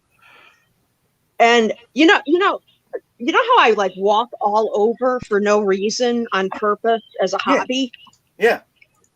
Well, for some reason, when somebody gives me a pain in the ass when I'm walking, all of a sudden I get really lazy. And I all of a sudden now I don't want to walk half a block out of my way. So instead of just backtracking and going back to the more populous block that I had just left, I decided that I didn't want to deal with this person, but I didn't want to change my course because I was almost home. So I just pulled out, this big switch knife that I got for free for filling out some political survey during the election. It says Trump 2020 on it, so now it's just a big I lost stick. But it was free and it's huge and it's really frightening looking. And it's a Trump 2020 knife. Yeah. Like Trump 2020 killer switchblade. It's pretty long and it's pretty visible. So I just step under the street light and I pull out my Trump 2020 knife and I flip it out, making sure that the person in the car can see me pull out this knife. And start walking towards the car with the knife in my fist, just facing in the direction of where you would scramble their aorta together if you poke right under their sternum. And I've never seen somebody drive off that fast in my life. Just window rolls up, floors it. So you're out in the desert brandishing knives. Yeah. Oh man, we missed it and almost had to stab a bitch. Now BJ's really nervous because he's like, wow, I thought she was joking about that violent shit. But She's very far away from you, BJ. Don't worry. No, it's okay. I'm not worried. And she can't fly anyway. She's on a no-fly list. Yeah, there's the whole that's the travel best- ban that's the protecting me, so that's cool. Right, exactly. As a, I mean, Anne's going stir crazy and getting tired of fucking people thinking she's a prostitute just because she walks everywhere. Yeah, exactly. Thank you, Ben. Someone came to my defense. I don't know if BJ's ever been to America, or if any of the rest of you have ever been to I the have. godforsaken hell pit that is our largest state. I've only been to New Orleans. Well, see, walking is still a normal human activity in New Orleans. In California, even though, people who want to be in the movie industry are obsessed with fitness here and drive to their gym every day, nobody walks anywhere because walking means you're a poor. Well, yeah. Why are it's you also- walking on the street? Are you poor? It's impossible. It's like to get anywhere in California, you have to take 1 billion highways. And, best case scenario, it's going to be an area where it's a bunch of big concrete shopping centers where you have to then march from shopping center to shopping center to get wherever the fuck you're going. It's like, Jesus, yeah, there's no way to live really in California comfortably, certainly, without having a car. And then the traffic is just, I've never seen anything like it. It's so scary. I hate it. I hate going through California. Yeah, it's like- absolutely lose-lose. You're absolutely right. If you have a car here, it's miserable. If you don't have a car here, it's miserable. Yeah. California was just like, oh, cars are the future. We don't have to design for walkability or public transportation. It was Yeah. the road Right. lobby, wasn't it? I don't What's know. that? If Some it was- sort of- They're probably. There was probably They lobbies just- involved. I think there were lobbies involved that crippled any possible public transport network that they may have created there. From Oh, yeah. Yeah. The So what upshot were of it they is, trying to do? They were trying to proposition you. well, see, the upshot of it is, I moved to California because I got attacked in Chicago and had to get away from the person, and I made a lot of stupid decisions because I had PTSD, and I wound up here, and I am very stubborn, and I love walking, and I love beautiful scenery, and I love warm weather. And if it weren't for the horrible design, California would be a perambulator's paradise. The weather's perfect. The mountains are perfect. The sky is perfect. The palm trees are perfect. But no one fucking walks anywhere. And if you do walk, you can kind of get around all the places where the jackasses have built their garden over the sidewalk. You can kind of walk. But if you're a female and you're walking, and particularly if you're a white female, everyone thinks you're a prostitute. Yeah. I mean, look how much you look like a prostitute with your tits spilling out of that right now. Yeah. My cotton sweater was striped like a whore. I mean, that's just it. That's just a neon sign right above you saying prostitute.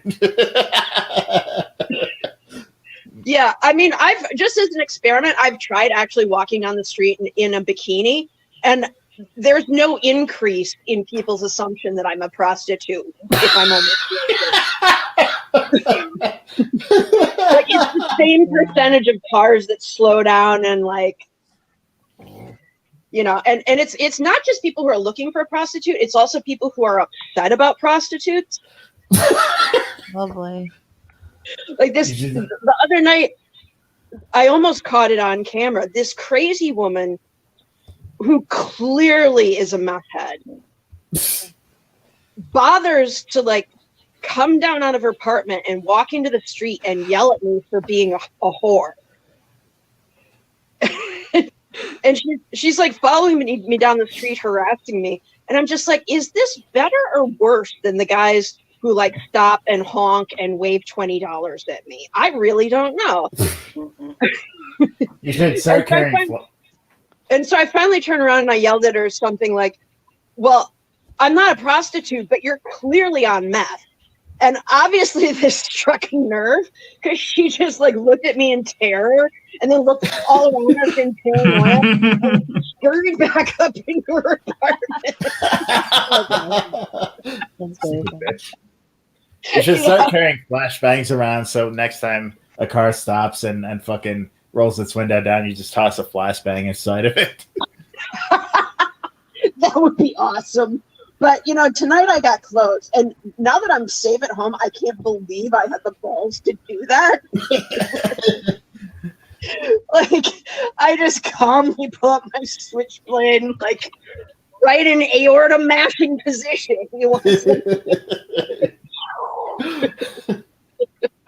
Can we see the switchblade? Oh yeah. You can Yeah, I even wanna see see the this. humiliating. Jen, you're gonna cut it. Yeah, you can even see the humiliating candidate who lost political slogan on it. This is like the switchblade version of people who are still wearing John Kerry bumper stickers on their cars in It'd be extra humiliating to get stabbed by. Yeah. I think. It's like, here, I'll use your blood to paint over the Trump 2020 part. That is a pretty long knife. I'd be scared if someone was coming at me with that. They seriously gave you that for completing a survey? Yep. I didn't know they could do that. Those things are totally illegal here. That's technically not a switchblade, it's a flip blade, which is, I think switchblades are illegal in a lot of places here, but you could still do damage to someone with that. Yeah, I can still get through the breastbone okay, I think. Yeah. Just make sure it's at the side so you can get through the ribs. Yeah. Yeah, it's not like I think about these things a lot or anything. But I don't know what you do in Australia when someone tries to pick you up as a prostitute and you're sick of it. I assume you just do the same, except you pull out one of those Crocodile Dundee knives. Yeah, I was just about to say, I'm the sure one thing. Australians love it when Crocodile Dundee gets brought up. I thought you were saying that BJ was in Australia. Gregor, it's almost midnight. You good? Or Yeah. you got to go? Yeah, I gotta go. I figured that all Australians carry around Crocodile Dundee knives everywhere. Oh, BJ's not here anymore? No, I'm here. Here. Okay. He's not in Australia though. You're not in Australia, are you? Yeah, I am. Yeah. Oh, are you? Oh, okay. That, I didn't know you were. Okay. Well, is that true, BJ? Do all Australians carry around those giant Crocodile Dundee knives? Nice. No, I would have bigger ones. What'd you say? Wow, that was so meta. I think my head just exploded and I'm not even aware of it yet. He's carrying around short machetes around. Yeah. I mean, you've seen Mad Max, right? Yeah. Oh, I assume that Mad Max documentary. I assume that Mad Max is a documentary of what Australians do when they get lost in the Basically. outback. A toned down kind of documentary. Best The other guy, a guy on a motorcycle, in a gimp mask, tried to steal my Uber Eats. So I hate it when that happens. Yeah. I do confess that sometimes when I chat with Simon McCarty, I think of the Simpsons episode where Bart calls long distance to Australia to find out which way the toilet flushes. And then he tells the boy to go check at his neighbor's house. And so the boy leaves the phone off the hook and he gets out on a bicycle or whatever. And he starts riding off into the distance. So I always picture Simon is living in this house in the middle of nowhere. This little Australian boy in The Simpsons. yeah, I think Australians are especially insulted by that episode because they didn't even bother to do enough research to take the piss out of us properly. So if they had have actually made fun of us about something we actually did or some aspect of our culture that actually existed, it wouldn't have been so bad. But they just couldn't even be stuffed reading a single book. So they just pulled it all out of their asses. They really a friend of mine, I used to have a friend who lived in Australia, and he was a big fan of Chopper Read. So he would always show me Chopper Read stuff, especially that parody that was on the one TV show. The movie is really good. The Chopper movie. Yeah. It's great with Eric Bana. And Chopper's actually some of his books are pretty funny. Yeah, I kind of want to read one of them. The first one's pretty solid. Yeah, because he wrote a bunch of them. He wrote 20. It was crazy. Yeah. He just turned a whole franchise out of his criminal career. And he really wasn't a criminal that long, was he? Yeah. He was, for pretty much, most of his life, really. Oh no, wait, yeah, he was for a pretty long time. I was thinking of someone else. But he did get a lot of material out of it. Yeah. There was a quote on one of his books that was like one of the best blurb quotes I've ever seen, and it was from like one of the prison officers, and it was something like, Chopper Read has done for literature what Hannibal Lecter has done for like fine dining, or something like that. Which I thought that is just so cool. But, yeah. Beautiful.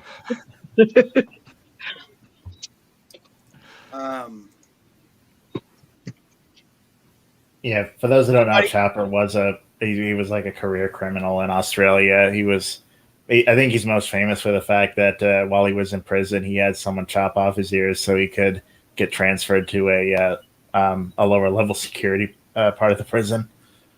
Yeah, I think he was pretty sure he was going to get murdered, so chopping his ears off to get transferred was the only way. So obviously chopping your ears off is better than getting murdered. So yeah, he chose the lesser of two evils. And then he advertised sunglasses, which was quite hilarious. Sunglasses were his trademark. He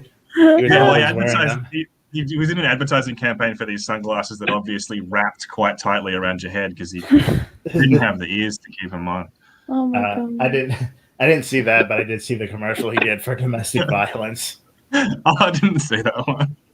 I know he had his own craft beer for a while, but that didn't really work out.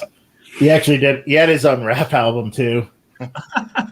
It was mostly not him rapping. It was mostly other rappers. Yeah, he was a character. Yeah. I think he was he was probably what most Americans think Australians are like. Oh, okay. That's not as... Yeah, I'd prefer them to think we're like Chopper than like Crocodile Dundee. At least Chopper was funny.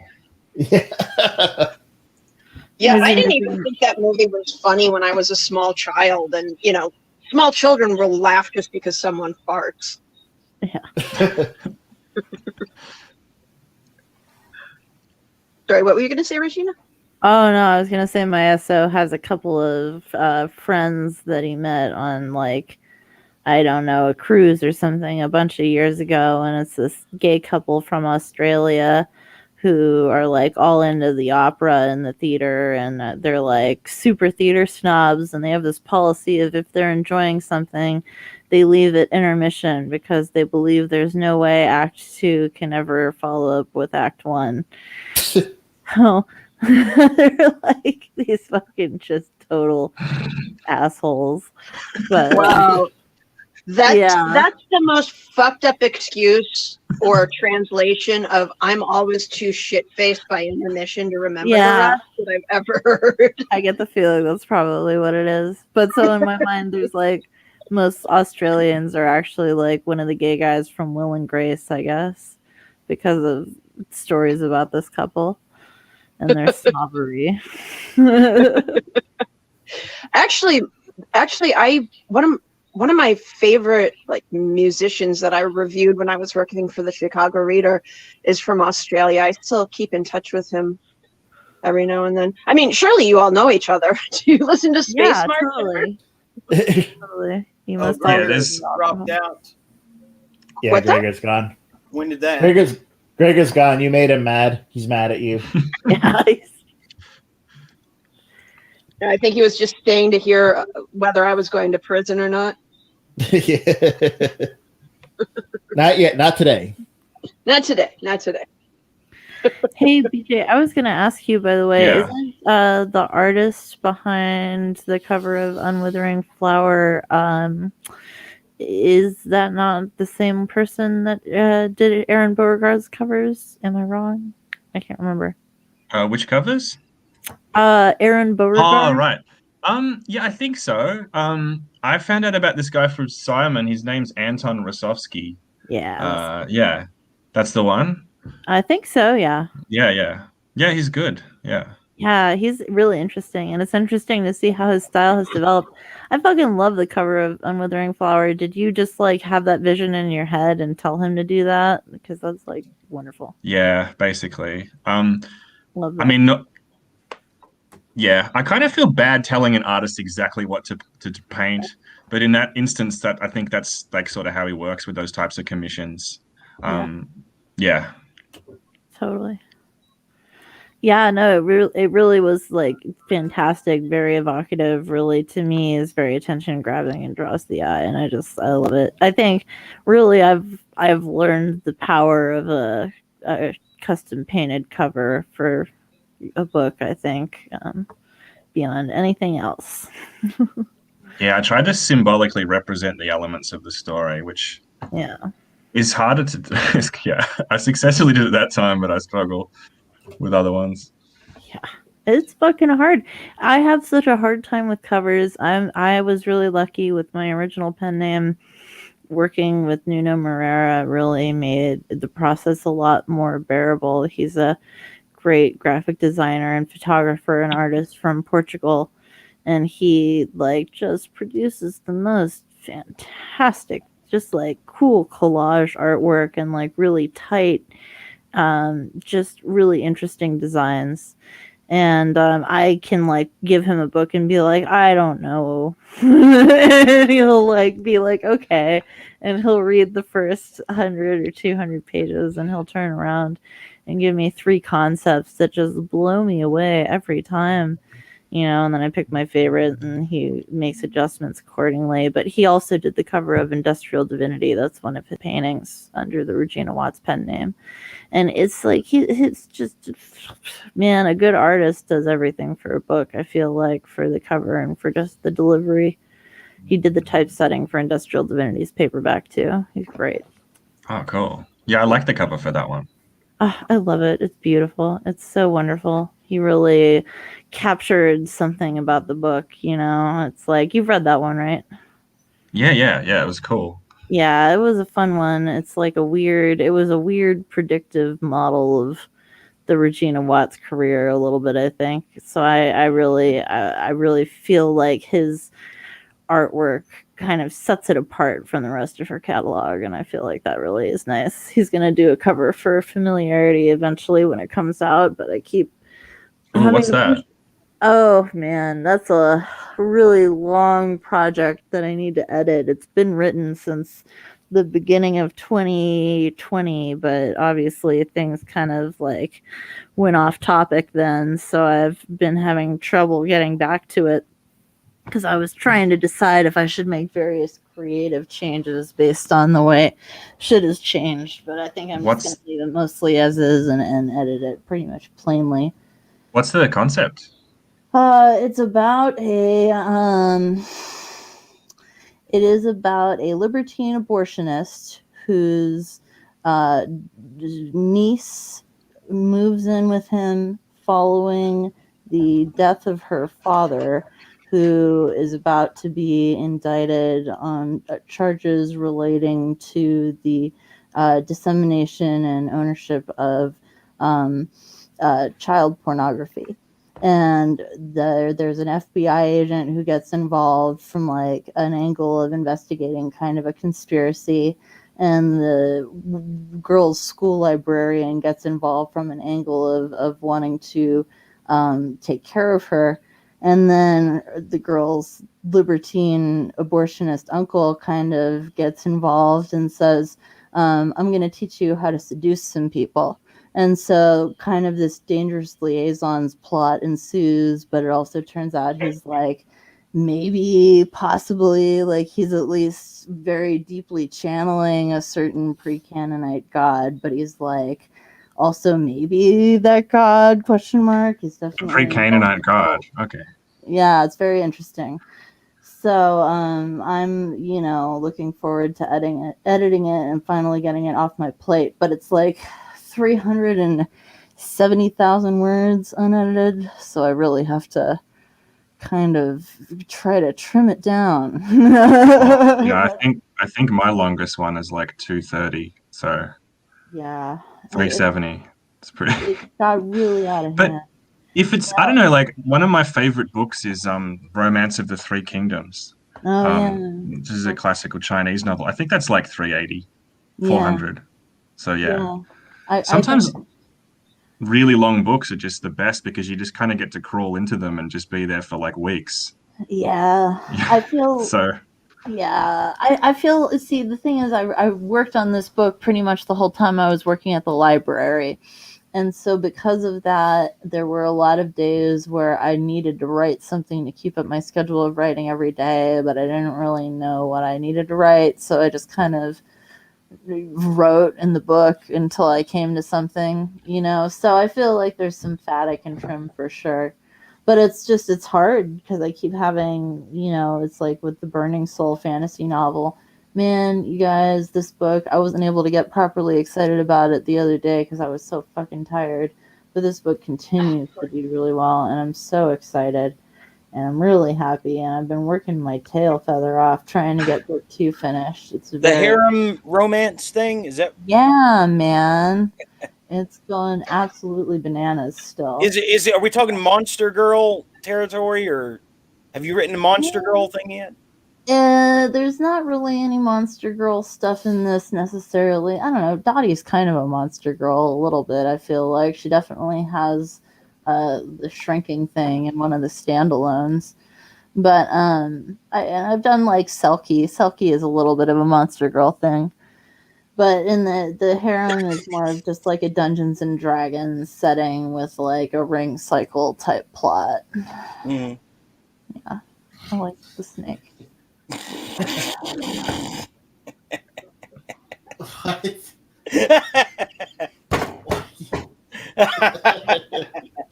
that was brought to you courtesy of Uncle Void. Well, should I actually turn the volume up on it? no. No, trust because me. you're playing.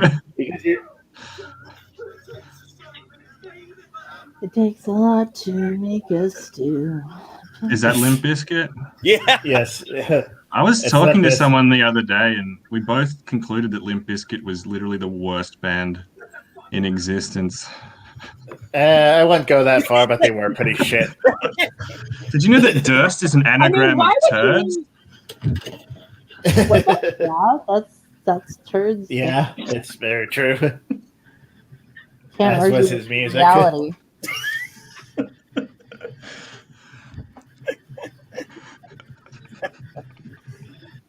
He actually spent time working on that. Somebody actually spent time working on that. You made one with my face melting off. That one was better. Yeah. The snake part was cool. No regrets. That was great. Well, okay. Too Many Cooks. What did you want to say about it, Regina? No, I was just singing it a little bit because I couldn't hear Limp Bizkit, so I was just filling void with some music. Yeah, Too Many Cooks is pretty good. I actually think I like either unedited footage of a bear or This House Has People in it better. Those are pretty good too. It's really interesting what Adult Swim has kind of become over the years. I was thinking about how it started out, and it was just mostly like anime and shit, and Metalocalypse and home movies. And now Metalocalypse was cool. I miss Metalocalypse. I've been listening. Actually, a couple of songs from Metalocalypse are on my soundtrack. Yeah. Aqua Teen Hunger Force is still my all-time favorite. I used to love to watch the Boondocks because it was so politically incorrect, and it's like trashed every sacred cow of the left. Man, I just loved that. Oh, the Boondocks was pretty good. Yeah. Well, it was good up until Aaron McGruder left. Then it sucked after he left. Yeah. What do you mean? The actual creator of the show? Yeah. He sold it, didn't he? Jeez. He sold the property to. Well, he was still involved in it for like, I don't know, the first 2 seasons, I think. And then the 3rd season he left, and then it sucked. Mike Tyson Mysteries, I think, is pretty funny. Mike Tyson Mysteries? I don't think I ever saw that. An Adult Swim show. It's pretty funny. Javier Renegade Angel was pretty good. I miss Space Ghost Coast to Coast. You know what? I watched that before Adult Swim started. Me too. why don't we just, we're occupying that space in the show where it's like we're running on fumes. And so, we barely even know what we're talking about anymore. Why don't we use this time to pitch totally off the wall, like story ideas? Okay. Let's go first. Okay, how about a story where a woman wakes up to find that her boobs and her butt have switched places? Wow. You should write it tomorrow.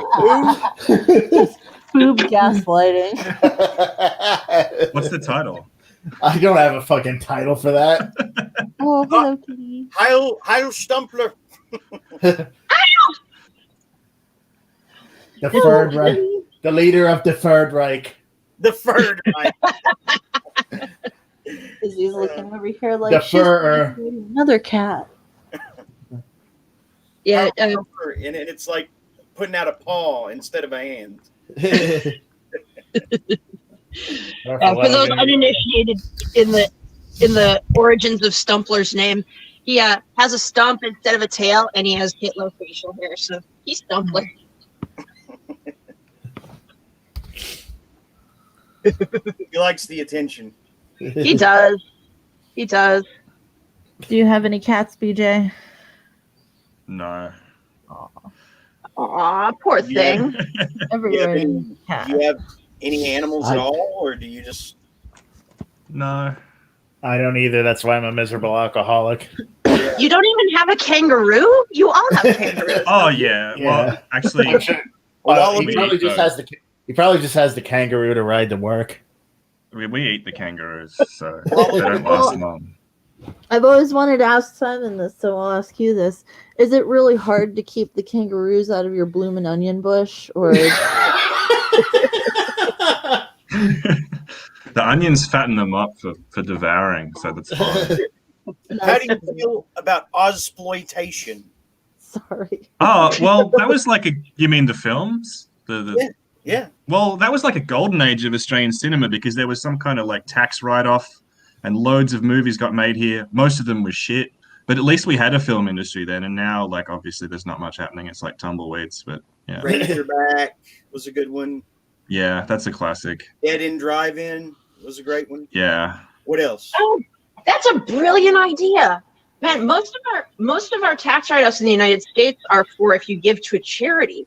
But if you like help, you should get tax write-offs for like helping people make films or write books. Or Well, there are they've got something like that in Louisiana, right? That's why there's so much stuff shot in Louisiana now.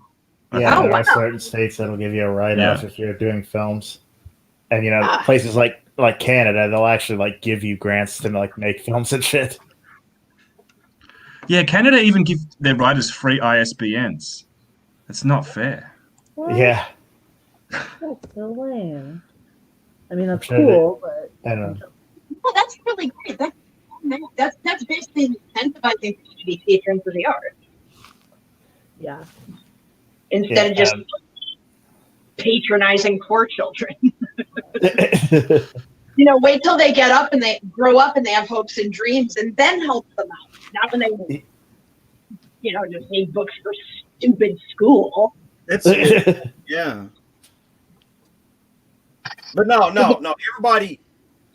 Everybody like leave a weird story pitch idea in the jar on the way out. Come on. Ben did the whole breast and butt rearrangement thing. Who was it that this happens to? At some woman. Okay. Do you really think I've thought beyond that?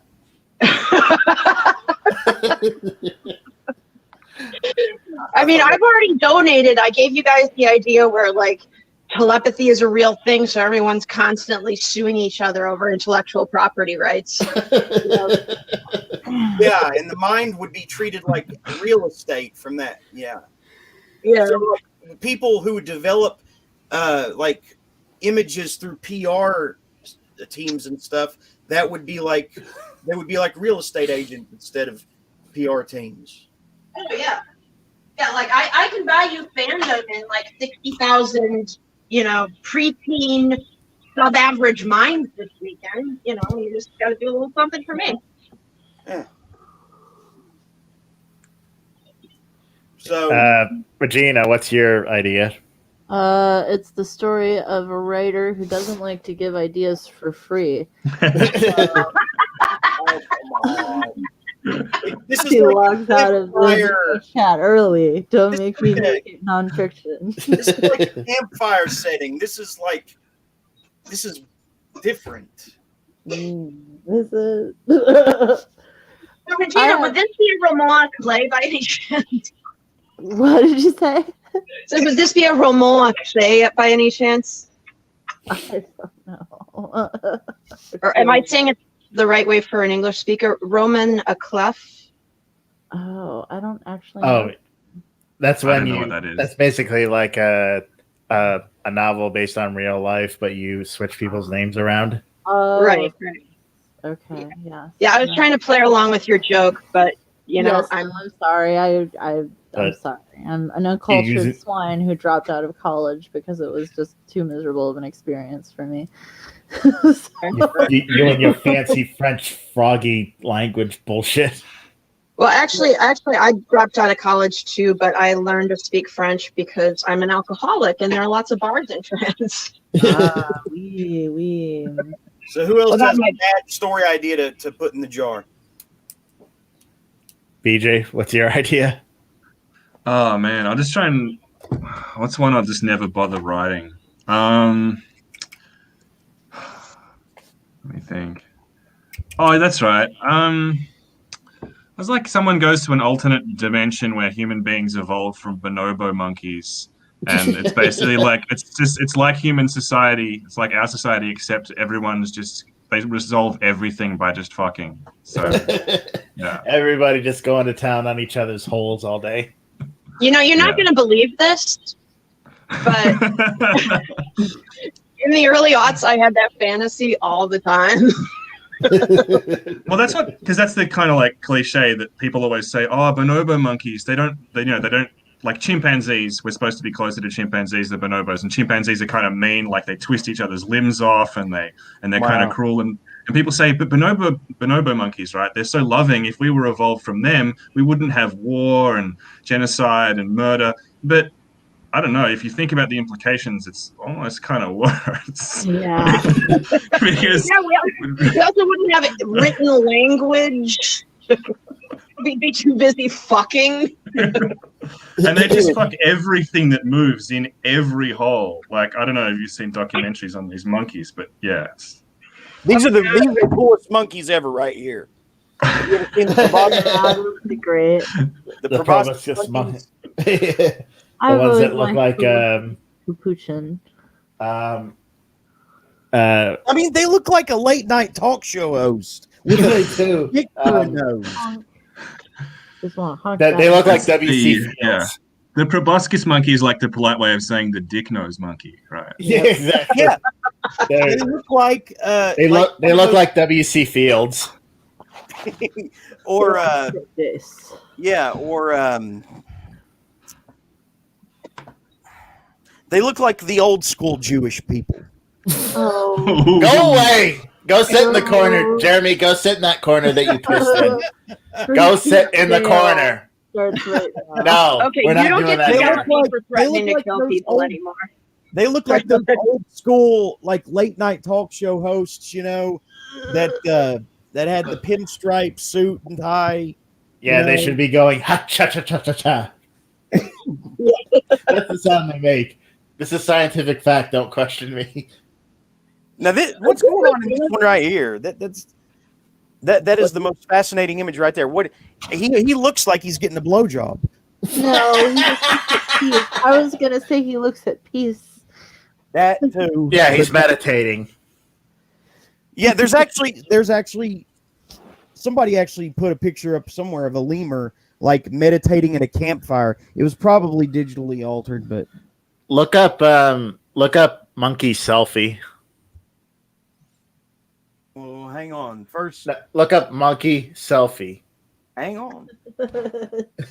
As soon as somebody tells you. First, we're gonna see the lemur meditate, and then we'll look at it. Now, is that real? Is that really happening? Looks like it. Yeah.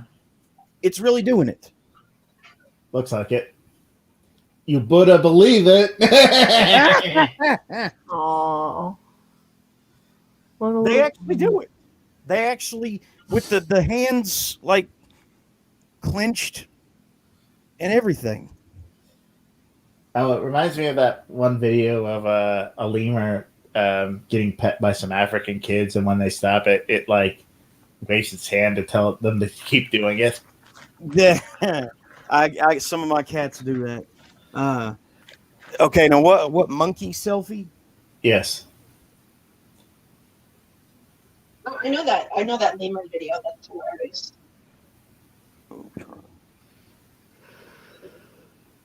Oh, stop! Look That's not as cool. That's pretty cool. A monkey doing a selfie of itself. Wait, which one? This one?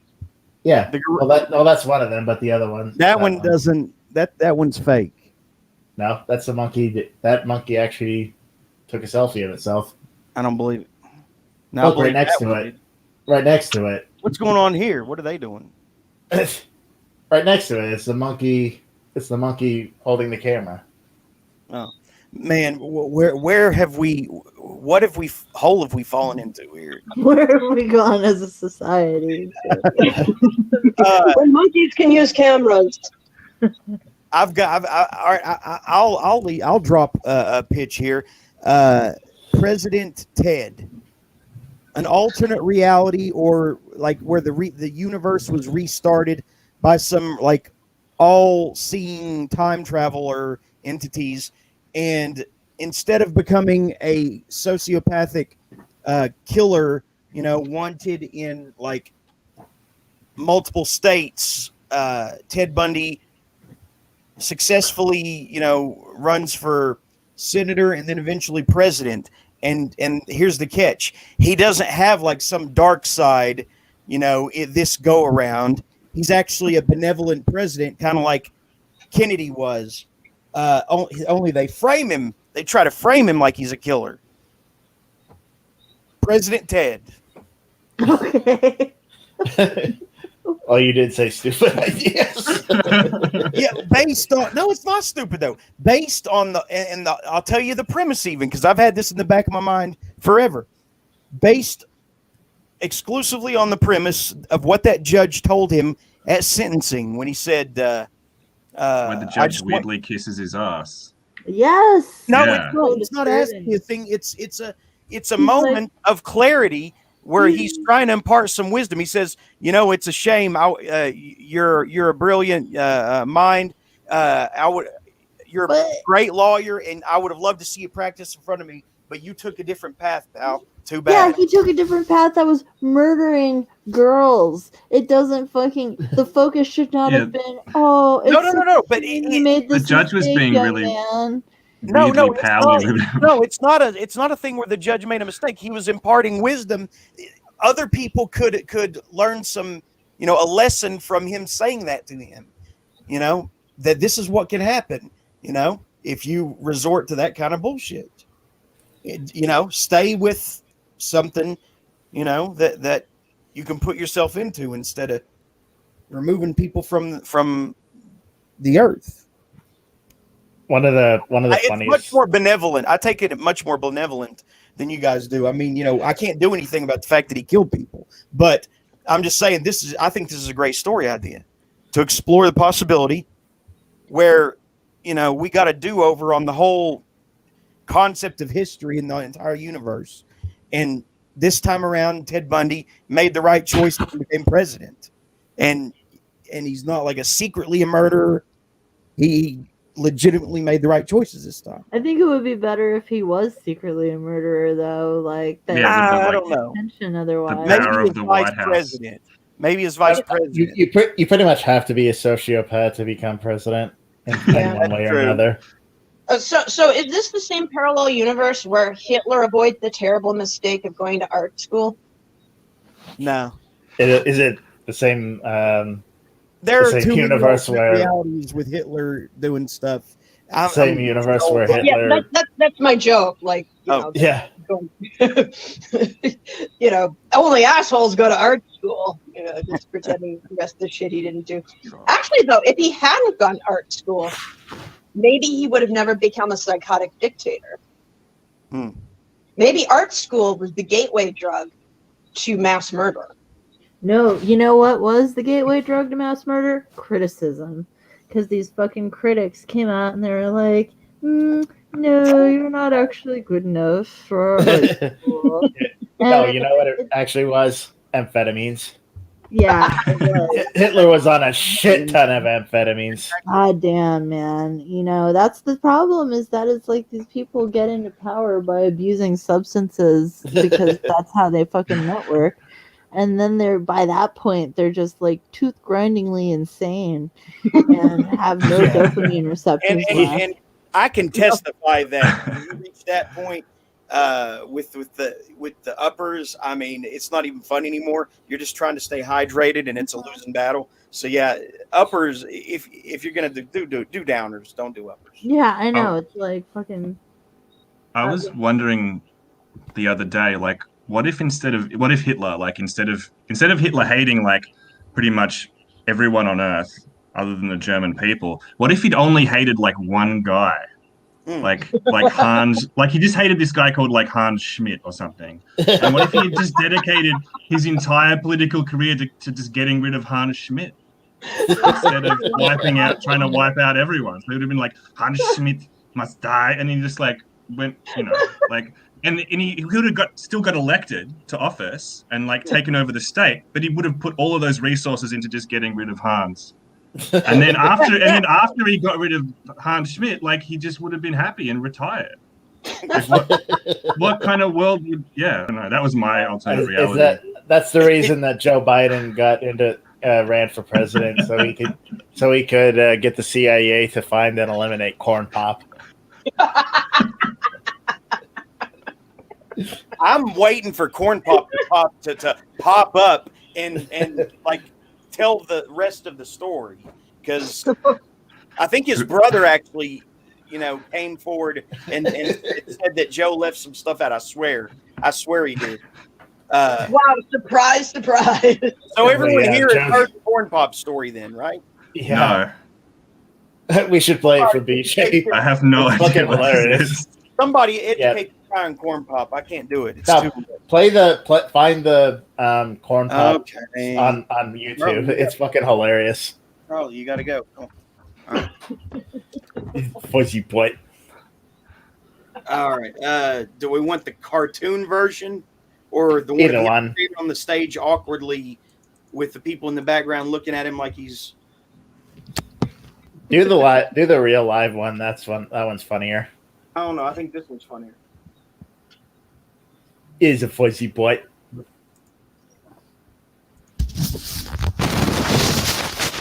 What was that? That's Regina dying. Sorry, that was just me standing up. All right. So yeah, we're starting to wind down, but Charlie, you got to go. Stop wearing contact mics, Regina. What's? Oh, sorry, that was some microphone nerd humor. I learned a lot, and I learned that Can you hear it it? makes a difference. This was the diving board area, and I was one of the guards, and they weren't allowed to. It was a 3-meter board, and you fell off sideways, you landed on the darn cement over there. And Corn Pop was a bad dude, and he ran a bunch of boards. And I did. And back in those days, I'm sure how things have changed. One of the things you had to use, if you used pomade in your hair, you had to wear a bathing cap. And so he was up on the board, wouldn't listen to me. I said, "Hey, Esther, you, off the board. I'll come up and drag you off." Well, he came off, and he said, "I'll meet you outside." My car, these were all public housing behind it.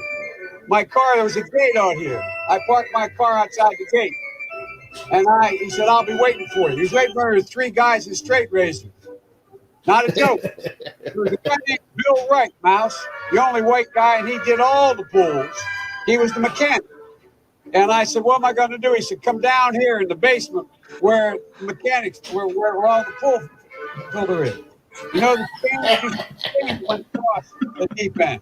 And he cut off a 6-foot length of chain. He pulled up and said, you walk out with that chain.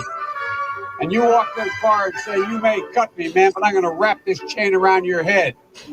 I said, he said, no, if you don't come back. And he was right. So I walked out with the chain. And I walked up to my car. And those days used to remember the straight razors, just bang them on the curb, get them rusty, put them in the rain barrel, get them rusty. And I looked at them, but I was smart then. But first of all, I said, when I tell you get off the board, you get off the board, and I'll kick you out again, but I shouldn't have called you, Esther Williams. I apologize for that. I apologize, but I didn't know that apology was going to work. He said, you apologize to me?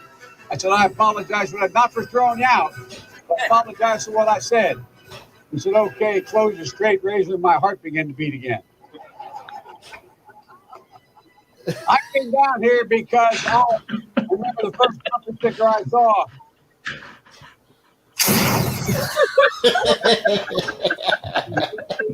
The 46th president of the United States.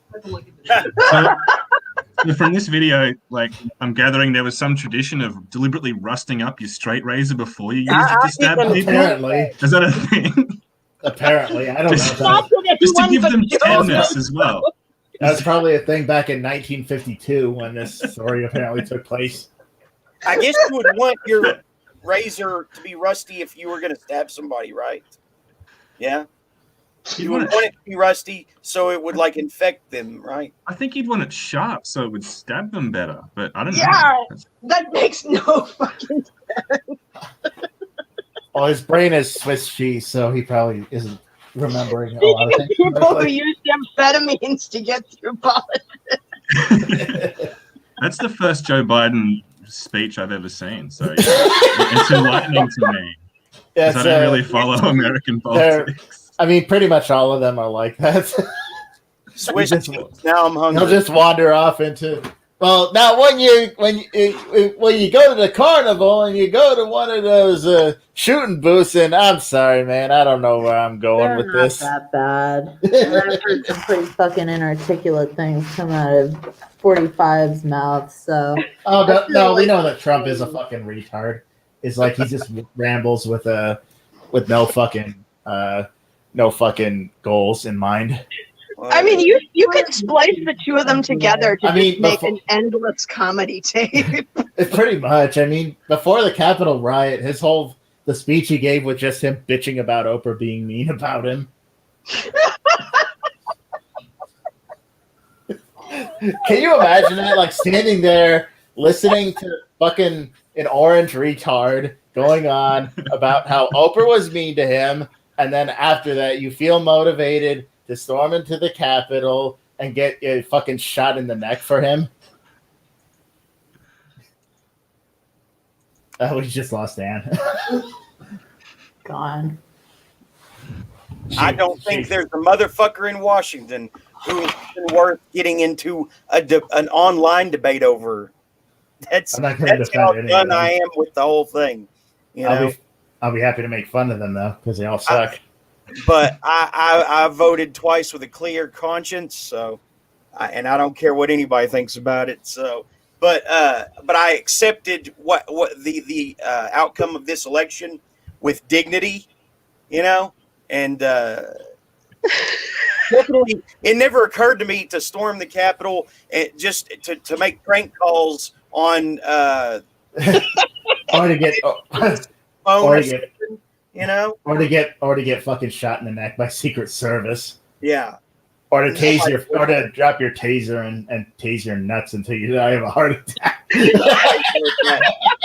that YouTuber Baked Alaska, you know, I mean, he's been in trouble in every state where he does those retarded in real life IRL live streams. He's been in trouble in every state. It's catching up with him so fast now. I mean, he's going to be in legal troubles for the next 20 years. And that's Baked Alaska's a fucking idiot. Yeah, he's even fucked with me. What did he do to you? Oh, that was part of the whole like. Did he mace you too? No, no, it's a long story. I need milk. Oh, wait a minute! I want to hear this. Yeah, let's hear this one. Well, it's actually going in my book, and I haven't completely researched it yet. Let's just put it this way: he pestered me and Jim Goad about the whole Matt Forney /rape / other rapists. Just that whole stuff. That any of that have to do with him? He just has to, because there's gold. I got to stick my dick in here. Yeah, exactly. Like he's like the Beetlejuice of internet train wrecks. Like which Beetlejuice?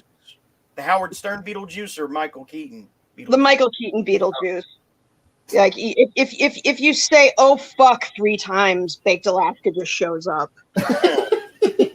No, but he got maced, and I mean, and then he went from getting maced to like macing anyone who got within range of him, in like everywhere he went in that stupid RV. And what is that all about anyway? What's with the RV shit? What is that?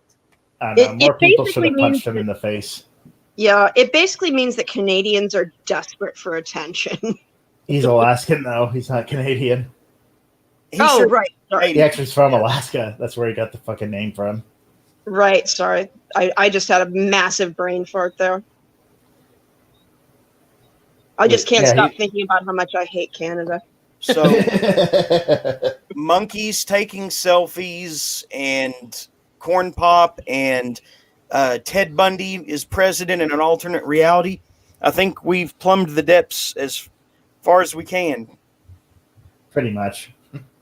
I still feel like there's something missing, though. I don't know what. There's always something missing.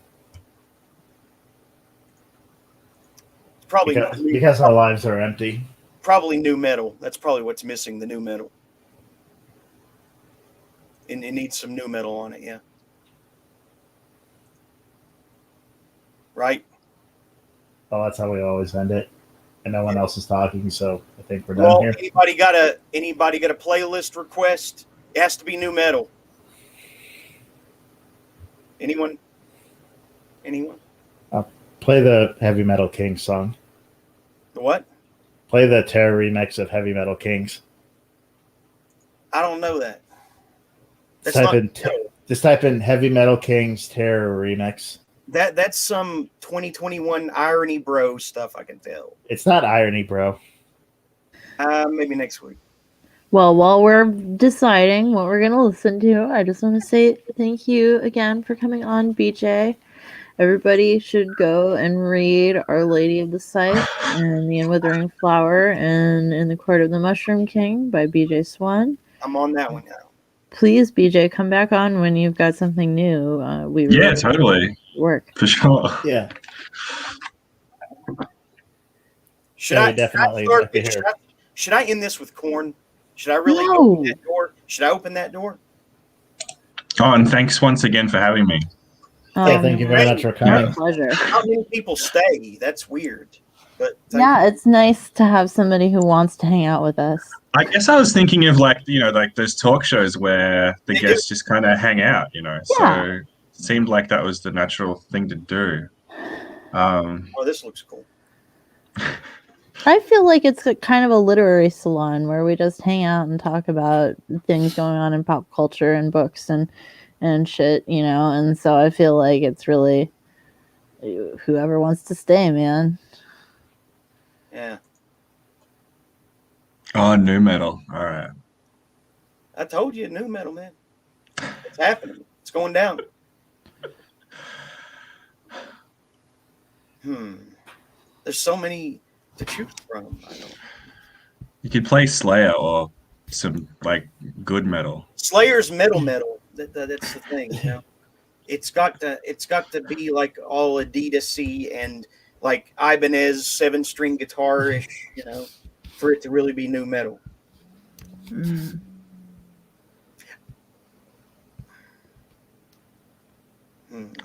I know. I've got it.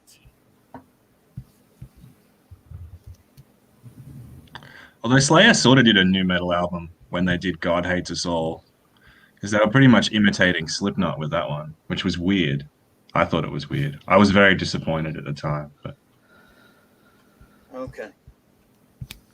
I mean, I like Slipknot, but Slayer doing Slipknot is a very odd idea. Did Ann leave again? Yeah, well, she dropped, so I mean, she probably figured we're wrapping up, so she'll probably. Hey, I do have something funny to share with you if you want to hang around after I hit stop on this thing, Ben. You might find it funny. Okay, sure. If you got a few more minutes. Yeah, I can wait. I'm not going to play it on the air, just because we've put too much time into this show for it to get taken down for something at the very end. Yeah.